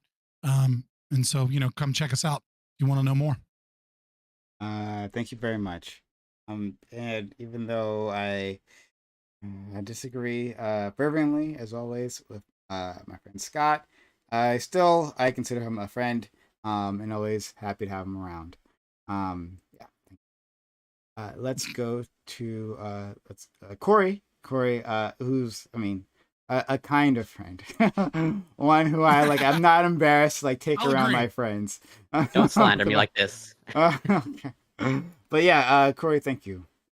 Yeah, thank you. Always super grateful to be here. And I feel like I should clarify something. So I do not want to destroy sports. I don't want to destroy women's sports either. But I have no problem saying that I think as a society as a whole, do I think we vehemently overvalue sports? Yes, absolutely. And it would be great if, let's say, sports functioned the way Scott described, sort of philosophically. But I feel like all of that just kind of crumbles if you just look at the average sports fan, at least that I perceive. But that's a separate topic altogether. And also kudos to you, Prime, for finally making space for Scott to get some time to speak. But yeah, I super appreciate being here. Appreciate it too. You can find me on Twitch, twitch.tv Corey Campbell 84. On Twitter, Instagram, literally it's Corey Campbell. I'm a biochemist. I cover science and research and news and a little bit of politics. And yeah, Doobie, iCow, Tiberius, Connor, Scott, and Lactoid, always a pleasure. And love you, Prime. Thank you so much. Okay, great. So was it a friend Counterpoints who is amazing and wonderful, and I'm so happy spending time with us. I know it's going to end soon enough because he's got to get back to work and stuff. But We still got 3 weeks. Yeah. 3 amazing weeks with my friend Counterpoints. And I always love hearing what you have to say. Thanks for stopping by and putting up a good fight once again. No, I always love being on panels. I'm sorry if I helped drive the first topic to being a little bit dry, but the truth is these things, while not everybody wants to talk about stats and consumption and all that kind of stuff, these are the things that drive your lives. Really and truly, like the 2008 financial disaster result, in the housing crisis. It affects policy to this day about how people consume housing and, the prices that we deal with and what the government policy is and all that kind of stuff. And so I get it can be a little bit dry, but it is really, really fucking important. And getting the details right is important, because if you don't know the details, and by the way, I think Lactoid understands the details just fine. I think he understands them just fine. I think we're arriving at different interpretations because we're talking about how the variables affect each other. But the truth is, if you don't understand the variables, then you can't make good policy, and if you can't make good policy, then you're going to cause more disasters in the future. So even if it's dry, I appreciate the people who hung in for it, doing that. And then I haven't really had my mind changed on this panel for the second topic. I still think like binary trans people are real, and I don't know if it's sufficient to just let them wait until they're 18 to do something about it. But at the same time, what I have received is I need to check the variables I'm putting into my calculus to make sure that I am forwarding the correct perspective. So I'm not accidentally forwarding a view that's hurting people intentionally or unintentionally. But I love being here. Thank you for having me. Counterpoints 40K on YouTube. Check out my science fiction breakdowns. They are excellent and they're fun. And then if you like debates such as this, check out Counterpoints Coliseum. And then if you want to see me rant about political topics for 20 minutes, check out Counterpoints. They're all linked in my primary YouTube channel. Thank you kindly, Prime. Okay, absolutely, friend. And next, and I definitely do agree with you in terms of like understanding all these things is very important because those details matter. And it makes it difficult for the public to engage in any sort of meaningful discussion. They don't understand, right? Like, yeah. So, thank you so much, Ty. Thank you for also jumping in and giving your 2 cents. I appreciate it. As far as topic 1, I think I put my 2 cents in pretty well. I don't think I need to like super reevaluate any of that. So thank you for letting me nerd out on economics. It's always a good time for me. When it comes to topic 2, like there was a lot of ground we covered, but I do want to like tap into this for anyone who's like kind of curious. I'm very much a guy who's like the right really screwed up on institutionalism, going back a couple decades, and like as a right winger, I want us to get better at that. We've pretty much just bitched out of every major fight that we pretty much have could. We let the church die. We let education go to the left. We let all these problems happen to where it's like, yeah, Marxism is in our schools. And while there are certain things where I'm like, oh, the end is not near, there's levels to where it's like, yeah, I would like some other things in schools besides, equality is just the be all end all goal for humanity. So going forward with that is that if we want to have nice things, like actually having something like, oh, your Lord and Savior Jesus Christ saying, hey, you should be nice to people because he believes that all of them are fucked up as you are, well, then maybe we should actually put in some work into that particular kind of, idea.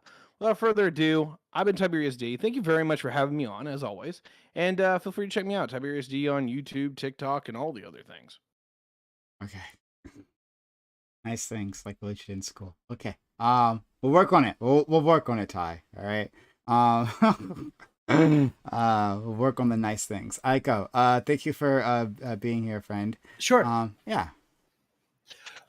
One aspect of this that I thought was kind of interesting at the beginning on the second topic that I was hoping we'd get more into was when Doobie said, like, I should like care more about sports, or specifically about this issue when it comes to sports. And that's something that I'm still not clear on. I have conversations on this topic every once in a while. And what I usually do is I usually end up asking somebody, if I'm talking to somebody one-on-one, like, what are the advantages that you think like trans women have in sports? And we go through them. And they start with height, and then they go to like limb length and muscle strength and all of those. And with each one of those questions systematically, I ask, okay, are you saying that you want to limit height in women's sports? No. Do you want to limit limb length in women's sports? No. Do you want to have a maximum strength that you allow those women to have in sports? No. So all of these things that are sort of uniquely attributed to trans women in sports, like I agree that there's like a fairness issue there, but it's a fairness issue that's also exists among cis women. And that's why I always wind up arriving at the I don't care sort of answer, because it's very rare when you see anything in sports that's oriented toward actually making something fair. Like the closest thing I can think of is like weight classes in boxing or something like that. And so, like, even exiting out of this topic, I have a hard time. Maybe Dubiel in his outro, like, will maybe like change my mind on why I should care about fairness in sports and how that fairness like extends beyond just trans issues. So much. And last, Dark Lord and Savior Doobie, who was kind enough to join us again, and he woke up for that that second topic. Thank you, Doobie. Yeah, thank you for having me. I'm from the politics server on Discord, discord.gg/politics. And yeah, well, you'll find us there doing all kinds of crazy shit. I think this month we have like it's Pride Month, unfortunately. And while I did let them have the server banner and whatnot for the first week, I got rid of that, thankfully.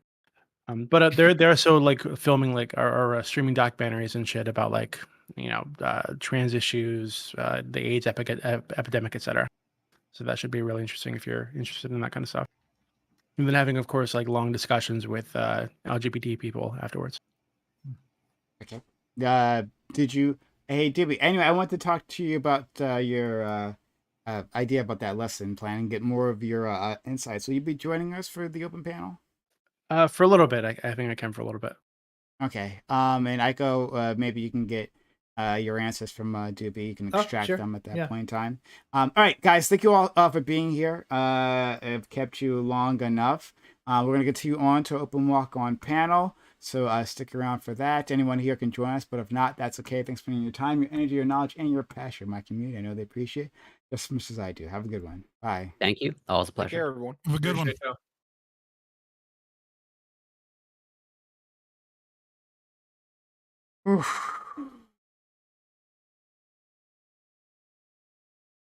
I always get super sweaty. The headphones on, get like super sweaty. I don't like it. So I just take them off now, right? And just, like they're moist. I don't want to leave them off for as long as possible, but like I can only leave them off for a few moments before I go into the thing. So, but now you have an insight into me. Okay. But yeah, guys, we do need your help. So consider supporting the channel. If you like what we're doing, want more of what we're doing, then help us out. Help us survive to the next day, next week. But we do need your help. So consider supporting the channel by subs to the channel, or gifting bits, or gifting subs. We are streaming on YouTube.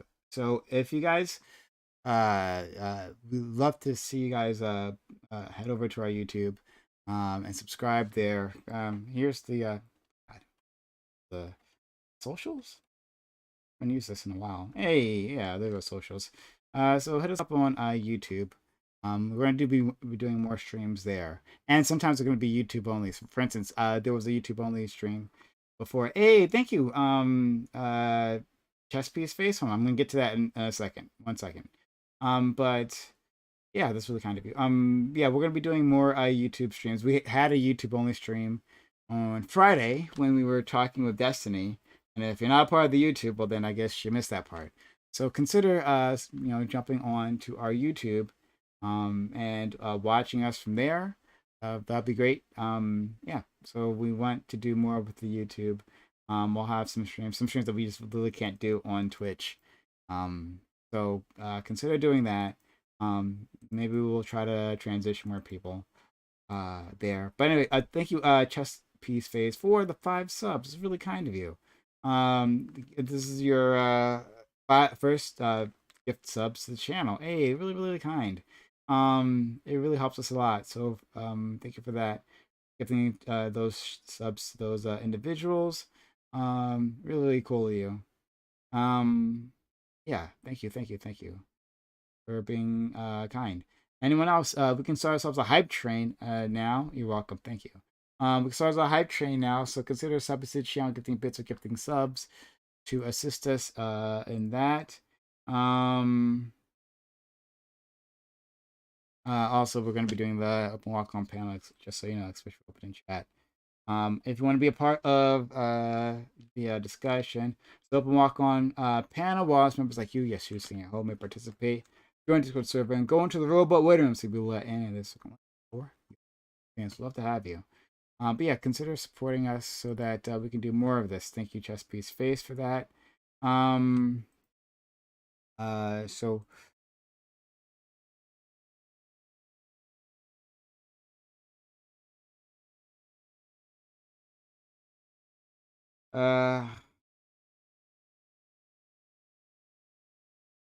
um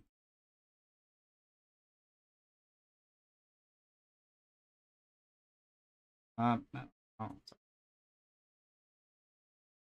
um okay, so we'll get started in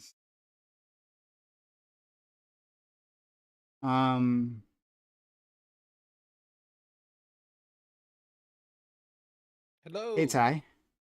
How's it going? Hey, thanks for being here. You Absolutely. got yeah.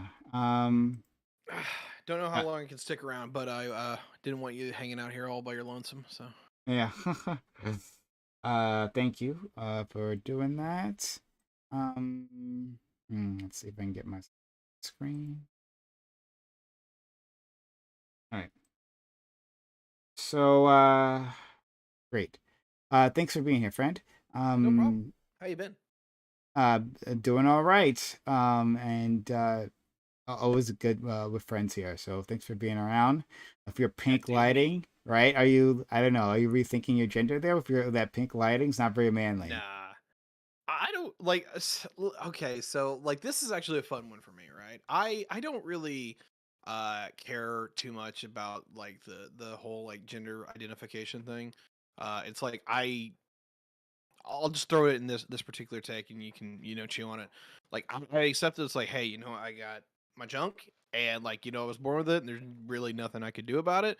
But I didn't really care that much about like that I had it. I mean, hell, for a very long time I didn't get to use it, so it was that was kind of one of those issues, right? And then when it came down to finally like going through those kind of things, like I understood I was a man, I understood there was a dynamic with those kind of things, like there was expectations, but like 90% of it I didn't give a shit about. Like a lot of times I can look out and I'm just like, hey, this is a man and this is what he's doing. I'm like, all right, well, he's being a jackass and I don't really care to do that. Um, like just kind of an example. You ever, watch two men who are just kind of arguing and they just neither of them will back down because like their manly pride or honor just will not suffice it. Like shit like that. Like I'm just like I have no patience for it. It doesn't do you any good. Like, but if anything gets your teeth knocked in a little bit, I'm like, I'm not about that. Fair enough. Yeah. I mean, okay. I accept that. Um, I mean, there might be more to explore there, but There's a lot. I like. Let's just scratching the surface. But Aiko, I can't see your beautiful face. you can't. Oh, His camera's on. Okay, I could like for some reason I don't know. It's being weird. Give me a second. Yeah, here. maybe. Okay. Yeah. Or consider leaving and coming back. I'll you'd have to draw me back in. I don't have Yeah. an active sub right now. Yeah. Give me Which 10 people can seconds. change. Yeah, guys. Again, support the channel by subbing to the channel, gifting bits, and gifting us up to our friend Tiberius or anyone else. We do need that support, so help us out so that we can keep doing this. Yeah, it takes support from the community. Thank you, Chess Piece Face, for the 5 gift subs. But yes, help us out. Yeah, that's great. Okay, so let's go to, because we might have them for a limited amount of time. Let's go to our friend Doobie and Aiko. So Doobie, you talked about, well, actually, you know what, first Aiko, let's see if you can get your answers from him. You wanted Doobie to answer something. Yeah, do you remember my question, Doobie? Basically, it was why should you care about the sports thing? Yeah, Fairness in specifically sports. along the lines of all of the things that people normally talk about when they talk about that the women that the advantage that trans women have over cis women.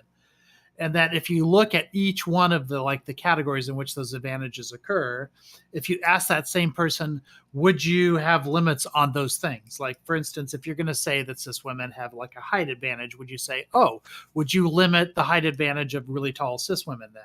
or on people with cis women with unusually longer limbs, or who are stronger than the average cis woman, et cetera, et cetera, et cetera.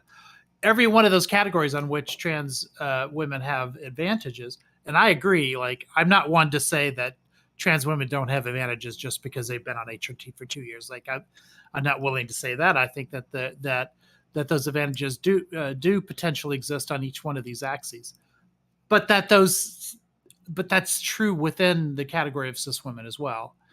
And should we therefore consider that the differences in height and the differences in strength and limb length and all of these other things, quickness, uh, if all of those things should be considered within the category of cis women as well, in order to eliminate the advantages that people perceive that cis women have. So I think that there's two components of this. So component one is I think that even if we were to say that there were no differences in like performance or ability between like trans women and like biological women, Right. I Which I would say don't, that yeah, I but don't even if claim that were the that, but yeah. case, yeah, Yeah. but even if that were the case, I would say that we still shouldn't let trans women compete with women and with biological women.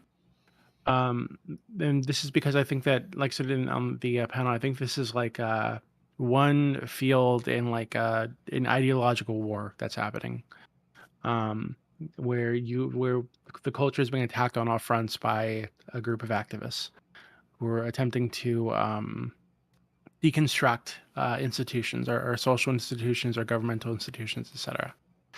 And I'm not saying that they're doing it for like malicious purposes, but I think that's what they're doing. So that's like the first component. The second component is that I think that if you're somebody who cares about fairness in any sport, then I think that it's true that there are going to be biological advantages, just like inherent advantages from that one person might have over another of any gender, right? So some men are going to be taller than other men. Some women will have more testosterone and more muscle mass, etc., or denser bones than other women. That's true, but I think this typically happens along like a range, right? Where it's going to be very rare that you find a woman who has the kind of like advantage that a man does, right? And you could even say that like, oh well, yeah, it's going to be rare that you find those women, but in the context of like professional athletes, like elite top level athletes, we're already dealing with the edge cases, right? Within the sex. So maybe that doesn't matter as much, but I think that if somebody is coming into so if you're like a woman who doesn't have these like biological advantages that a male does, and you need to work your entire life to be able to compete with somebody who has it way easier just because they were born a male, just because they went through a male puberty, and there's no way realistically for you to catch up to them. I think it's unreasonable to think that these people should be competing in the same sport. Um, if we're going to care about fairness at all, right? It'd be akin to my from my perspective to having like somebody that is taking like steroids competing with people who are not taking steroids. Like I don't understand like and especially given that like this is like a tiny percentage of the population that we're even considering doing this for, it just doesn't seem to make sense from like any angle to me. See, I've heard defenses of steroid use just from a very similar angle to what you're talking about, which is to say, some athletes have tremendous like biological advantages, and because of that, like their body is naturally producing steroids like at a certain level, and that in order to be fair, other athletes should be able to ingest an amount of steroids that will allow them to be equal to that person, and that it's like there's something fundamentally unfair about the fact that somebody's biology allows them to produce steroids at that high rate to begin with, and that drugs should be used kind of as an equalizer. So when you talk about like steroids as being a unfair, like there's a way that you can look at it that sees it as just the opposite. Yeah, but I think what typically happens with those people is they're actually kept from competing, right? If you have Right. Yeah, which I think makes sense. You mean Right, people so- who take steroids? No, people who have just like higher level of testosterones, just like biological, like just like naturally, this is occurring within Oh. them. Is I'm this not aware of happening that. in male sports? Like in male sports, is there an I upper believe limit? so. Yeah, I believe so. I need to double check, but I can swear off the top of my head, I can remember cases where men have been like kept from competing because they had very high testosterone levels. I remember there was one like relay, not a relay, like a race, where there was somebody who was jumping off the starter line, and there's a clock that measures how fast you reach a certain point, and if you cross that point too fast, they assume that you started too early. And in fact, it has to happen 3 times before you're disqualified, and he did it all 3 times and therefore was disqualified. But when you go back and look at the footage, he didn't get off the block early.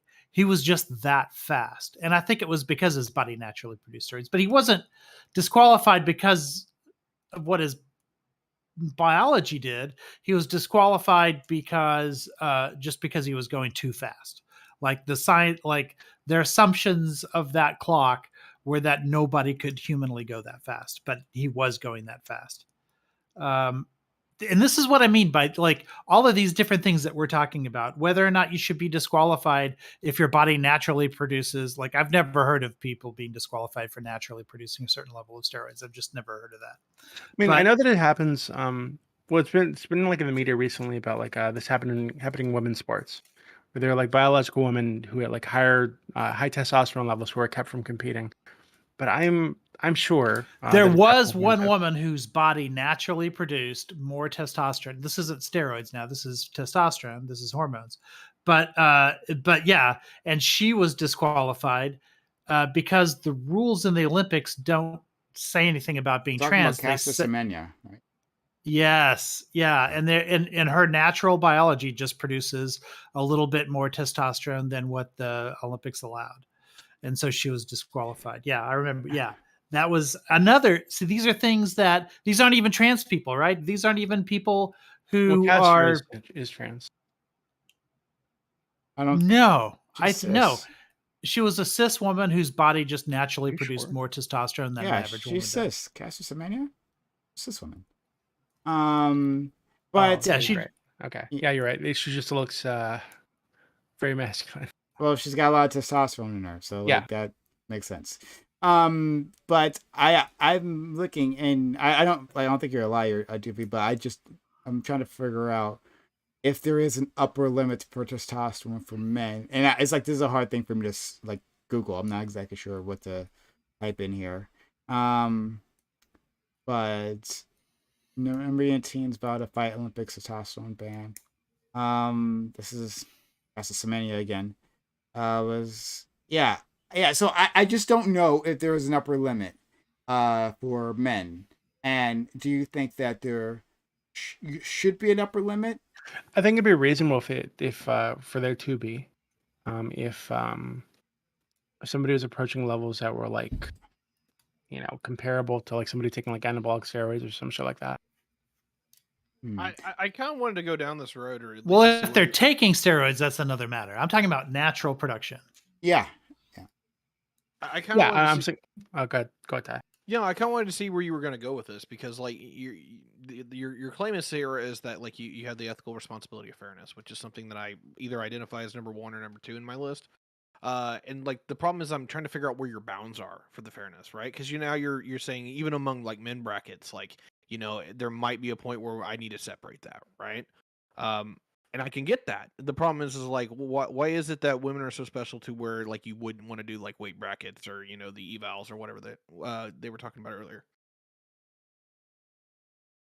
I think that, or just because like I think males have like physical biological advantages that we have like naturally, and I don't think it makes sense to like. I think that if we were to have like these two groups of people competing on equal footing, I think what's probably going to end up happening is you're going to just have far less successful female athletes because they're going to be pushed out by men who, if they were just competing with other men, would be mediocre, or like maybe not mediocre, but not top level athletes. Right. So And like this is just because of the advantages that they have that the women can't get over. So, like that, none of that I have a problem with on its face. What I would say here is that, all right, if we assume just for, I'm going to throw some numbers out here just to like, get my point across. Like, if you take like just like the certain record for like, I don't know, like swimming, right? You know how it is in seconds to get from one point to the other, right? And we know like men are like that top 100, right? But then you start seeing women in the, the second 100 group. Would you have a problem with the women who are competitive with the men in that second group or that second 100 group competing against each other? I'm sorry, can you repeat that one more time? Yeah, I'm sorry if I worded that wrong, but like basically, if you are looking at men who are performing on a peer-to-peer level with women of the same like basically caliber, would you have a problem with them competing with each other? I don't have a problem with them competing with each other just like in general.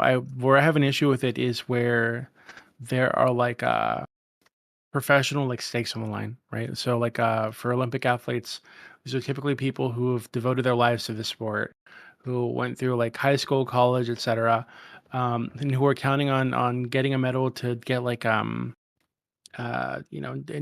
sponsorships, etc., that they can use to like make a living, right? If something like that's on the line, or like a high school, I'm sorry, like a college scholarship, then yeah, I wouldn't have them competing together. But if they just wanted to have like some like tournament where like a battle of the sexes sort of thing, or no gender rules at all in this tournament, I'm fine with that. What I'm concerned about is the push to like to expand beyond that, and to target like women's sports in general, which is what I think activists are doing. Okay, so like I can float with that, but it doesn't seem to be like your impetus morally on this is fairness as much as like a purity thing. It's like, hey, look, this is a woman's arena. Like this is for Yeah. women to compete with. Like, oh, and I can appreciate that. I'm not really much of a purist for a lot of reasons. Like the right wing ethics. It's literally my lowest scoring of those. And when it just comes down to it for me, it's like I don't have a problem with like if women say, hey, look, we want our own thing. But there is going to be conversations where other people might want to compete in that, whether they're trans or whether they're just quote unquote like lower performing guys. And Yeah, like, and I think you should say no. And Yeah. if when they say, "Oh, well, actually, I'm trans, so I'm a woman too," you say you're not the type of woman that is allowed to compete here, and then you move on. Like I don't see why we should like change the rules or change our understanding of sex and gender and whatnot for this tiny right. group of people that is being really like propped up by like far left activists. Like it just seems like a bad idea. So, I gotcha. Hey, Brento. first of all, thank Hey, you. I what's up? think nice to have my friend Brento here. But I want to try to like send it back to Franco because he was, he went down that list, right? Like of these like advantages, and he says like, people talk about like the height advantage. Okay, do you want to limit height and women's sports? You don't want to do that. Okay, all right. So then, or the limb length. Do you want to limit limb length among cis women? No. Okay. So we go down all these advantages, and for almost all of them, people say, "No, I'm not actually going to do that among cis women. Sports is inherently unfair." Uh, you That's like go ahead. I don't yeah, agree with that though. okay, sure. And I'm almost done. I'd love to hear you all. And I do want GB to be able to respond, but I want to hear from everybody. Um, like we talked about the steroids and the idea of leveling the playing field. There are definitely going to be guys who are just producing better, more hormones, right? That be testosterone or anything else that's performance enhancing within their bodies. But why don't we, if not cap the testosterone amount, allow for other people to take steroids, right? To equalize them, whoever has the most testosterone within that group, right? To equalize that performance. But people don't want to do that either. So if we understand that there's people, things are going to be unfair. So we're going to have physical attributes that simply surpass others, and that's fine. But for this case, specifically this case, it's impossible. Even though when you actually let them compete, trans women don't like take those medals for the most part. So I want Doobie to respond, but Brento, I hear Yeah. you. I want to hear what you have to say. Doobie. Okay. What Well, was the question? Maybe I missed it and all that. Okay. What was my question? I think that it doesn't seem that like people that sports is inherently unfair, and that no one actually seems to care about evening that playing field unless we're talking about trans women. That seems to Oh, I be see. Well, yeah, it's unfair within like a certain range, right? Like in either sex. But like I said at the start of this, my position isn't like super. We need everything to be fair. It's just I think I see this as like a battlefield in an ideological war, and I don't think it makes sense to cede ground to these people. okay. Well, then that Mhm. changes things. Fair enough, Okay. Brento. Yeah, sports I don't believe is inherently unfair. Like people are different, but sports, all people, if a sport is fair and there's not cheating going on, people are held to the same standard, and therefore sports are inherently fair. The sport in itself is fair. Otherwise, it's a bad sport, or someone's cheating, or it's poorly made. The sport or the game or the agreement is fair. People have advantages or disadvantages, and that's accepted when you choose to participate in the sport. So, yeah, some people are stronger than others. The question is, we have we have like adult sports and we have children's sports. We segregate by age, right?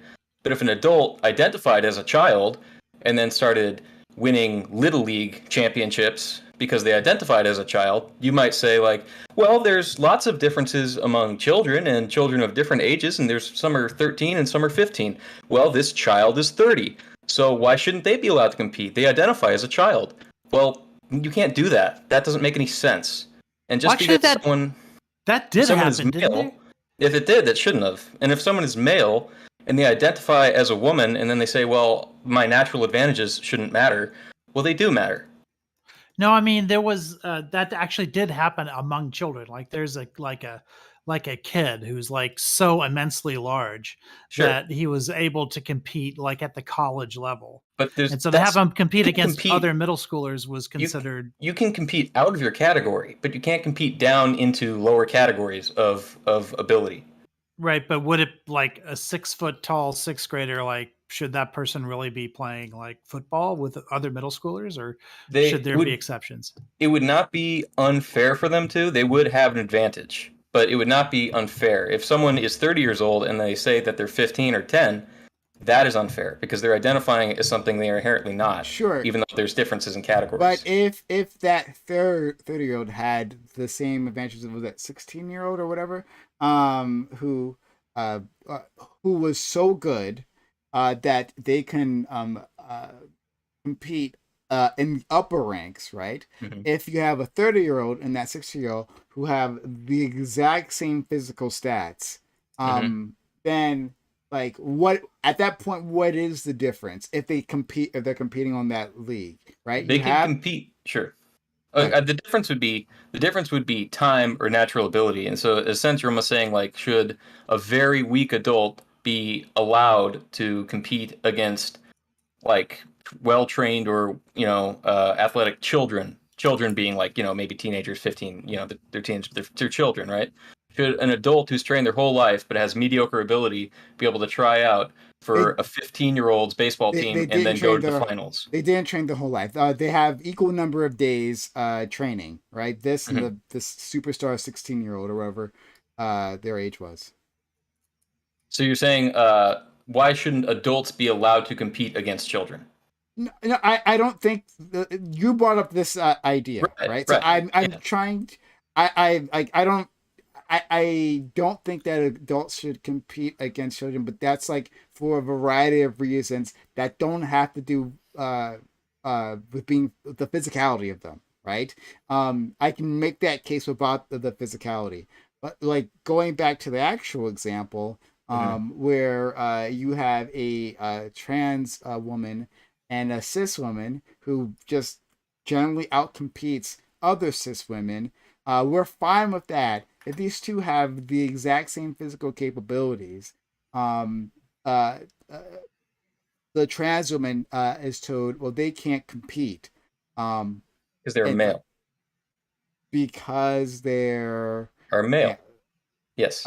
because they have they have male sex. They're a person of male sex, Yes. but female gender, and they Female is not a aren't gender. disciplined. Female is a sex. Oh, sorry, women gender. You know the fuck I'm talking about. The fuck. I know Come what on, you're man, talking dude. about, but everyone wants to draw this distinction, and then they want to forget the distinction when they want to break the rules. Dude, so you I'm need not. to stick to it. I'm not breaking. Come on, dude. You've heard Well, me I'm not talk saying about you, this. This is what it is. This is people. These lines get crossed by the softness of the language. I want to talk to Doobie, so I got you. Doobie, go ahead. Well, I don't have any more time, Prim. I'm sorry. My I dare girlfriend you. is so slowly absorbing my life. It's Okay. terrible. Say hi I'm to gonna Brandon jump her soon Sanderson. just for you, okay? I promise. Sure. Okay. All right. So Bye, friend. I love you don't guys. mean to jump down your throat, Prime. I'm sorry, but No, it's no, it is the softness of the language in that degree that is causing these types of like arguments and these types of issues to arise. When someone says, "Hey, you know, sex and gender are different, and I'm of the female gender." Well, female is not a gender. Oh yeah, okay, well whatever. No, well it can't be different, and then okay, yeah, well whatever. Okay, fair enough. Fair enough. All right. I apologize. And I you know don't need to I know you weren't apologize. directed at me. I know you were directed. Okay, you don't need to apologize. Fair It's enough. just these are real distinctions. And when Doobie is saying what Doobie was saying, that there's people who he perceives are trying to essentially culturally deconstruct or attack parts of our culture or society, that kind of total deconstruction, or that sort of like that crossover between the two distinctions that were made, that we're going to make this distinction and then we'll forget we made the distinction and then we'll ask why things aren't this way or that way. And no, you made the distinction. Not okay. you, it's the people. Yeah, I it's know. this argument entirely. So that's fair. That's fair. If people are asking you to be exact with your language, they should be exact back. Fair enough. I think that's fine. Let's Ty Bears, I think you said you want to say something. Yeah, I do have a little bit of something. It might be a slight derail, so you can shut it down. But I'll simply say this: when it comes to these kind of things, people are like they're saying fairness, but I think they're viewing it through the framework of either like equality, or they're viewing it through the framework of purity, right? So it's just like it's fair as long as there's all women, which is like a very like puritanical way of looking through it. Or it's equality in the terms of like, all right, you have to be in this weight class, or you have to be within like this level of performance.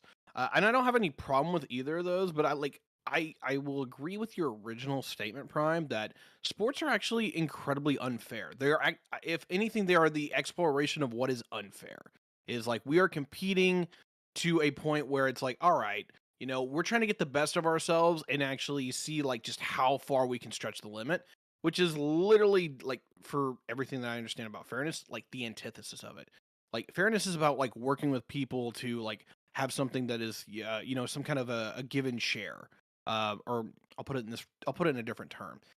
Fairness basically is summarized as you have to give something to get something, right? So it'd be like, hey, I'm going to compete with you, but I'll put it this way.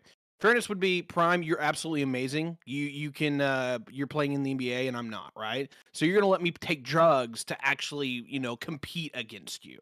That's fairness. That's how I would describe that. Michael, you should share that with everyone else you just sent me. Yeah, I did. I share it with Brento.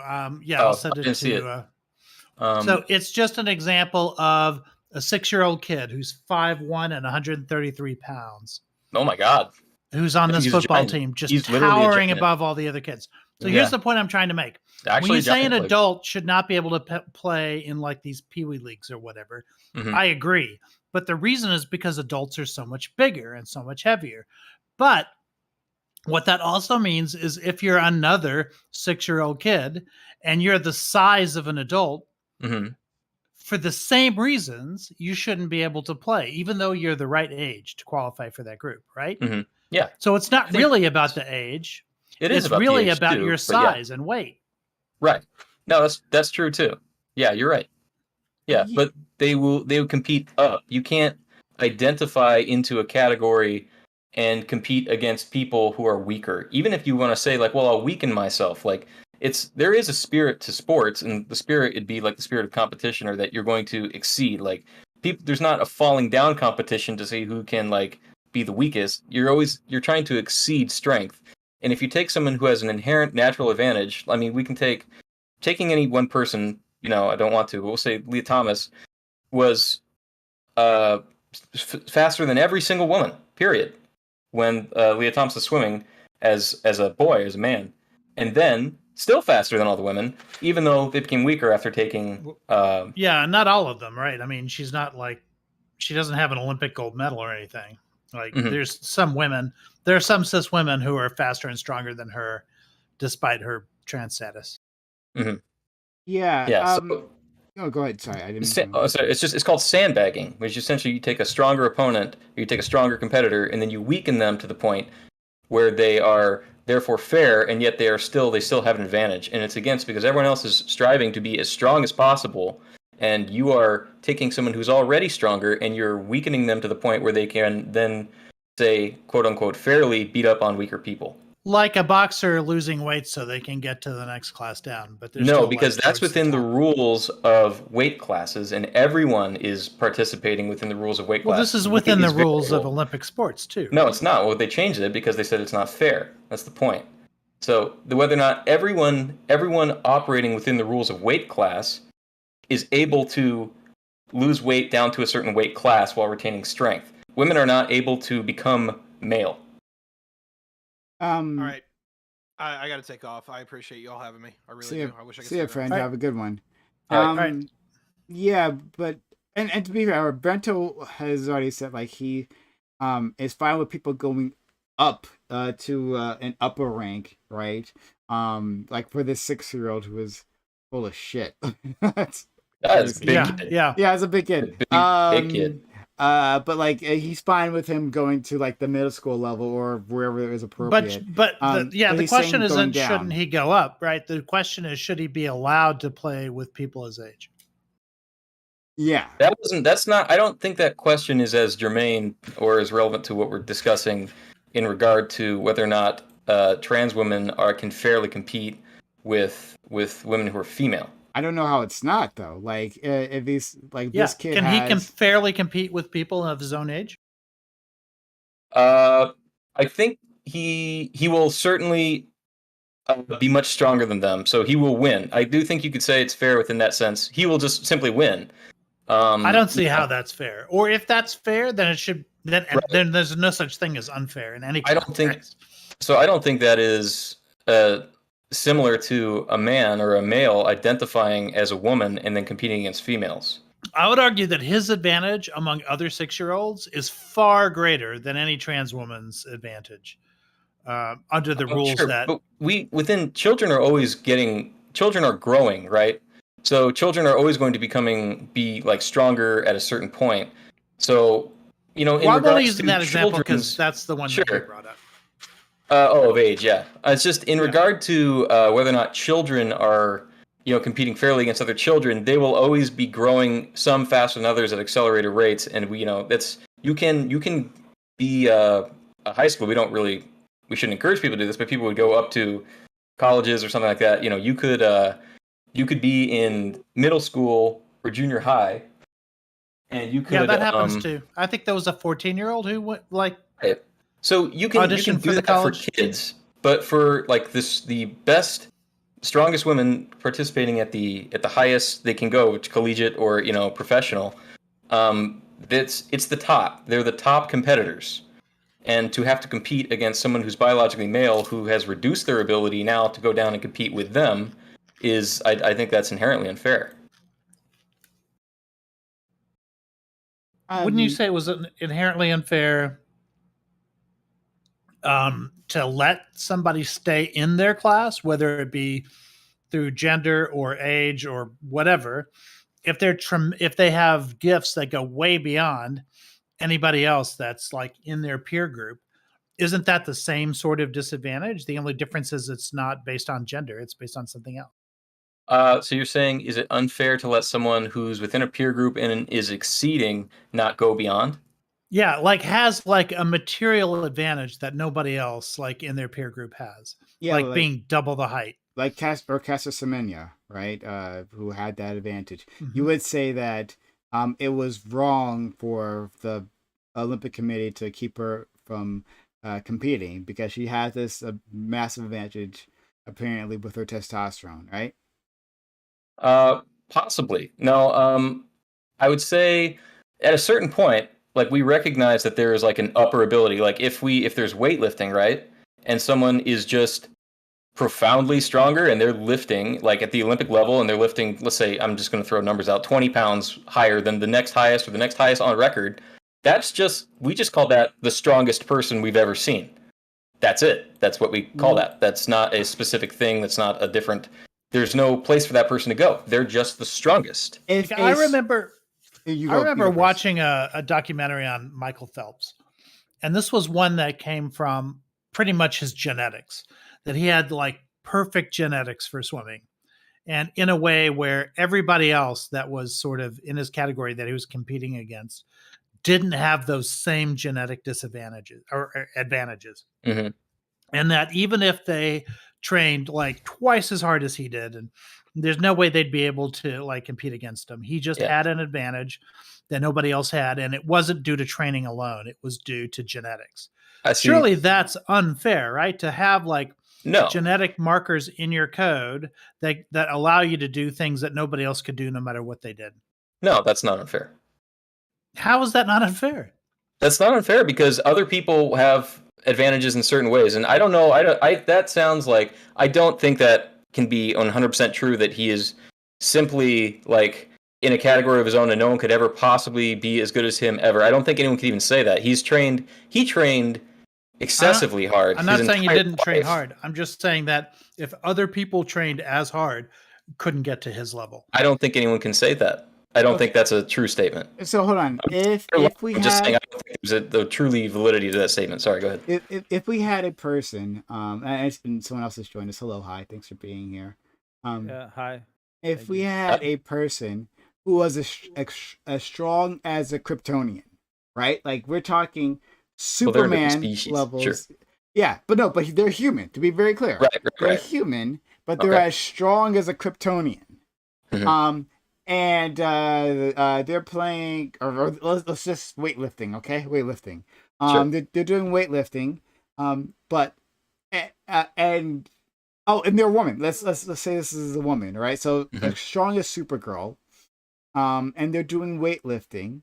Do you think that it might be unfair for her to compete with people who have the similar weight and height or whatever they use to categorize people within the sport of weightlifting, right? Sure.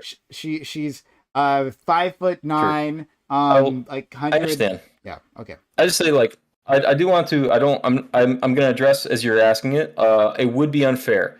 Within that sense, though, that's outside of the laws of physics. So we are speaking now to essentially, what if the laws of physics and I'm saying there's an upper limit, right? So there is an upper limit that you agree to, and so that we can keep lowering that until if someone could lift a fire truck over their head, okay, then it is a joke. And if this is known, then it is a joke or a show for them to compete against other people.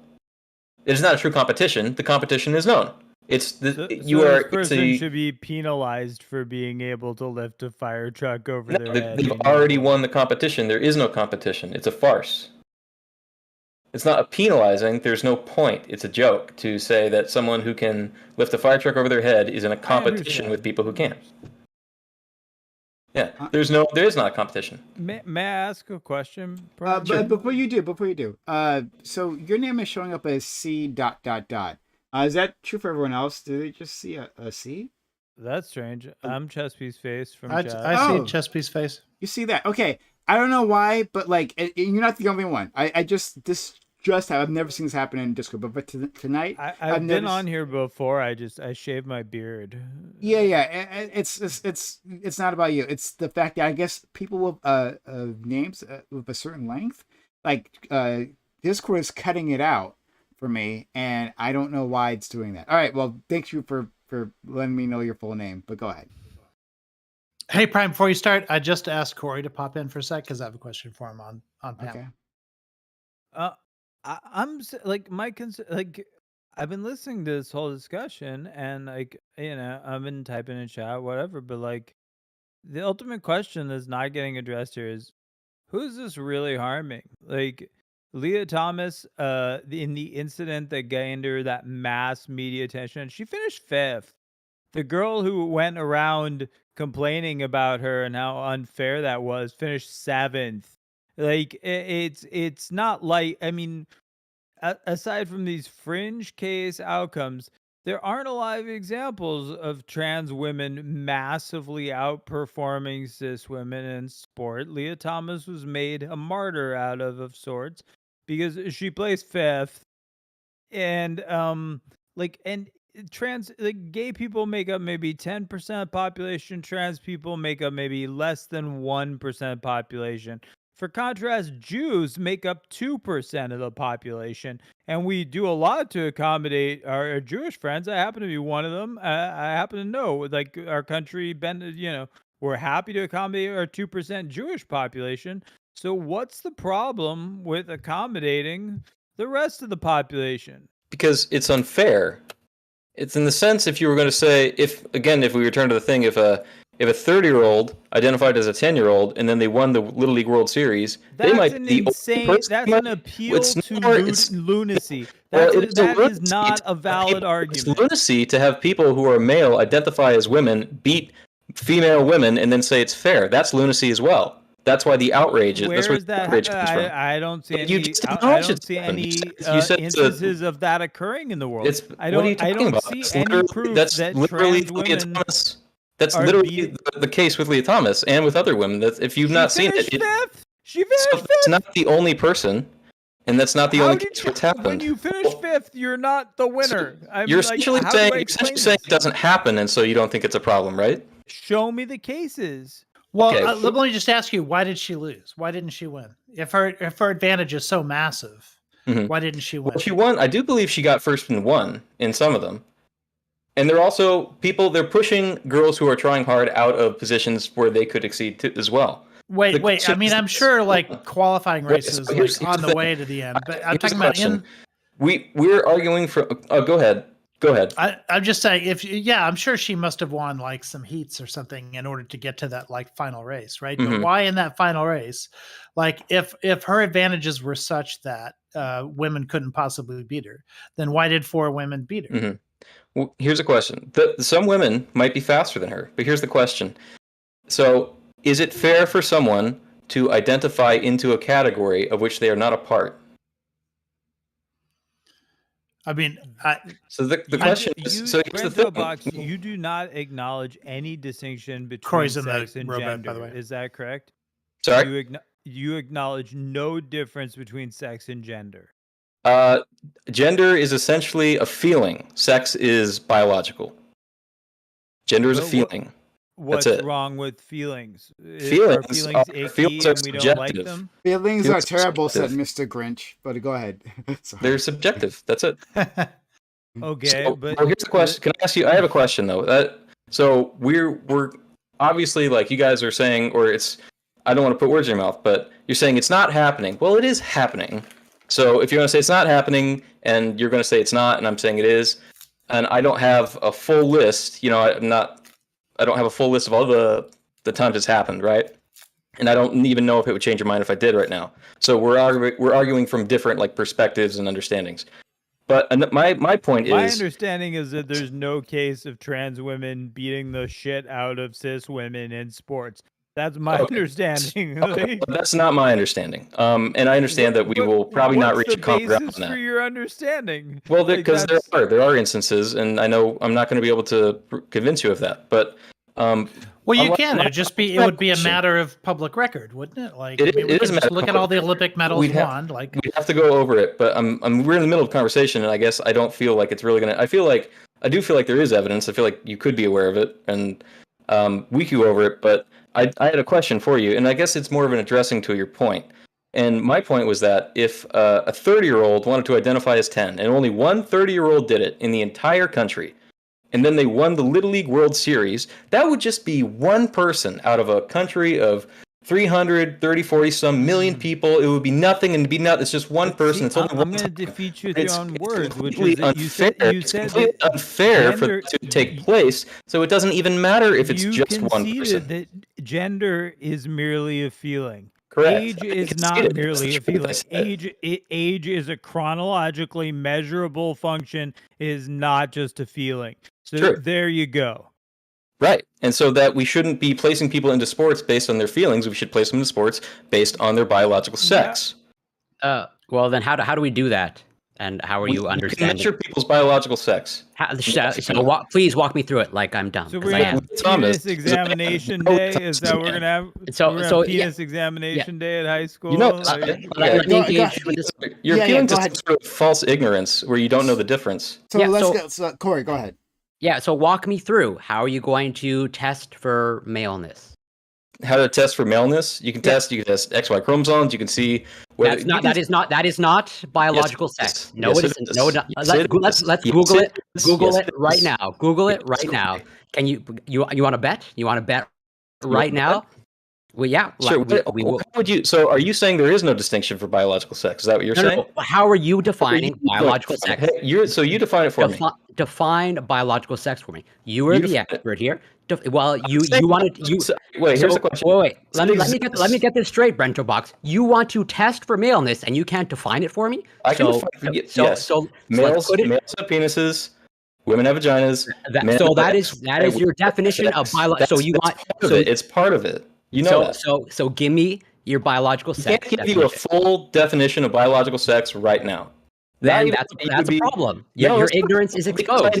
I know that it exists. I couldn't tell you everything that a cat is right now, but I know cats exist. But I couldn't tell you exactly what a cat is completely off the top of my head right now. So you want to talk about biology, and biologists classify cats, and now you want to. Your familiarity with humans I'm far saying that exceeds your familiarity with cats. definition, but I understand that things exist. Do you not? Okay, wait. Are you saying that you don't know what one is? So I can define biological sex. Yes, I can. Okay. So do you want to give your definition in terms of what criteria you're going to use to define and classify maleness? Sorry, 1 second. I'm getting an echo. Can you define for me what biological sex is, and do you think it's distinguishable? Yes. In biology, generally speaking, when we're talking about biological sex, we are referring to gametes, the production of gametes. As in, male is classified as the one that is producing the smaller gamete, the sperm, and the female is classified as the one that is potentially producing the larger gamete, the egg. That is biological sex in biology. And do you think that's all that is? You don't think it has any kind of well, you brought up biological sex. You used a specific term. I cannot give you a full, complete definition, even one that you would be happy with, of biological sex right now. So then you are agreeing it's subjective. I don't need to give you a full, complete definition. Like I said, I cannot completely explain to you right now, off the top of my head, with a perfect definition that you will not disagree with, of what. Hold on, you're about to say something. It means you're not listening, right? So I cannot tell you exactly what a tree is, but I know trees exist. But I couldn't tell you exactly what it is, but I know they exist. Right. So our tree. But you're not making prescriptions for. Yeah, you're not making. That's why I said walk me through through how you want to check for maleness in sports. Give me your reality. Don't talk about trees. Are trees competing in sports? Male or female? Would you say that's an unconfirmable fact? I would say it's an irrelevant fact, as I made it clear. It's relevant. Do you think it's confirmable or not? Biological sex, okay, we have a construct in biology of how we understand biological sex, and we recognize that there are outliers in these in terms of, so if we're going by distinct definition of biological sex in biology, as in a male is the one that produces the smaller gamete, the sperm, technically no one is born a biological male because you don't produce sperm until you go through development. A biological male. I don't think we're ever going to reach an agreement now. So that's why I asked you. So that's why bring up Google it right now. Intersex people are a condition. They're not like they don't negate the concept of bisexuality. Of intersex people? I just said I was, Chess. I just said yes. Well, I mean, so how do you want to explain that?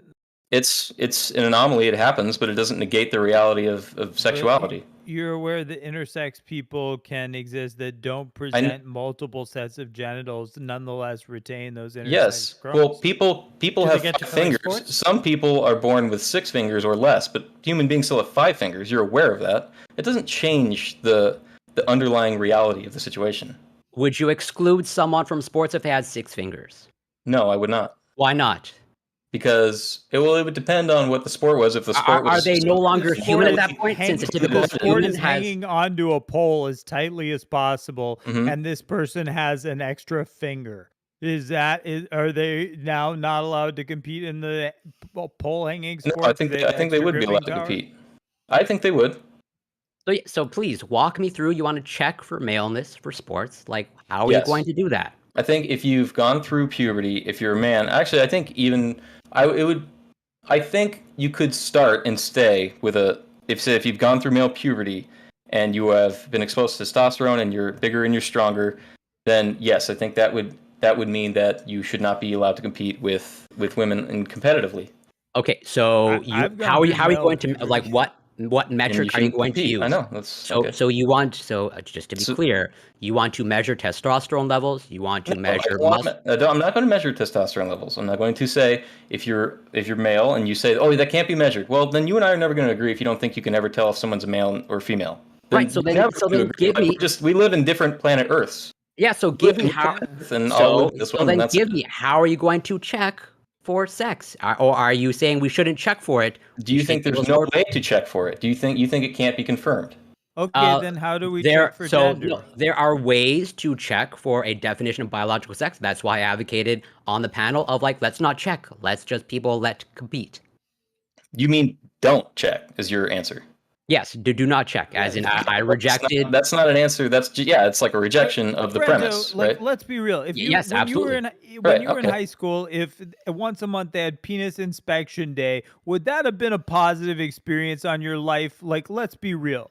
No, but you don't need to do that once a month. That's stupid.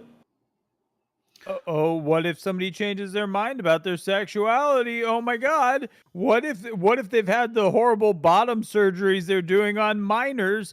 That like, oh my goodness! Like, what if somebody's like, you can't change your sexuality. Sexuality meaning like your sexual orientation, I guess, but like your sex, male or female, you can't change that.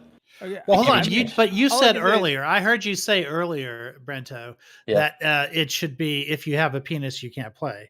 But if you've had bottom surgery, then you don't have a penis. You mean competing against women, right? Yeah. Yes. Right, but I mean, men grow penises, women don't grow penises. So when I'm saying if you have a penis, it's a way to check. If you've cut your dick off, you're still a man. Okay, so then that's not the category. So then you missed it. It's a way of identifying. Cut your a man off, who cuts his dick off is still a man who cut his dick off. You can still tell he's a man, even if he's done that, or if he suffered an accident. Right. So you want to check the genitals of athletes then? You could. That might be possible. You might have to check for competing at the top levels. If that would be a way to identify, that would be one way you could check. There is a way to turn stem cells into sperm now. Yeah. So like there's ways absolutely. to like you can have the gametes like go in that direction. Yeah. I don't think that's necessary, but if the only thing you can't change, as far as I know, theoretically, is would be your chromosomes. So chromosomal sex can't change, but other forms of biological sex can. You say forms of biological sex. Yeah, like for instance, the gametes that you produce, or which like sex organs that you have in you, or hormone production would be the most different gametes. Is what you're saying? Is that true? Produce different gametes? Yeah, you can now. Corey can back me up on this. It is now possible to take a woman and take her stem cells and turn them into sperm. Okay, but that's not producing different gametes. You're changing them outside in a laboratory, correct? Can I ask you? He's not producing them organically. You're not inducing a change within the body, correct? Are you by any chance arguing this from a Christian informed perspective? I am Christian. It's not a Christian informed perspective. I'm Christian. I can understand the difference between men and women, though. I know that there's a biological distinction. If I'm not mistaken, Aiko is also a Christian. I know this. Sure, yeah. And like you guys have incredibly different perspectives on that. How do you reconcile that matter? We Well, I don't talked think on it's Parker's this is panel. I don't think this is a religious argument particularly. So okay, but the reason I asked Corey to come on is because I wanted to talk about like things genetically that are advantageous, and so I was just looking. I just looked it up, and apparently there are two like sets of genes, or I don't know if you can call these genes or like parts of your genetic code or what you would Keys. call that, Mhm. but it's ACTN3 and then ACE are both associated with like stronger athletic performance. So if you don't have those, aren't you at a fundamental disadvantage to people who do have that in their genetics? And should we be filtering people who have that in their genetics out so that they don't have a fundamental like genetic advantage over their Advantage. opponents? No, I don't Yeah. think you should. Why But not? why? It's not Because we fair, don't- right? They've got something Well, they have an there's advantage always- other people don't have. There's always going to be an advantage within certain types of categories, and then we segregate like kind of like the age thing. Like I was saying, some advantages we actually are selecting for in the nature of designing the sport, and then some we recognize are too great and cannot be overcome and make the competition unfair. And I'm saying that men or males competing against females is unfair at the highest level. But clearly, this can be, when it comes to trans women, this can be overcome, right? Because it was overcome to the extent that Leah Thomas like lost to 4 cis women. So it can be overcome. If your standard is cannot be overcome, Sure, but then I mean, we've met that standard. Your standard is apparently that like as long as any woman anywhere can compete or beat a trans woman, Well, in that's your any standard. way You that's said fair. cannot be overcome. You're saying your standard is that there's no such thing as unfairness as long as at least one woman can overcome at least one trans woman. There's And no at least such one thing as woman fairness. can overcome the ACE genetic advantage. I don't think that's true. So that makes it okay. No, because I don't think so. I don't think that makes it okay. So you would exclude the ACE gene then? No, I would not. But hold on, then what's the standard? You need to find a standard where Male and female is a fine standard. There will always be people who can fall within or without certain types of within, like we'll have kind of a natural advantage, like you're saying, with a gene. But I think male and female selection, there will be variation between those. But I don't think it is fair to have women compete against males who have identified as women. But you're stating that, but you're not proving it. You're not providing evidence for it. It's kind of self-evident to the point where it's sort of like if you don't see it, you don't seem to understand like really basic things about humanity. Then, you can't. Brento. What about Michael? It's impossible Phelps, to get you to see these things. Michael Phelps was competing against other cis men in a male category. He is a mutant. He has a longer wingspan. His muscles are attached differently than other males. I don't think that's entirely true. It is entirely true. It's not true. We can use the example. He's not some like ridiculous we can use the example of, let's say, I'm not an expert on the NBA or basketball, but let's say use Shaq as an example. I think physically he is a clear outlier when it comes to pretty much the majority of basketball players. Would you make a separate category for him where he's insurmountable? I think he won like 4, if not 5 NBA championships. A clear outlier, almost insurmountable. Pretty much like I think one of the best or most decorated. Why not? Because that way is more so unfair. than Leah Thomas for sure. He's the top category. There is no better category for him to go to. So make the distinction. No, you can have basketball players above 7 foot. So make the distinction as to why Shaq's unfairness is like Shaq's justifiable competing within men. He's competing with other men. So why not allow Leah Thomas to compete? Because Leah Thomas is male. But Leah Thomas's advantage isn't enough to even win the top race, whereas Shaq was unbeatable. So his advantage is much greater than hers. Yeah. And Michael Phelps too. So in March 2022, so fairness is not Leah Thomas the differentiating became the first factor. openly transgender athlete to win the NCAA Division I national championship. So yes, Leah Thomas. But there was a race. 500-yard freestyle event. Yeah. So you're saying Leah Thomas placed 5th, but Leah Thomas did place first. No. what he's saying is that she placed 5th in a higher level rate. Like you would see her competing in the Olympics because it was possible to compete for trans people to compete in the Olympics at that time, but she didn't even qualify. The match specifically that gained media attention, that blonde girl went on all Fox News complaining that she lost to Leah Thompson. That blonde girl got 7th and Leah Thompson got 5th in that specific race that got media attention. And all I'm saying is, wouldn't you expect to see at least one Olympic gold medalist by now that be a trans person? I think there have been in certain categories. Are you saying purely in swimming? No categories. In no categories. In any category. No, in the Olympics, they hand out over 1,000 medals every Olympics, and not once has it been a trans person. Now there was a non-binary. There was a non-binary person who was like born assigned female at birth, so you couldn't say like she had a sex or gender advantage. Who I think won a medal at some point. Just because they haven't won the Olympics doesn't mean anything. In the Olympics? Yeah, that doesn't mean anything. Just because in the Olympics? Sorry? 2023. Can you hear me? Can you hear me? Yeah, we can hear you. Oh, sorry. I was asking Aiko, are you saying that happened in the Olympics? Well, it's never happened in the Olympics is the point. Like a trans woman has never won. You said non-binary identified as assigned female at birth, or so. Oh, there was somebody. No, there was someone who saying. signed female at birth who identified as non-binary, who won a medal at one point. But you wouldn't say she has any advantages because she meets every definition. Well, it depends. She's female. She possibly took. Male no, she wouldn't be hormones. qualified. No, if she took steroids, or if she took, she wouldn't have been able to qualify if she took. That doesn't mean she didn't take it at testosterone. some point. Just that she met whatever the IOC. Did she beat men or she beat women? No one's alleged. She beat women. She beat no women. one's. No one's talking to. Sorry, are you talking to chat? No, you.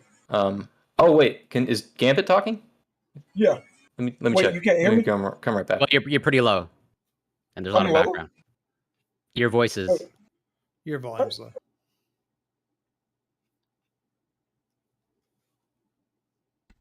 So, GSU or Brento, do you? I can't hear GSU if he's talking. Sorry. GSU is muted. And also to iCow's point, in the past Olympics, I think like 2020, like Laurel Hubbard was a transgender athlete in Olympic lifting, and they didn't even like medal at all. So there was like no presumed advantage there, and they're a trans woman, I believe. Can y'all hear me now? So do you think? Are you saying that would you say that you think there are no instances, or there could be no instances of trans athletes having an advantage, or do you think if they do have an advantage, it doesn't matter anyway? I think they have an advantage. I do too. I just think the advantage is less than the advantage of among cis people, like within a category. But I think I think especially if you didn't transition before puberty, you're likely to have a height advantage. You probably won't be as tall as the like top athletes in any given field, but you'll have a higher than average height advantage, for instance.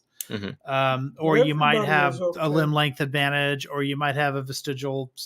Well, strength seems to go away within 2 years, but things like limb length advantage, like you can't shrink limb lengths. Well, you could, but pretty invasive though. Yeah, exactly. Yeah.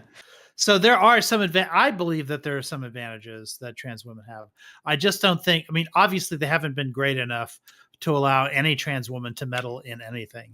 Wait, but that's such a crazy bar, right? They have to medal in the Olympics for it to be a problem? No, that's not my claim. The claim I've been hearing multiple times tonight is that no woman will ever win again because of trans women in sports. Well, that's a very easy claim. Nobody said that. Yes, multiple people have said that tonight. Nobody has said if you allow one trans person. Sorry, no. I can't hear you. I don't think I've ever muted you, but I can't hear you right now. I don't know why. Something's going on. Wait, I'm gonna leave the server. I'll come back. I can hear you, GSU. I can hear you. Hold on. I'm gonna leave. I'll be right back. Okay. All right. I left and came back. Can you hear him, Brento? No, it's something on my end. So I'm gonna try and figure this out, and I'm just gonna listen. Try and listen. Go ahead. Okay. So Go I ahead, love GSU. you.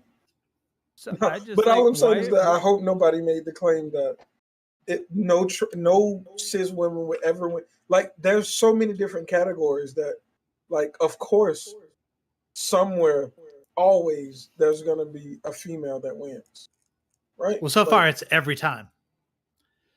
So far it's every if time. we only talk about the Olympics, right? Yeah, I'm talking hyper-specific. about the Olympics. Okay, but all right, the what I suggested earlier. This is this was earlier in the last panel. What I suggested earlier is that that trans people are 0.3% of the population, and I said that I would think that it would become a problem if more than 0.3%, like significantly more than 0.3% of like bouts or whatever, are won. By trans women. So that if we get to that point, then I'd say, okay, there's something that we would like definitely would have to start investigating at that point. But that we certainly haven't gotten there yet, because we have yet to see an Olympic medalist who's a trans woman. We can't Now- wait until society falls to say we're going to do something. You about you it. think the Society will sports fall. will fall? No, no, I'm This saying- is Listen, you can listen. No, no, You can- no, no, no, no, no, Don't try to laugh. I'm just trying to understand what he's saying. Y'all tried to cut me off, and y'all understand exactly what I'm Sorry. saying. So Go that's ahead, like Jason. hilarious. Like, all right, y'all have been extremely bad for Interpreto. Don't do that to me. Like, y'all know me. Like, let's not do this. You I just understand thought it was what funny, I'm that's saying all. is, I know you did, but it was Corey was actually about to go strawman at me.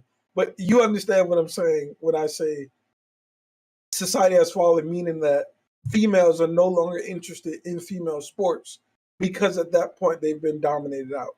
And we know that society doesn't want to reverse course now. Just because females lose the ability to play sports, the people who push for these things, Corey, I would assume you're one of those people. You're not going to change your mind just because females no longer have positions in society. You just say, well, they just couldn't compete with trans women. You advocated for getting rid of sports segmentation altogether, right? Yeah, absolutely. I think I heard you. Yeah, you are So absolutely. you don't care about females anyway. So Well, no. of course you're okay with the abolishment of female sports. If I can clarify, I think I'm I listening. think I understand. I only heard certain parts. Yeah, no, I totally understand if you maybe didn't hear my closing statement where I tried to make it clear that, I'm not against sports or for the abolishment of sports or women in sports. I think these are like good things. And like, yeah, like I'm all for competition. That's why this opens up to the broadest competition. And I'm curious if you have the same concerns. Do you think the lack or the inability of men to compete in university results in the fall of society where, do you have the exact same concerns where men are being pushed out because they pretty much can't compete? They're falling behind. They're dropping out because they can't pretty much keep up with women in academia. Do you have the same concerns there when it comes to women in sports? I have the same amount of concerns. There's a couple of things you said, though, that I want to address. One, saying that you care about competition, and that's why you want to erode segmentation on sex and sports, says nothing to the argument that you just want to get rid of female sports. You know, whether you admit it on this panel or not, but you know that if we abolish sex as a primary segmentation in sports, all females would immediately lose everything. It literally the next day, right? I will fully concede that there will probably be some growing pains, but as I understand if you weren't there for that portion of the panel, but I sort of got into it with Scott in terms of like, we don't know exactly where the advantage lies or not in all domains of sports. Like, do you know with ultramarathon, we appear to be getting some evidence that when it comes to ultramarathon and equestrian, those are the two that people name. But let's not name niche as sports. Let's name all mainstream sports. And in every one of them, in all ways, sure. Well, you mean mainstream Western? Do you know about cricket then? Even cricket, even chess, whatever you want to go to, all of those. If it's not equestrian and ultramarathon and some versions of swimming, if it's not those three things, if it's literally anything else, and I literally mean anything else, females would no longer be able to participate, and you know this. So no, I don't know that. In fact, I would even make the argument that I believe in women more than you do because I think that there can be the outlier that can compete. rather than Your you to say, faux well, they're belief. just going to be abolished No. and that they This can't compete at all. this faux I think- concept of you believe because you'll put them in an unfair situation. That doesn't mean that you believe. That just means I believe you're that willing to that there will be the disadvantage. outlier that can overcome the unfairness, as in Okay, if they okay, can at least get you're making it you, fair like, for them. Brento, I mean, so recognize Corey's that. Brento, hold on. Yo, One second, hold on.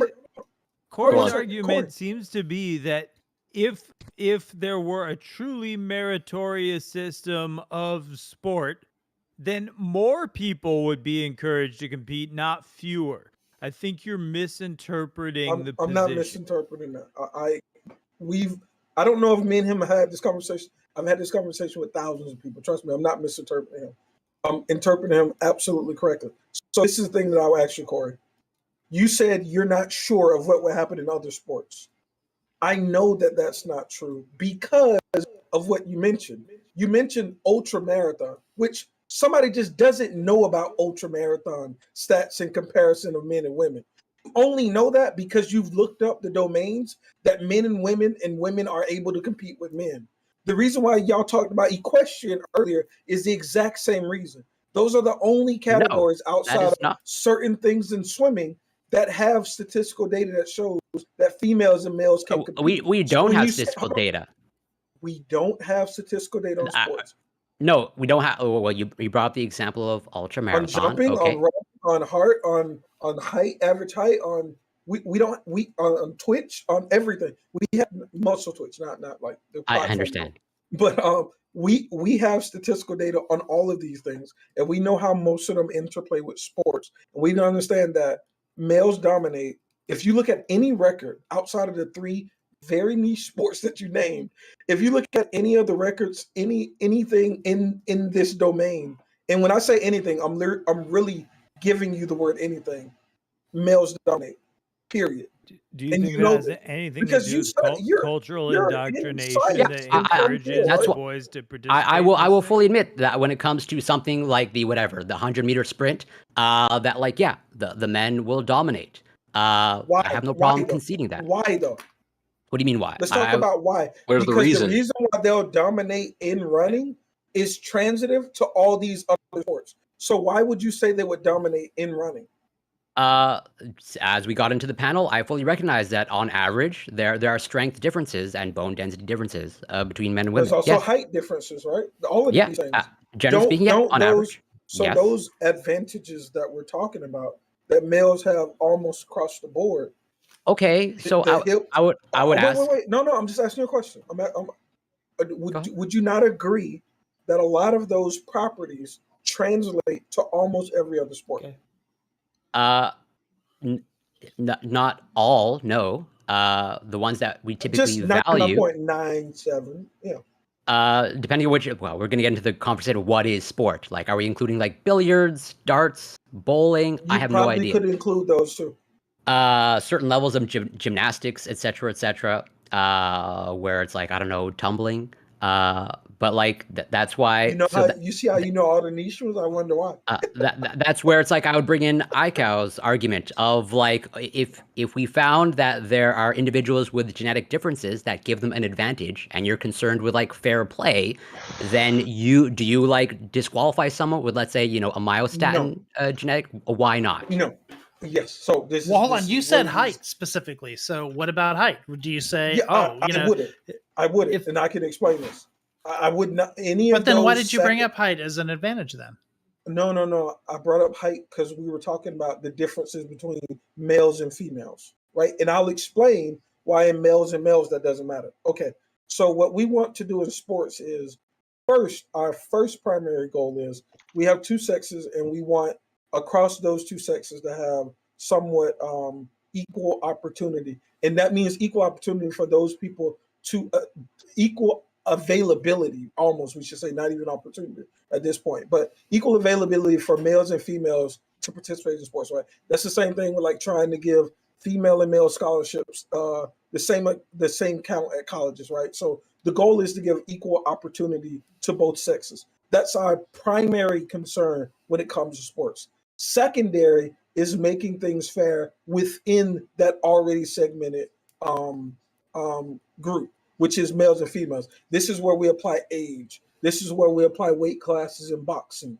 This is where we make amateur versus professional. All of these things. So all of those things are usually secondary. Primarily, though, what we're concerned about is we want males and females to equally have access to Okay. sports. Well, okay. So in that, in that, we are okay with genetic differences between the same sex and advantages that arise out of that. Which is why in like basketball, right, you don't separate on these secondary sex characteristics. No, go ahead. Okay, so well, the argument in terms of like access to scholarship, I think that's a separate argument, like where like I would address it just through other means of like I don't think someone should have to go through sports to fund their education, and that education should be provided to them free of charge, which is like a separate conversation. But like, yeah, I would ask you the question then, where I'll bring in sort of like a factor of like, let's say, race. Of like, are you concerned about the advantages that certain demographics have in, let's say, sprinting or basketball? Like, would you want to separate if it was shown that, let's say, on average, individuals of African American descent are like 1 or 2 inches higher, and that serves as an advantage, and that explains the dominance of certain demographics in certain sports or activities? Would you want separation based off of race? Yeah, so I'm not a race realist, unfortunately. I'm sorry, I can't meet you there. So Neither am I. No, I think that I'm asking the I think that hypothetical there, as yeah, well. I could yeah. even No, extrapolate. no, I got you. I can help you. There are sociological differences between races. So, as a lot of African Americans, they see making it in sports as an opportunity because other parts of society aren't as meritocratic. So socially, African Americans may compete to be in sports more than other races that have more opportunity elsewhere. The idea of trying to compete in sports already, you have to understand, is nonsensical because there's like 450 positions in the NBA. So you have to be one of the greatest 450 people on earth to make it, right? But due to other external factors, a lot of people see this Can gamble we as circle this worth it. back to So trans people? sociologically, a race of people may seem better Look at in a what? sport Look at these guys? because they've been given The other screen isn't the disadvantages same in as the society camera. that push them toward trying to make it in Oh, sports. Iko, you're not muted, by the way. So GSU, I don't think you engaged with my hypothetical. As in, like, I'm not a race realist either. I did. No, like, so if there was evidence, as in, like, somewhere 10 years down the line, like, we have evidence showing that, oh, okay, people of a certain African American descent, they have a certain advantage, either height advantage, or they're on average taller. Would you want a separation based off of race? No, He said no. because like what I said. Well, so then why not? I felt like I answered this earlier. I'll restate it. What we're most focused about is equal opportunity for separate sexes to have a place to compete. Now, when we become intra-sex, then what we're worried about is fair competition in certain ways, but we're okay with genetic differences between any individuals in the group. So, for example, you could say white men and Chinese men. I think white men on average are a bit taller, right?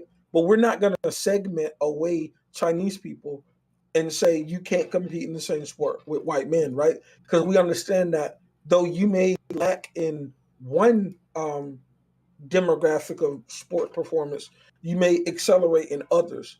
And in men, that's what we see. So that's why we can see, like, in the highest form of sports, like NBA, there are still shorter people that make it, right? And there are still extremely talented, win championships, lead teams like Steph Curry, right? So how tall is Steph Curry? 6'3", which is So a shorter than the 5 foot, average NBA player. just to be clear, a 5 foot basketball player isn't likely to be able to make it into the NBA, right? No, of course. Like that's an advantage that can't be overcome.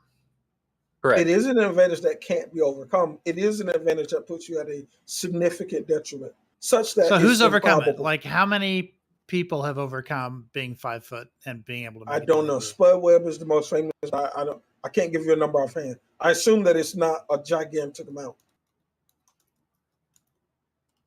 But just I assume it's not a gigantic amount. And also, I don't think. Okay, people, the shortest ever is taller than 5 foot. I just looked it up. There hasn't been anybody. It's so far it's been 0. Spud Webb was 5'3" or 5 foot, I think. Yeah, but I said no, 5 foot. So Darnell Rogers is the shortest in the history of the game, 5'2". Yeah, you said how many people over 5 foot, right? Or did you No, say under 5 5 foot or foot? under.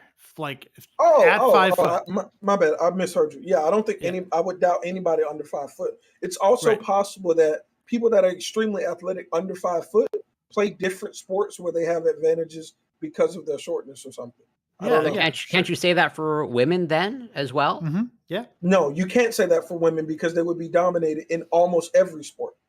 But they So aren't. you can't say that. But So they aren't. short men probably have a place somewhere in sports.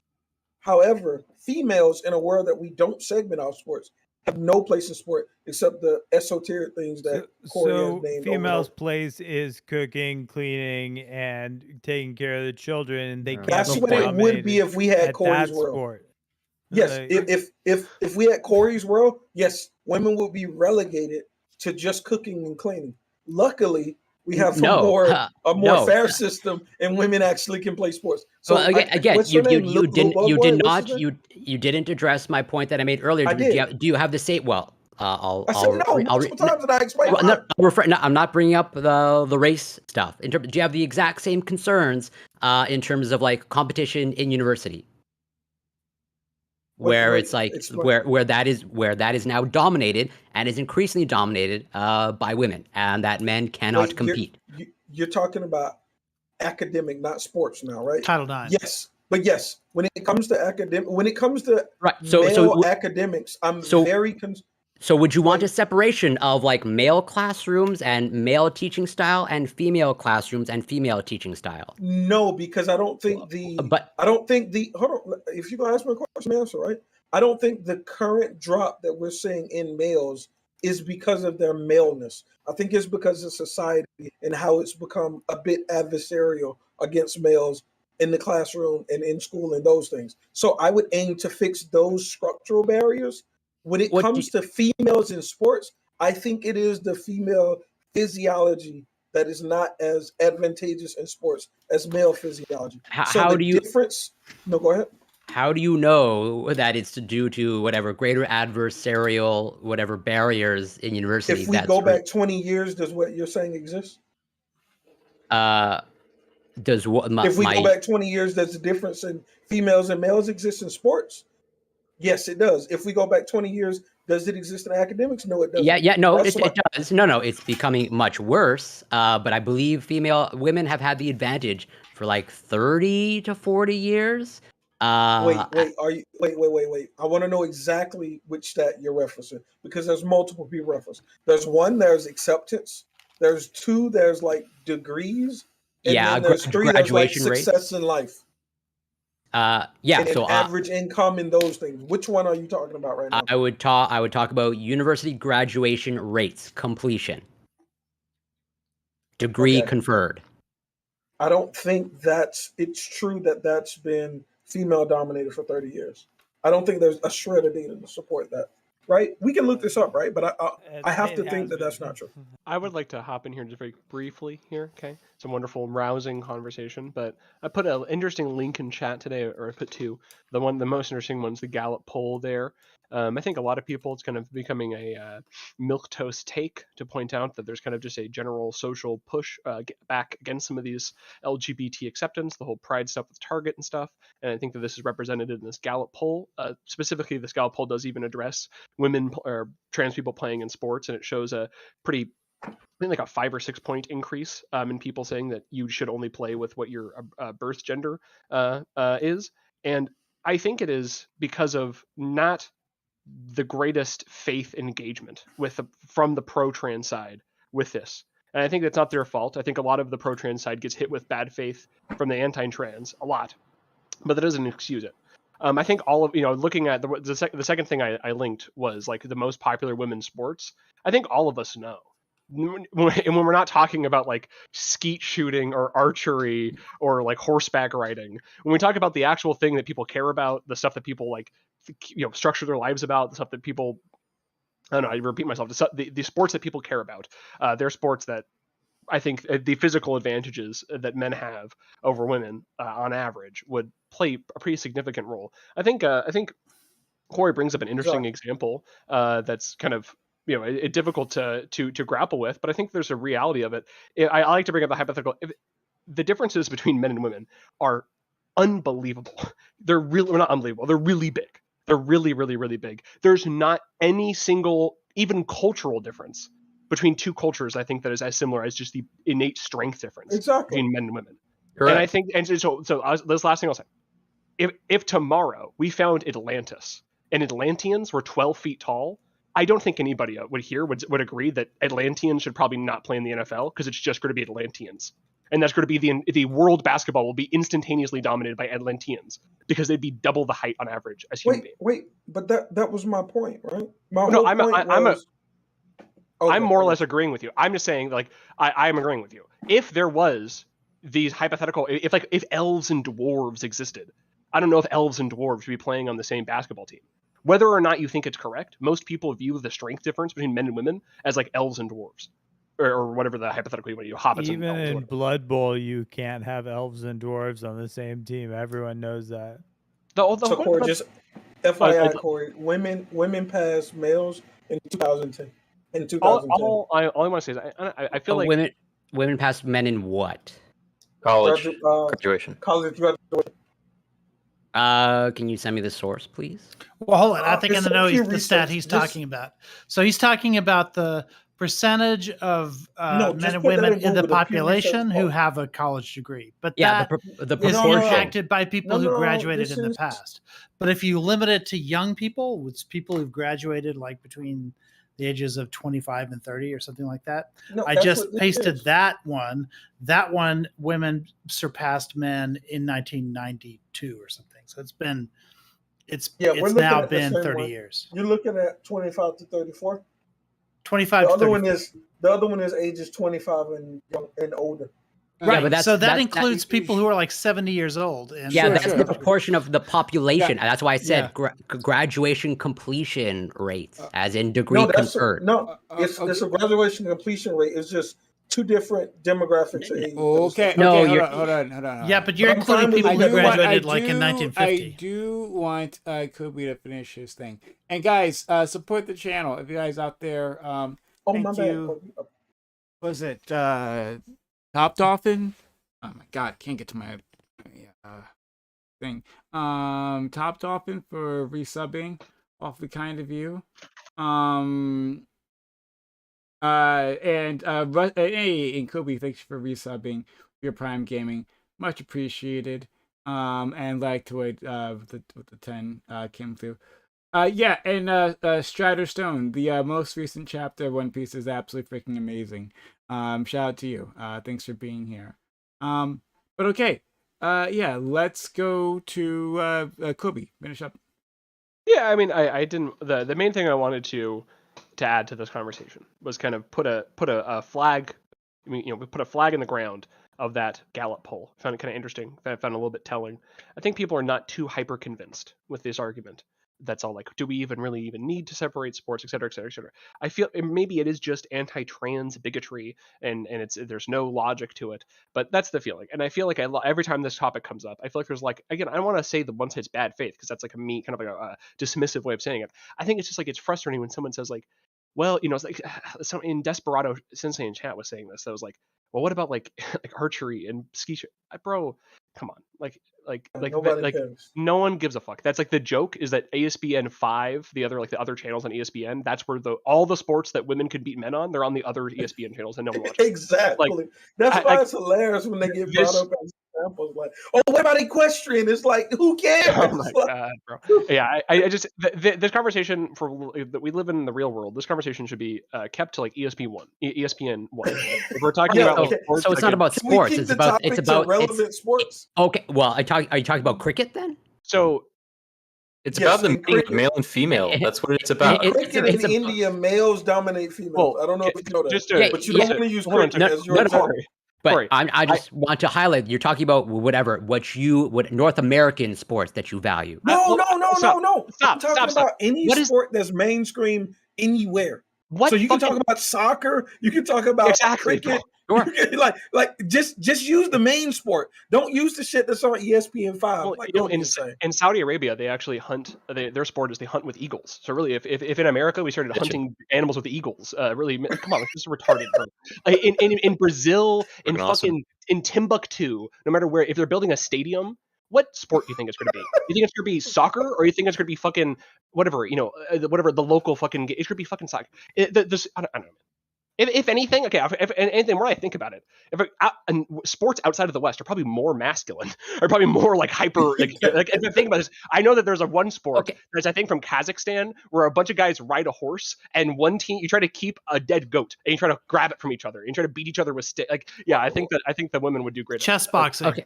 The greatest of sports. Can I ask you? You're talking about stadium building. So, like, okay, of the sports that you watch, like, then which ones of which gender are you watching?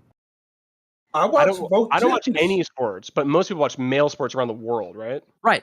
So yes, male sports are more popular, but female sports has a place. Like this year, the female championship in the NCAA was viewed more than the male championship, I believe. Yeah, so you're generally not concerned about women in sports because you're not watching them. No, I do. No, you can't use that on me. I just told you I watch female sports. I'm not like. Wait, are you talking about soccer? I'm not entertained by sports in general, and most people are not entertained by women's sports. But caring about women being able to have the opportunity to participate in sports is what people are talking about. Exactly. That's why we have Title IX. I don't care at all. To interject. I've been quite patient and silent. I'm just curious. If we're this concerned about men and women's sports and the equality, whether we're of the opinion that only men's sports are valid or we're of the opinion that we want sports to be fair to everyone, either way, why is no one concerned about trans men? Why are we so focused on trans women? If we're of the opinion that only men's sports really matter, why are we not concerned at all about the trans men who may be because they're on testosterone slightly stronger than the lowest ranking cis men and may beat them out of qualification the lowest ranking in the competition? That cis man is playing Diablo 4. He's not playing sports. In the same reason that right now a lot of high school football teams. Let me talk for 2 seconds. Talking about people of athletic caliber. I went to let's not be silly. Anybody that wants. Outside of the person that has like cerebral palsy that wants to be part of the team, I don't know. I went to school that had a big football culture, and girls were allowed to join the team. And sometimes the girls who had like boyfriends on the team, they would join the team and they'd get a jersey and they'd go run around, but they would never actually play. That's the reason why nobody cares, because they're not going to win. They're not going to actually affect the game. I'm sorry for being the transphobic guy here to say it, but like that's the actual truth. If tomorrow me, GSU, and Brento Box and fucking Elliot Page, Elliot Page, if we play a game of pickup football, it's going to be me, Brento, Prime, and GSU, and Elliot Page is going to be standing there watching us throw the ball around. That's the actual truth. I'm not trying to be an asshole here. That's just reality. I mean, there's a whole that that's why agree it's with you, but female there's so many things packed in there that can't be unpacked briefly that I'll just let it pass. Like wait, that's you said a very nobody loaded cares about trans men. We do, which is why nobody from your side ever brings up trans men, because they understand that trans men are completely fucked, right? If we talk in sports, like, and they're probably just like trans women gonna have to have their own bracket or something. There's no place for trans men in sports, just like there's no real good place for trans women either. I mean, this is like an interesting, considering what a small percent of the population these people are, isn't that a interesting hyper-specific form of bias? Like you're biased against half of 1/10 of 1% of the population. It doesn't matter if it's a small number of people. If it's not fair, it's not fair. Yeah, I'm not biased against them. I think it's biased to other people. Yeah, what do you mean by bias against them? I think it's unfortunate, right? Trans men will never be able to compete with males, and they're taking testosterone. There's like so it'd be unfair there's to a wrestler who's hold recently on, been doing because you use the word that we're being like discriminatory or something. Trans men cannot compete in any way with males. They also cannot compete against cisgender females because they're taking testosterone, which gives them a natural advantage. So their advantage if they try to compete against females because they're taking literal steroids, and their disadvantage because physiologically they can't compete with males.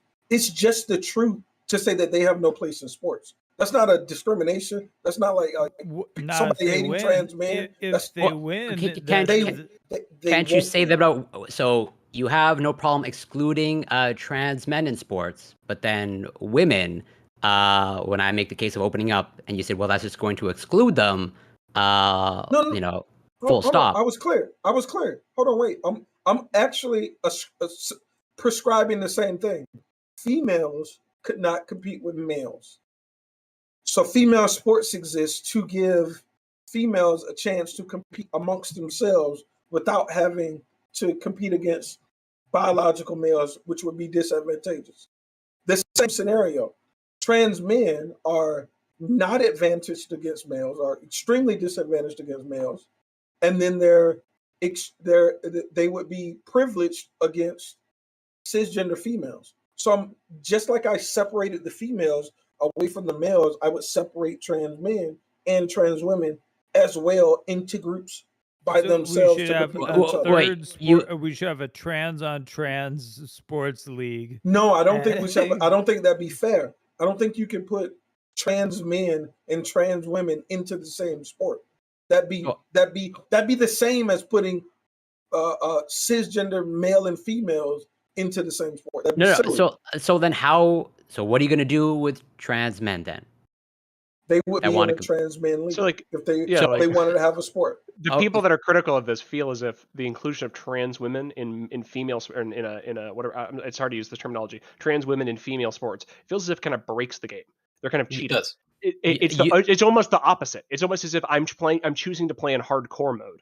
No one's really going to give a fuck if hardcore mode is there. People would care if there's pay to win cheats. That still doesn't answer. I just want to get But the answer. no, Like please so, ask me plainly. No, yeah. you So keep saying that I'm not answering, and I feel like no, I'm no. answering you. Yeah, Okay, yeah. restate it. Well, so like, Ask me. just flesh it out for me in terms of like, so you would want like, for trans men, a soccer team composed entirely of trans men, like that's their division. Yes.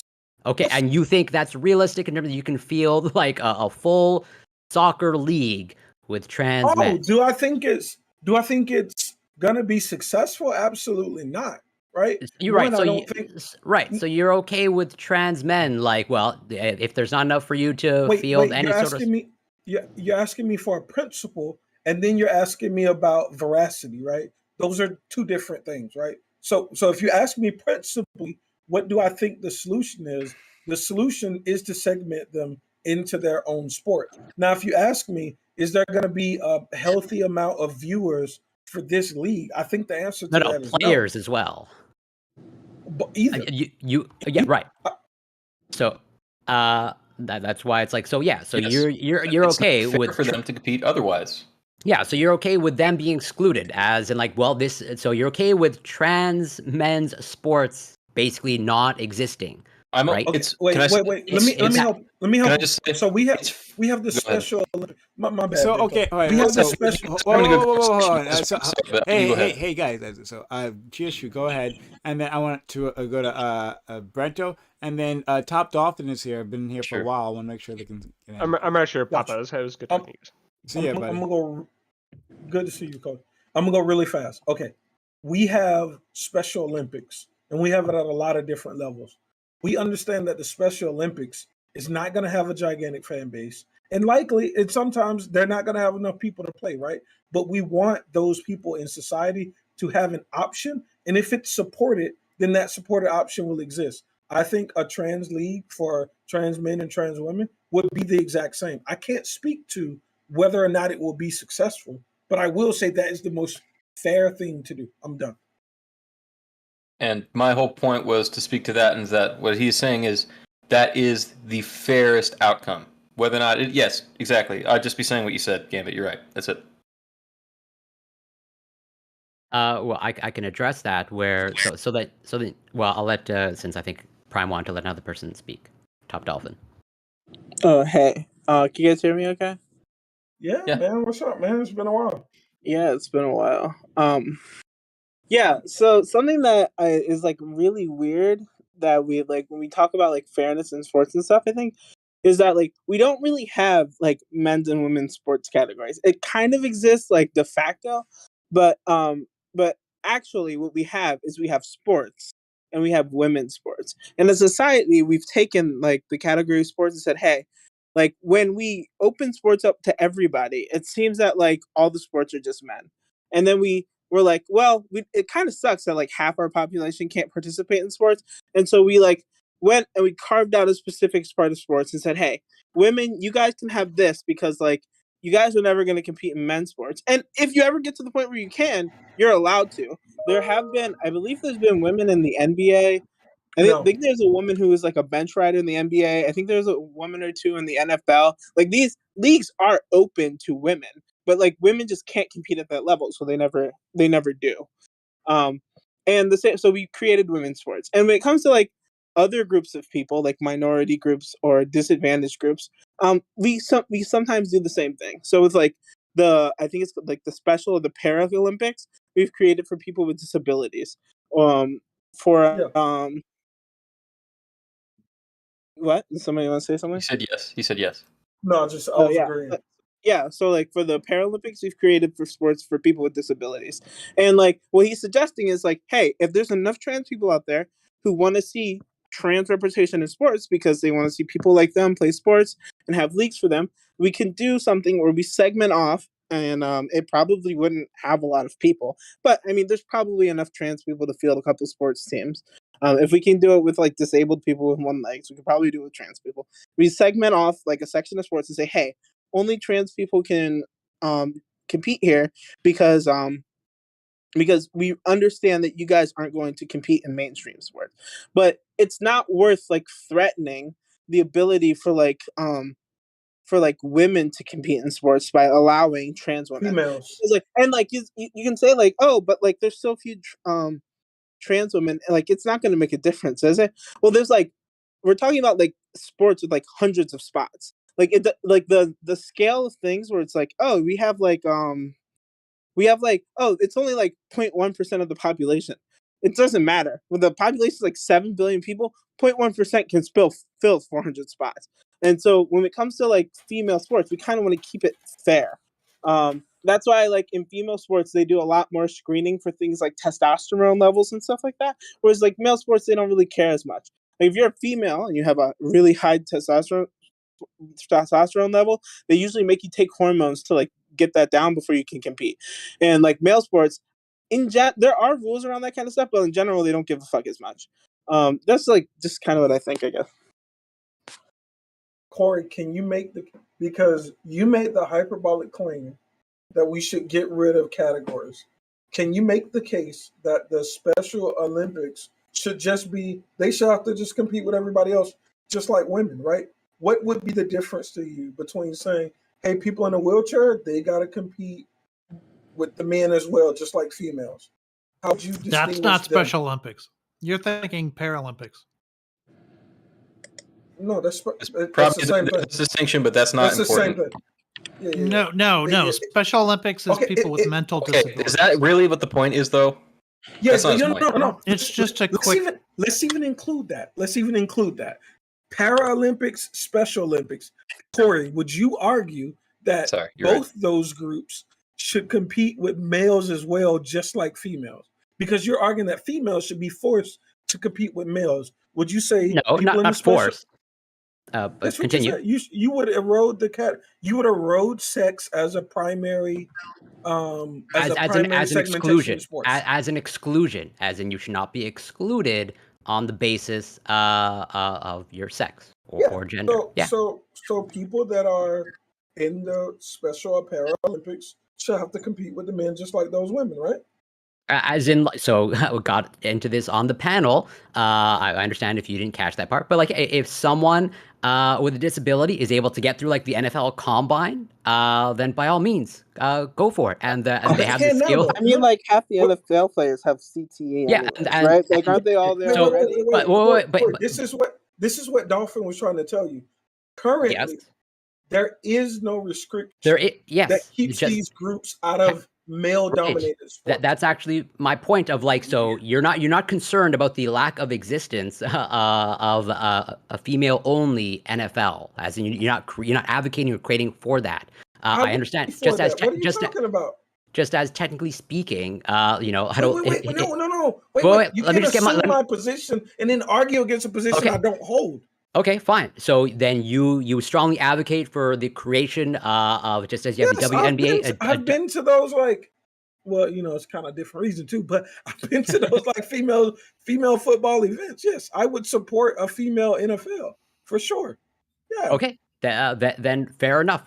That's why, like, I'm not against that. I'm not. If someone wants to set that up, I'm not going to like stop it.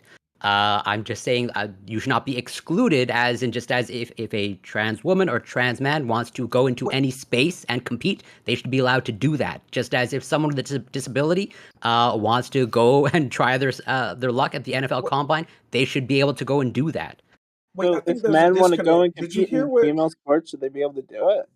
Yeah, wait, because you're not addressing the root of Top Dolphin's point. We have sports and we have female sports. Mm-hmm. All of the demographics of human beings can compete in what we just call sports, which is male dominated sports. There is no restriction. Females, trans men, trans women, maybe not trans men because of the hormones. I actually don't know how this affects trans men, but people in the Paralympics, people that have mental disabilities, all of those people can compete under what we call just sports, which is male dominated sports today. So the thing that you're advocating for actually already exists. The reason why this is contentious is because you're arguing abolishing the other demographics that exist. So we're not arguing that people shouldn't be allowed to compete against LeBron James if they're mentally challenged, if they're trans, if they're female. We're not arguing. We're not making the argument. So on those bases, we agree with you. There's a league that's open. Whatever demographic can attempt to join it typically is dominated by males. But the thing that you're arguing against and that right includes now is trans having women. That does include trans women. Okay, Trans women can try to go to the NBA right now. There is nothing that stops them. But the thing that you've been arguing against for the last like 3 hours is having a female space to also compete, which separate from that division. And that's what you've been arguing to integrate. So like I want to make sure you understand the landscape that you're on. So what you're advocating for already exists. It excludes groups not by rule, but by competition. But what By we're merit, arguing for yeah. is by merit. Yes. So we're arguing for a separate category of those groups that are generally excluded from the general sports category. That could be a female league, that could be a trans women league, that could be a trans male league, and that's what you're arguing against. Just to be clear. Yes, I'm aware that that is what I'm arguing against. I made that pretty clear. That's why I said let people compete against people, and whatever happens. I mean, we already, like I said, that's why I bring up like the university example. Like you don't seem to be concerned with the lack of competition, and it's interesting that you will attribute it to sociology. You keep saying that I'm not interested, but I'm very interested. Like you keep assuming my position, and you've been wrong every time, right? And then you try to argue with it, like it's actually my position. Like I don't get that. So then how would you address the lack of competition in universities then? Which There's again not a goes lack of competition. Well, no, there is in terms of women are out competing men at universities. Well, that would be a lack of competition, though. That would just be a disparate result. It's not a lack of competition. What do you mean by women are out competing men? What does that mean? When it comes to degrees conferred and graduation rates, since the 1990s, women have been out competing men disproportionately. So you're attributing that advantage that is purely sociological, is what you're saying. I'm saying that probably. Why do you think women outcompete men in education? Well, I can attempt to make a biological argument in terms of like, well, because you appear to recognize these stark sex differences, these biological sex differences, and you attribute and you use it to justify the separation in sport. But now you don't want to use any sort of biological differences to separate, education, as in have female-only universities and male-only universities, and a male-designed So curriculum and a male-designed grading scheme and a well, female-designed grading that's scheme. different because like education is not organized competition. What?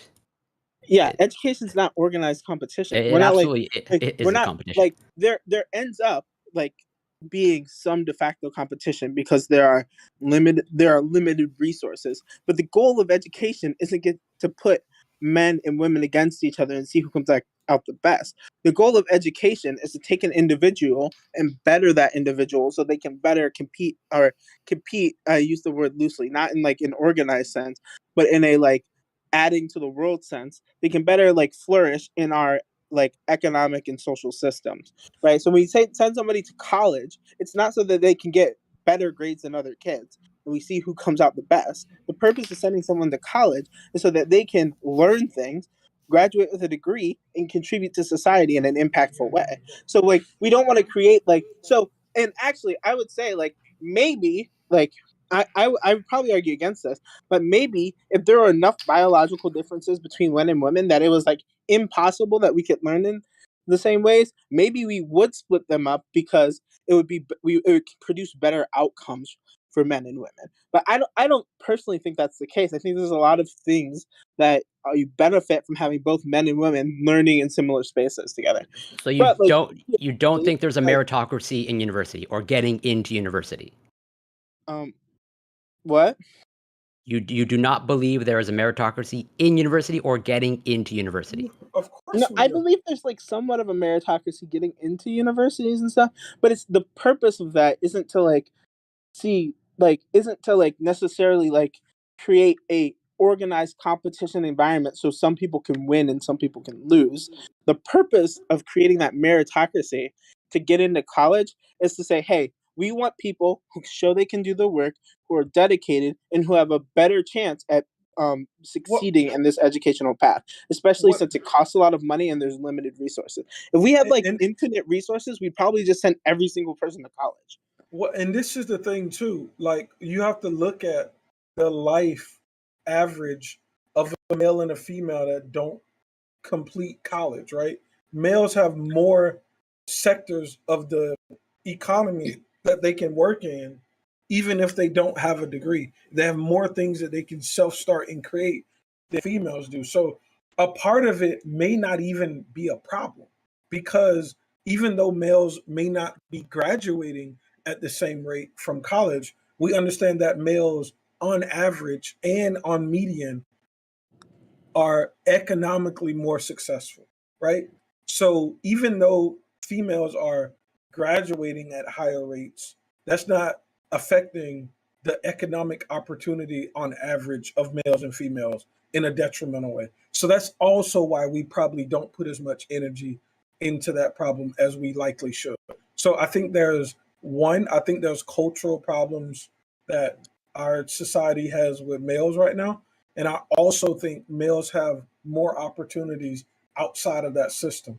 So if you got to a situation where the average male was like making much less than the average female, I think you'd see a stark change in the way that we divvy up resources to solve that problem. Okay, well, so there's a lot to address there. Where it's like I will grant the point that once you are in university, it's not like a pure competition, and that once you're in university, I would agree it should not be a competition. But I think there's something to be said of like the competition to get into, or rather, there is a competition, and there is a meritocracy into getting into university, as in the admission process specifically. And I'm curious if you would like carve out a separate admission process or some sort of affirmative action there, because that might be That's an unfair playing I field. mean, in the that's what past, we've seen that affirmative action where we just like take more people in who aren't qualified doesn't generally work. So I probably wouldn't go on that front. Also, I don't think men and women, if, I don't remember if this is correct or not, so I might be wrong, but I don't think men and women are enrolling in college at different rates. I think women are just completing more often. There might be different rates, but I think it's way more similar in the enrollment rates than the completion rates, which is probably indicates that there's some sort of problem. But but again, like this is like disanalogous to the sports thing. Just to like reiterate that, because like the goal of like I was getting there. yeah. Where okay, so then just as I was doing with Brento, like walk me through of like how are you advocating for checking for ones? Yes, I'm happy you asked this. Thank you. Yes. So you mentioned one characteristic of gametes, but I know you know that there's actually 4 that we use, right? So it's gametes, chromosomes, blah blah blah blah blah blah. Now, what we've put in place. Just to clarify, when you talk about 4, you're talking about 4 different definitions of sex. No, there's 4 characteristics. No, there is not. That is not true. No, give me your definition of biological sex. It's gametes, chromosomes. No, that is incorrect. If we're talking about the domain of biology in science, give me the definition that we as biologists use for biological sex. Give it to me, please. It's not just gametes. It's not. Yeah, yes, it is. Do you want to bet on that? Yeah, for sure. Okay. What are we betting? We will absolutely bet that the definition of biological sex in biology is down Based to on the gametes. chromosomes and reproductive organs. I'm not talking about a legal definition. I'm talking about what is used in biology. In the domain, the scientific discipline of biology. You want to Google it right now? Google it right now. I want you to Google it and send it to me. Where it says we only I don't look at need to Google it, but I will absolutely. Are you still a PhD? You're a PhD candidate, right? That is correct. So according to Wikipedia, what you're saying seems to be true. Okay, so what? Surprise, surprise! That the person who's seems to be some professed expert on biological sex. No, wait. But hold on, wait. Let's be clear. You wanted to restrict the domain of which definition we use. So I don't necessarily give a fuck that. That's why I clarified. Yeah, understand that you understood what I was saying. So you tried to create a situation where you said, "Hey, do you want to use my definition?" And I think I said no, but I can't remember. But you're talking about biology now, right? Or presumably you are, right? Or some subject. So what are we talking about? Talk about your subjective definition of biology or the scientific definition of biological sex? It's the sociological definition. So subjective. Your definition. Wait, no. On the same Wikipedia that you were going to send me, it talks about how sociologists define it, and it says based off different chromosomes, based off different sociologists. Yes. I'm talking about the domain of biology. Okay, you want to talk about? No. Listen. I can use a different definition than what you want to use, and I can grandstand just like you're grandstand. That's what I can do. That's what I'm trying to show you. I can say scroll down the Wikipedia that you were going to send me and look at the other definition. That's the one that I want to use for this conversation. So it's not my definition. It's not something I'm fabricating and I'm creating. I'm going to go to the same Wikipedia you were going to send me and just scroll down. Don't act like that's unreasonable. But anyway, yeah, but he's talking about biological definitions, not sociological ones. No. He asked me which one I wanted to use, actually. He said, "Hey, which definition are we using?" We're using the one when you scroll down in the Wikipedia you were going to send me. No. That's the one. You don't want to use that one. But you asked me for my argument, and now you're saying my argument has that's why I said so put on the table your definition of biological sex. What is your definition? It's determined. This thing says sociologists. They mentioned some guy named Michael in yours, and this one it mentions some guy named Dudley. I know who neither of these people are, but it says based off different chromosomes, based off different gonads, which is produced by the gametes and sex hormones, based off different relative levels of sex-specific hormones, based off different internal reproductive structures, based off different sex-specific external genitalia. That is not what is used in biology. So that is not what is used in biology. I didn't ask you what was used in biology. I didn't ask you that. Okay, so you want to go with else here? Yeah, so you want to go with the sociological definition of sex. Okay, so then, okay, sure. So we recognize that we're not talking about biology. We are not talking about the scientific discipline of biology. You recognize that, right? It's referencing to biology, though. No, it isn't. No, it isn't. Yes, it is. Of course. It's a sociological. a sociologist saying this, but he's referencing He's biological referencing things. biology. Which is why he's saying that he's trying to say, because my group does it a different way, I don't want to call it biology. But I don't Right. want to split hairs over that, because I want to make this even simpler for you. Okay? Doctors assign sex at birth. And whatever their process is currently, before we switch it, I'm okay with. So I don't need to check somebody's genitalia. What we actually check, because we're not like barbarians, we actually just check the birth certificate. So when you advocate, hey, how would you check these things? I do exactly what we do today in the United States. You have kids show their birth certificate. Their birth certificate has whatever it has on it, and that is what allows them to play in the discriminated sex category. That's what I would do. So I'm happy you asked that question. I hope you appreciate that the answer is that I would do exactly what we do today. Okay, so just to be clear, then we are not talking about in the scientific discipline of biology. You want to go with like the medical, what medicine uses to determine what to put down on the birth certificate, not to classify someone in biology as male or female. So we're not talking about male or female. Also, Okay. birth certificates have. Wait. They are In some states, assigning birth people certificates male are or fungible. female. Like you can Yeah, change. and I your said birth I don't certificate. agree with that. And I said I don't agree with that. I said that while I was talking. Okay, so that's not a sufficient definition for you then. No. It's sufficient for me. I can agree. I can disagree with contemporary things that are happening to change that process, right? I don't have to agree with everything that's happening in the institution of medicine right now. So I can call out the things that I do like, and I think. But you has just been said tried- whatever's on the birth certificate, and what I'm saying is sometimes what's on the birth certificate is the trans identity. Yeah, but that's wrong. And he's saying he disagrees with it, and it's wrong to change it. Okay, so then it's You not understand whatever's that? on the birth certificate. I just want you to How listen to about my full. we can just make, Hold we're on. just Before like, this we is go, like super pedantic. hold on. We can just say Before that we we agree go with back, the science sex hold at on. birth. That's his definition. Before we go bad faith, my specific sentence that I said is, I agree with what's on the birth certificate, but I don't agree with this new changing of the birth certificate. And then you asked me, hey, are you okay with the birth certificate? Well, they can change that. I had already said I'm not okay with changing that.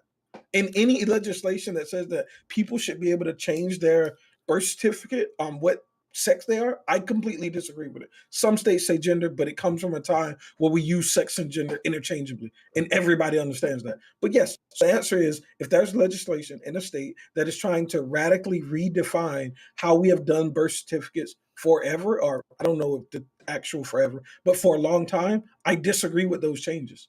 But I still would say the institution of using the birth certificate in sports to determine where somebody plays, I absolutely agree with that. Okay, so I did not Google it. I sent you a scientific article that if you scroll down towards like 3/4 towards the end of the article, it gives you the biological definition of male and female in biology. So as long as we, why are we back to this? I just want to make it clear, as in we are not. I linked that to you. I linked it to you. You sent me back a different copy of basically what I sent you. I understand that biologists are only using gametes. I'm not arguing that claim. I've not argued that once. Wait, where did you send me something? It's in VC chat. In pardon me? VC chat. Oh no, it's in this chat that we're in right now. So we're in a group called Thousand Sunny Chat. Oh, okay. Inside of okay. You sent it to a group chat, not to me personally, because that I didn't see. But exactly, I don't think you sent that to me, or rather, what I sent you is different than what you sent me. No, that's what I said. No, hey guys, if you're, I think you feel like I'm being bad faith, but I told you that. I said I sent you a different link with the same contents of what you sent me. Basically, okay. I sent the Wikipedia. Hey guys, we'll go for a little bit. If we get some support, we'll keep it going. But if not, then I'm just gonna go to bed. So consider subbing to the channel. If you're liking this conversation, then help us out. So it keeps us up and running, man. So sub to the channel, give bits or gift subs. Usually Amazon Prime says Prime Gaming. If you like our conversations. If not, then all right. Go ahead, guys. Everybody give subs now. Yeah, it'd be great if you did. True. Right. So then, just to be clear, like, so you want to go by birth certificate, and you're against anybody modifying the birth certificate from the process that we have historically done for a long time. Yes, I'm against that. Okay. I mean, I can't really argue against that. It's just that that's not so you're just not going by the scientific definition of biological sex. That's all. I'm not As going long by as, the biological definition, right? yeah, as long as you grant that. Sociology is science. Pardon me, you're not even going by the because if I remember correctly, correct me if I'm wrong, but the sociological definition talked about chromosomes, etc., etc. So like you don't want to test for chromosomes, and then presumably again you'd If have they an issue. tested that at birth, I'd be okay with it. They just don't because of the money, right? There's no structural reason why they don't test for it other than economics. There's no need for it. Everyone can tell. Yeah. It's obvious. And in the case of difficult In the case of XXY females and all of this stuff, yes, there's exceptions, but we don't consider trans people intersex people. Those are two different I agree with categories you of people. wholeheartedly. So it's weird. It's weird when we get in these conversations about male and female, and people bring up that there are genetic anomalies when that's not the group of people we call trans. So I don't even understand why the argument gets brought up. Hey, it's not completely binary. Like, okay, woo, what does that do for your argument though? Like, it doesn't. Like, we're not saying XXY females shouldn't be able to compete in the female division, right? So it's kind of weird when that gets brought up. I don't understand what the goal of that is. It's other to, than to like, obfuscate the issue. Yeah, we use the same word. Yo. I mean, I think there can be like importance to like looking at like the boundaries and the edge cases, but at the end of the day, when we come up with prescriptions for how we like act in the world, it should probably be something that encompasses like the way that sex works for like 99.9% of people. Yeah, that seems most reasonable. Right. Do So you agree, Corey? well, just to clarify, like someone transitioning and pretty much fully transitioning, like you would not allow them to modify their birth certificate. No, and I think it's a travesty socially that people feel like they should have to. Um, there's lots of problems in the world, and people shouldn't feel like I have to hide who I really am, and that's a part of the problem. And I don't think going deeper into that is the best path forward. Just to be clear, I don't necessarily agree with him on that. I think it could potentially be okay to modify birth certificates because it helps people be able to modify things like driver's licenses and blah blah blah. But also I think like for record keeping purposes, there's probably easier ways than to go modify birth certificates instead of like allow correct presentations of gender on like driver's licenses and stuff. If you're gonna say people should be able to recognize a different gender on their driver's license, that's completely different and disconnected from birth certificates other than I current was claiming it's different, but like allowing changes on birth certificates sometimes makes the driver's licensing easier. But like I think it would probably just in an ideal world it would probably just be better to allow changes on driver's licenses because like birth certificates are like weird and then they're like super historical kind of pieces of reference for individuals, and we very very rarely change them. Well, actually, I just looked it up. It's actually now 48 states that allow you to change your birth certificate. The most recent one was Montana last year. Changed it. When you say change your gender on birth certificates, you can change your gender on birth certificates. No, there's no the way. first state to make that change was 20 years ago. So You really not- is that too crazy for the world we're living in? Is that too out of the line now? Makes perfect sense. The other question I have is why? Because like, do they all allow for changes of gender of sex on birth certificate for reasons of like trans people transitioning, or a lot of them just like there are cases in which like XXY females or something are like misidentified at birth. Doesn't say what the reasoning is by state, but it does say that the only two states left that haven't done it are Oklahoma and Tennessee. Yeah, but like I don't like I said, I'm not saying that this is bad or good. I'm just saying that necessarily like this doesn't mean that like all trans people can go change their birth certificates. In a lot of these places, it might be that like people with like certain like genetic, not deformities, but like like XXY females and stuff, like very, very rare genetic outliers, are able to go and retroactively change birth certificates, even though they weren't before. Okay, pause. We didn't really get much support. I'm gonna head out. But guys, this is a great conversation. Of course, you guys can do this conversation if you want offline. Anyway, thanks all for being here. I'm gonna send the Twitch audience to somewhere which I have not planned. As you can tell, but Low tier god. Do it, Prime, do it. I don't even have on my thing, but anyway, I got you. It's LOWTIERGOD. Okay. Is he even straight? I'll send it to OMG Look Kitty. She's not. All right. Anyway, we'll see you guys in the future. Hopefully for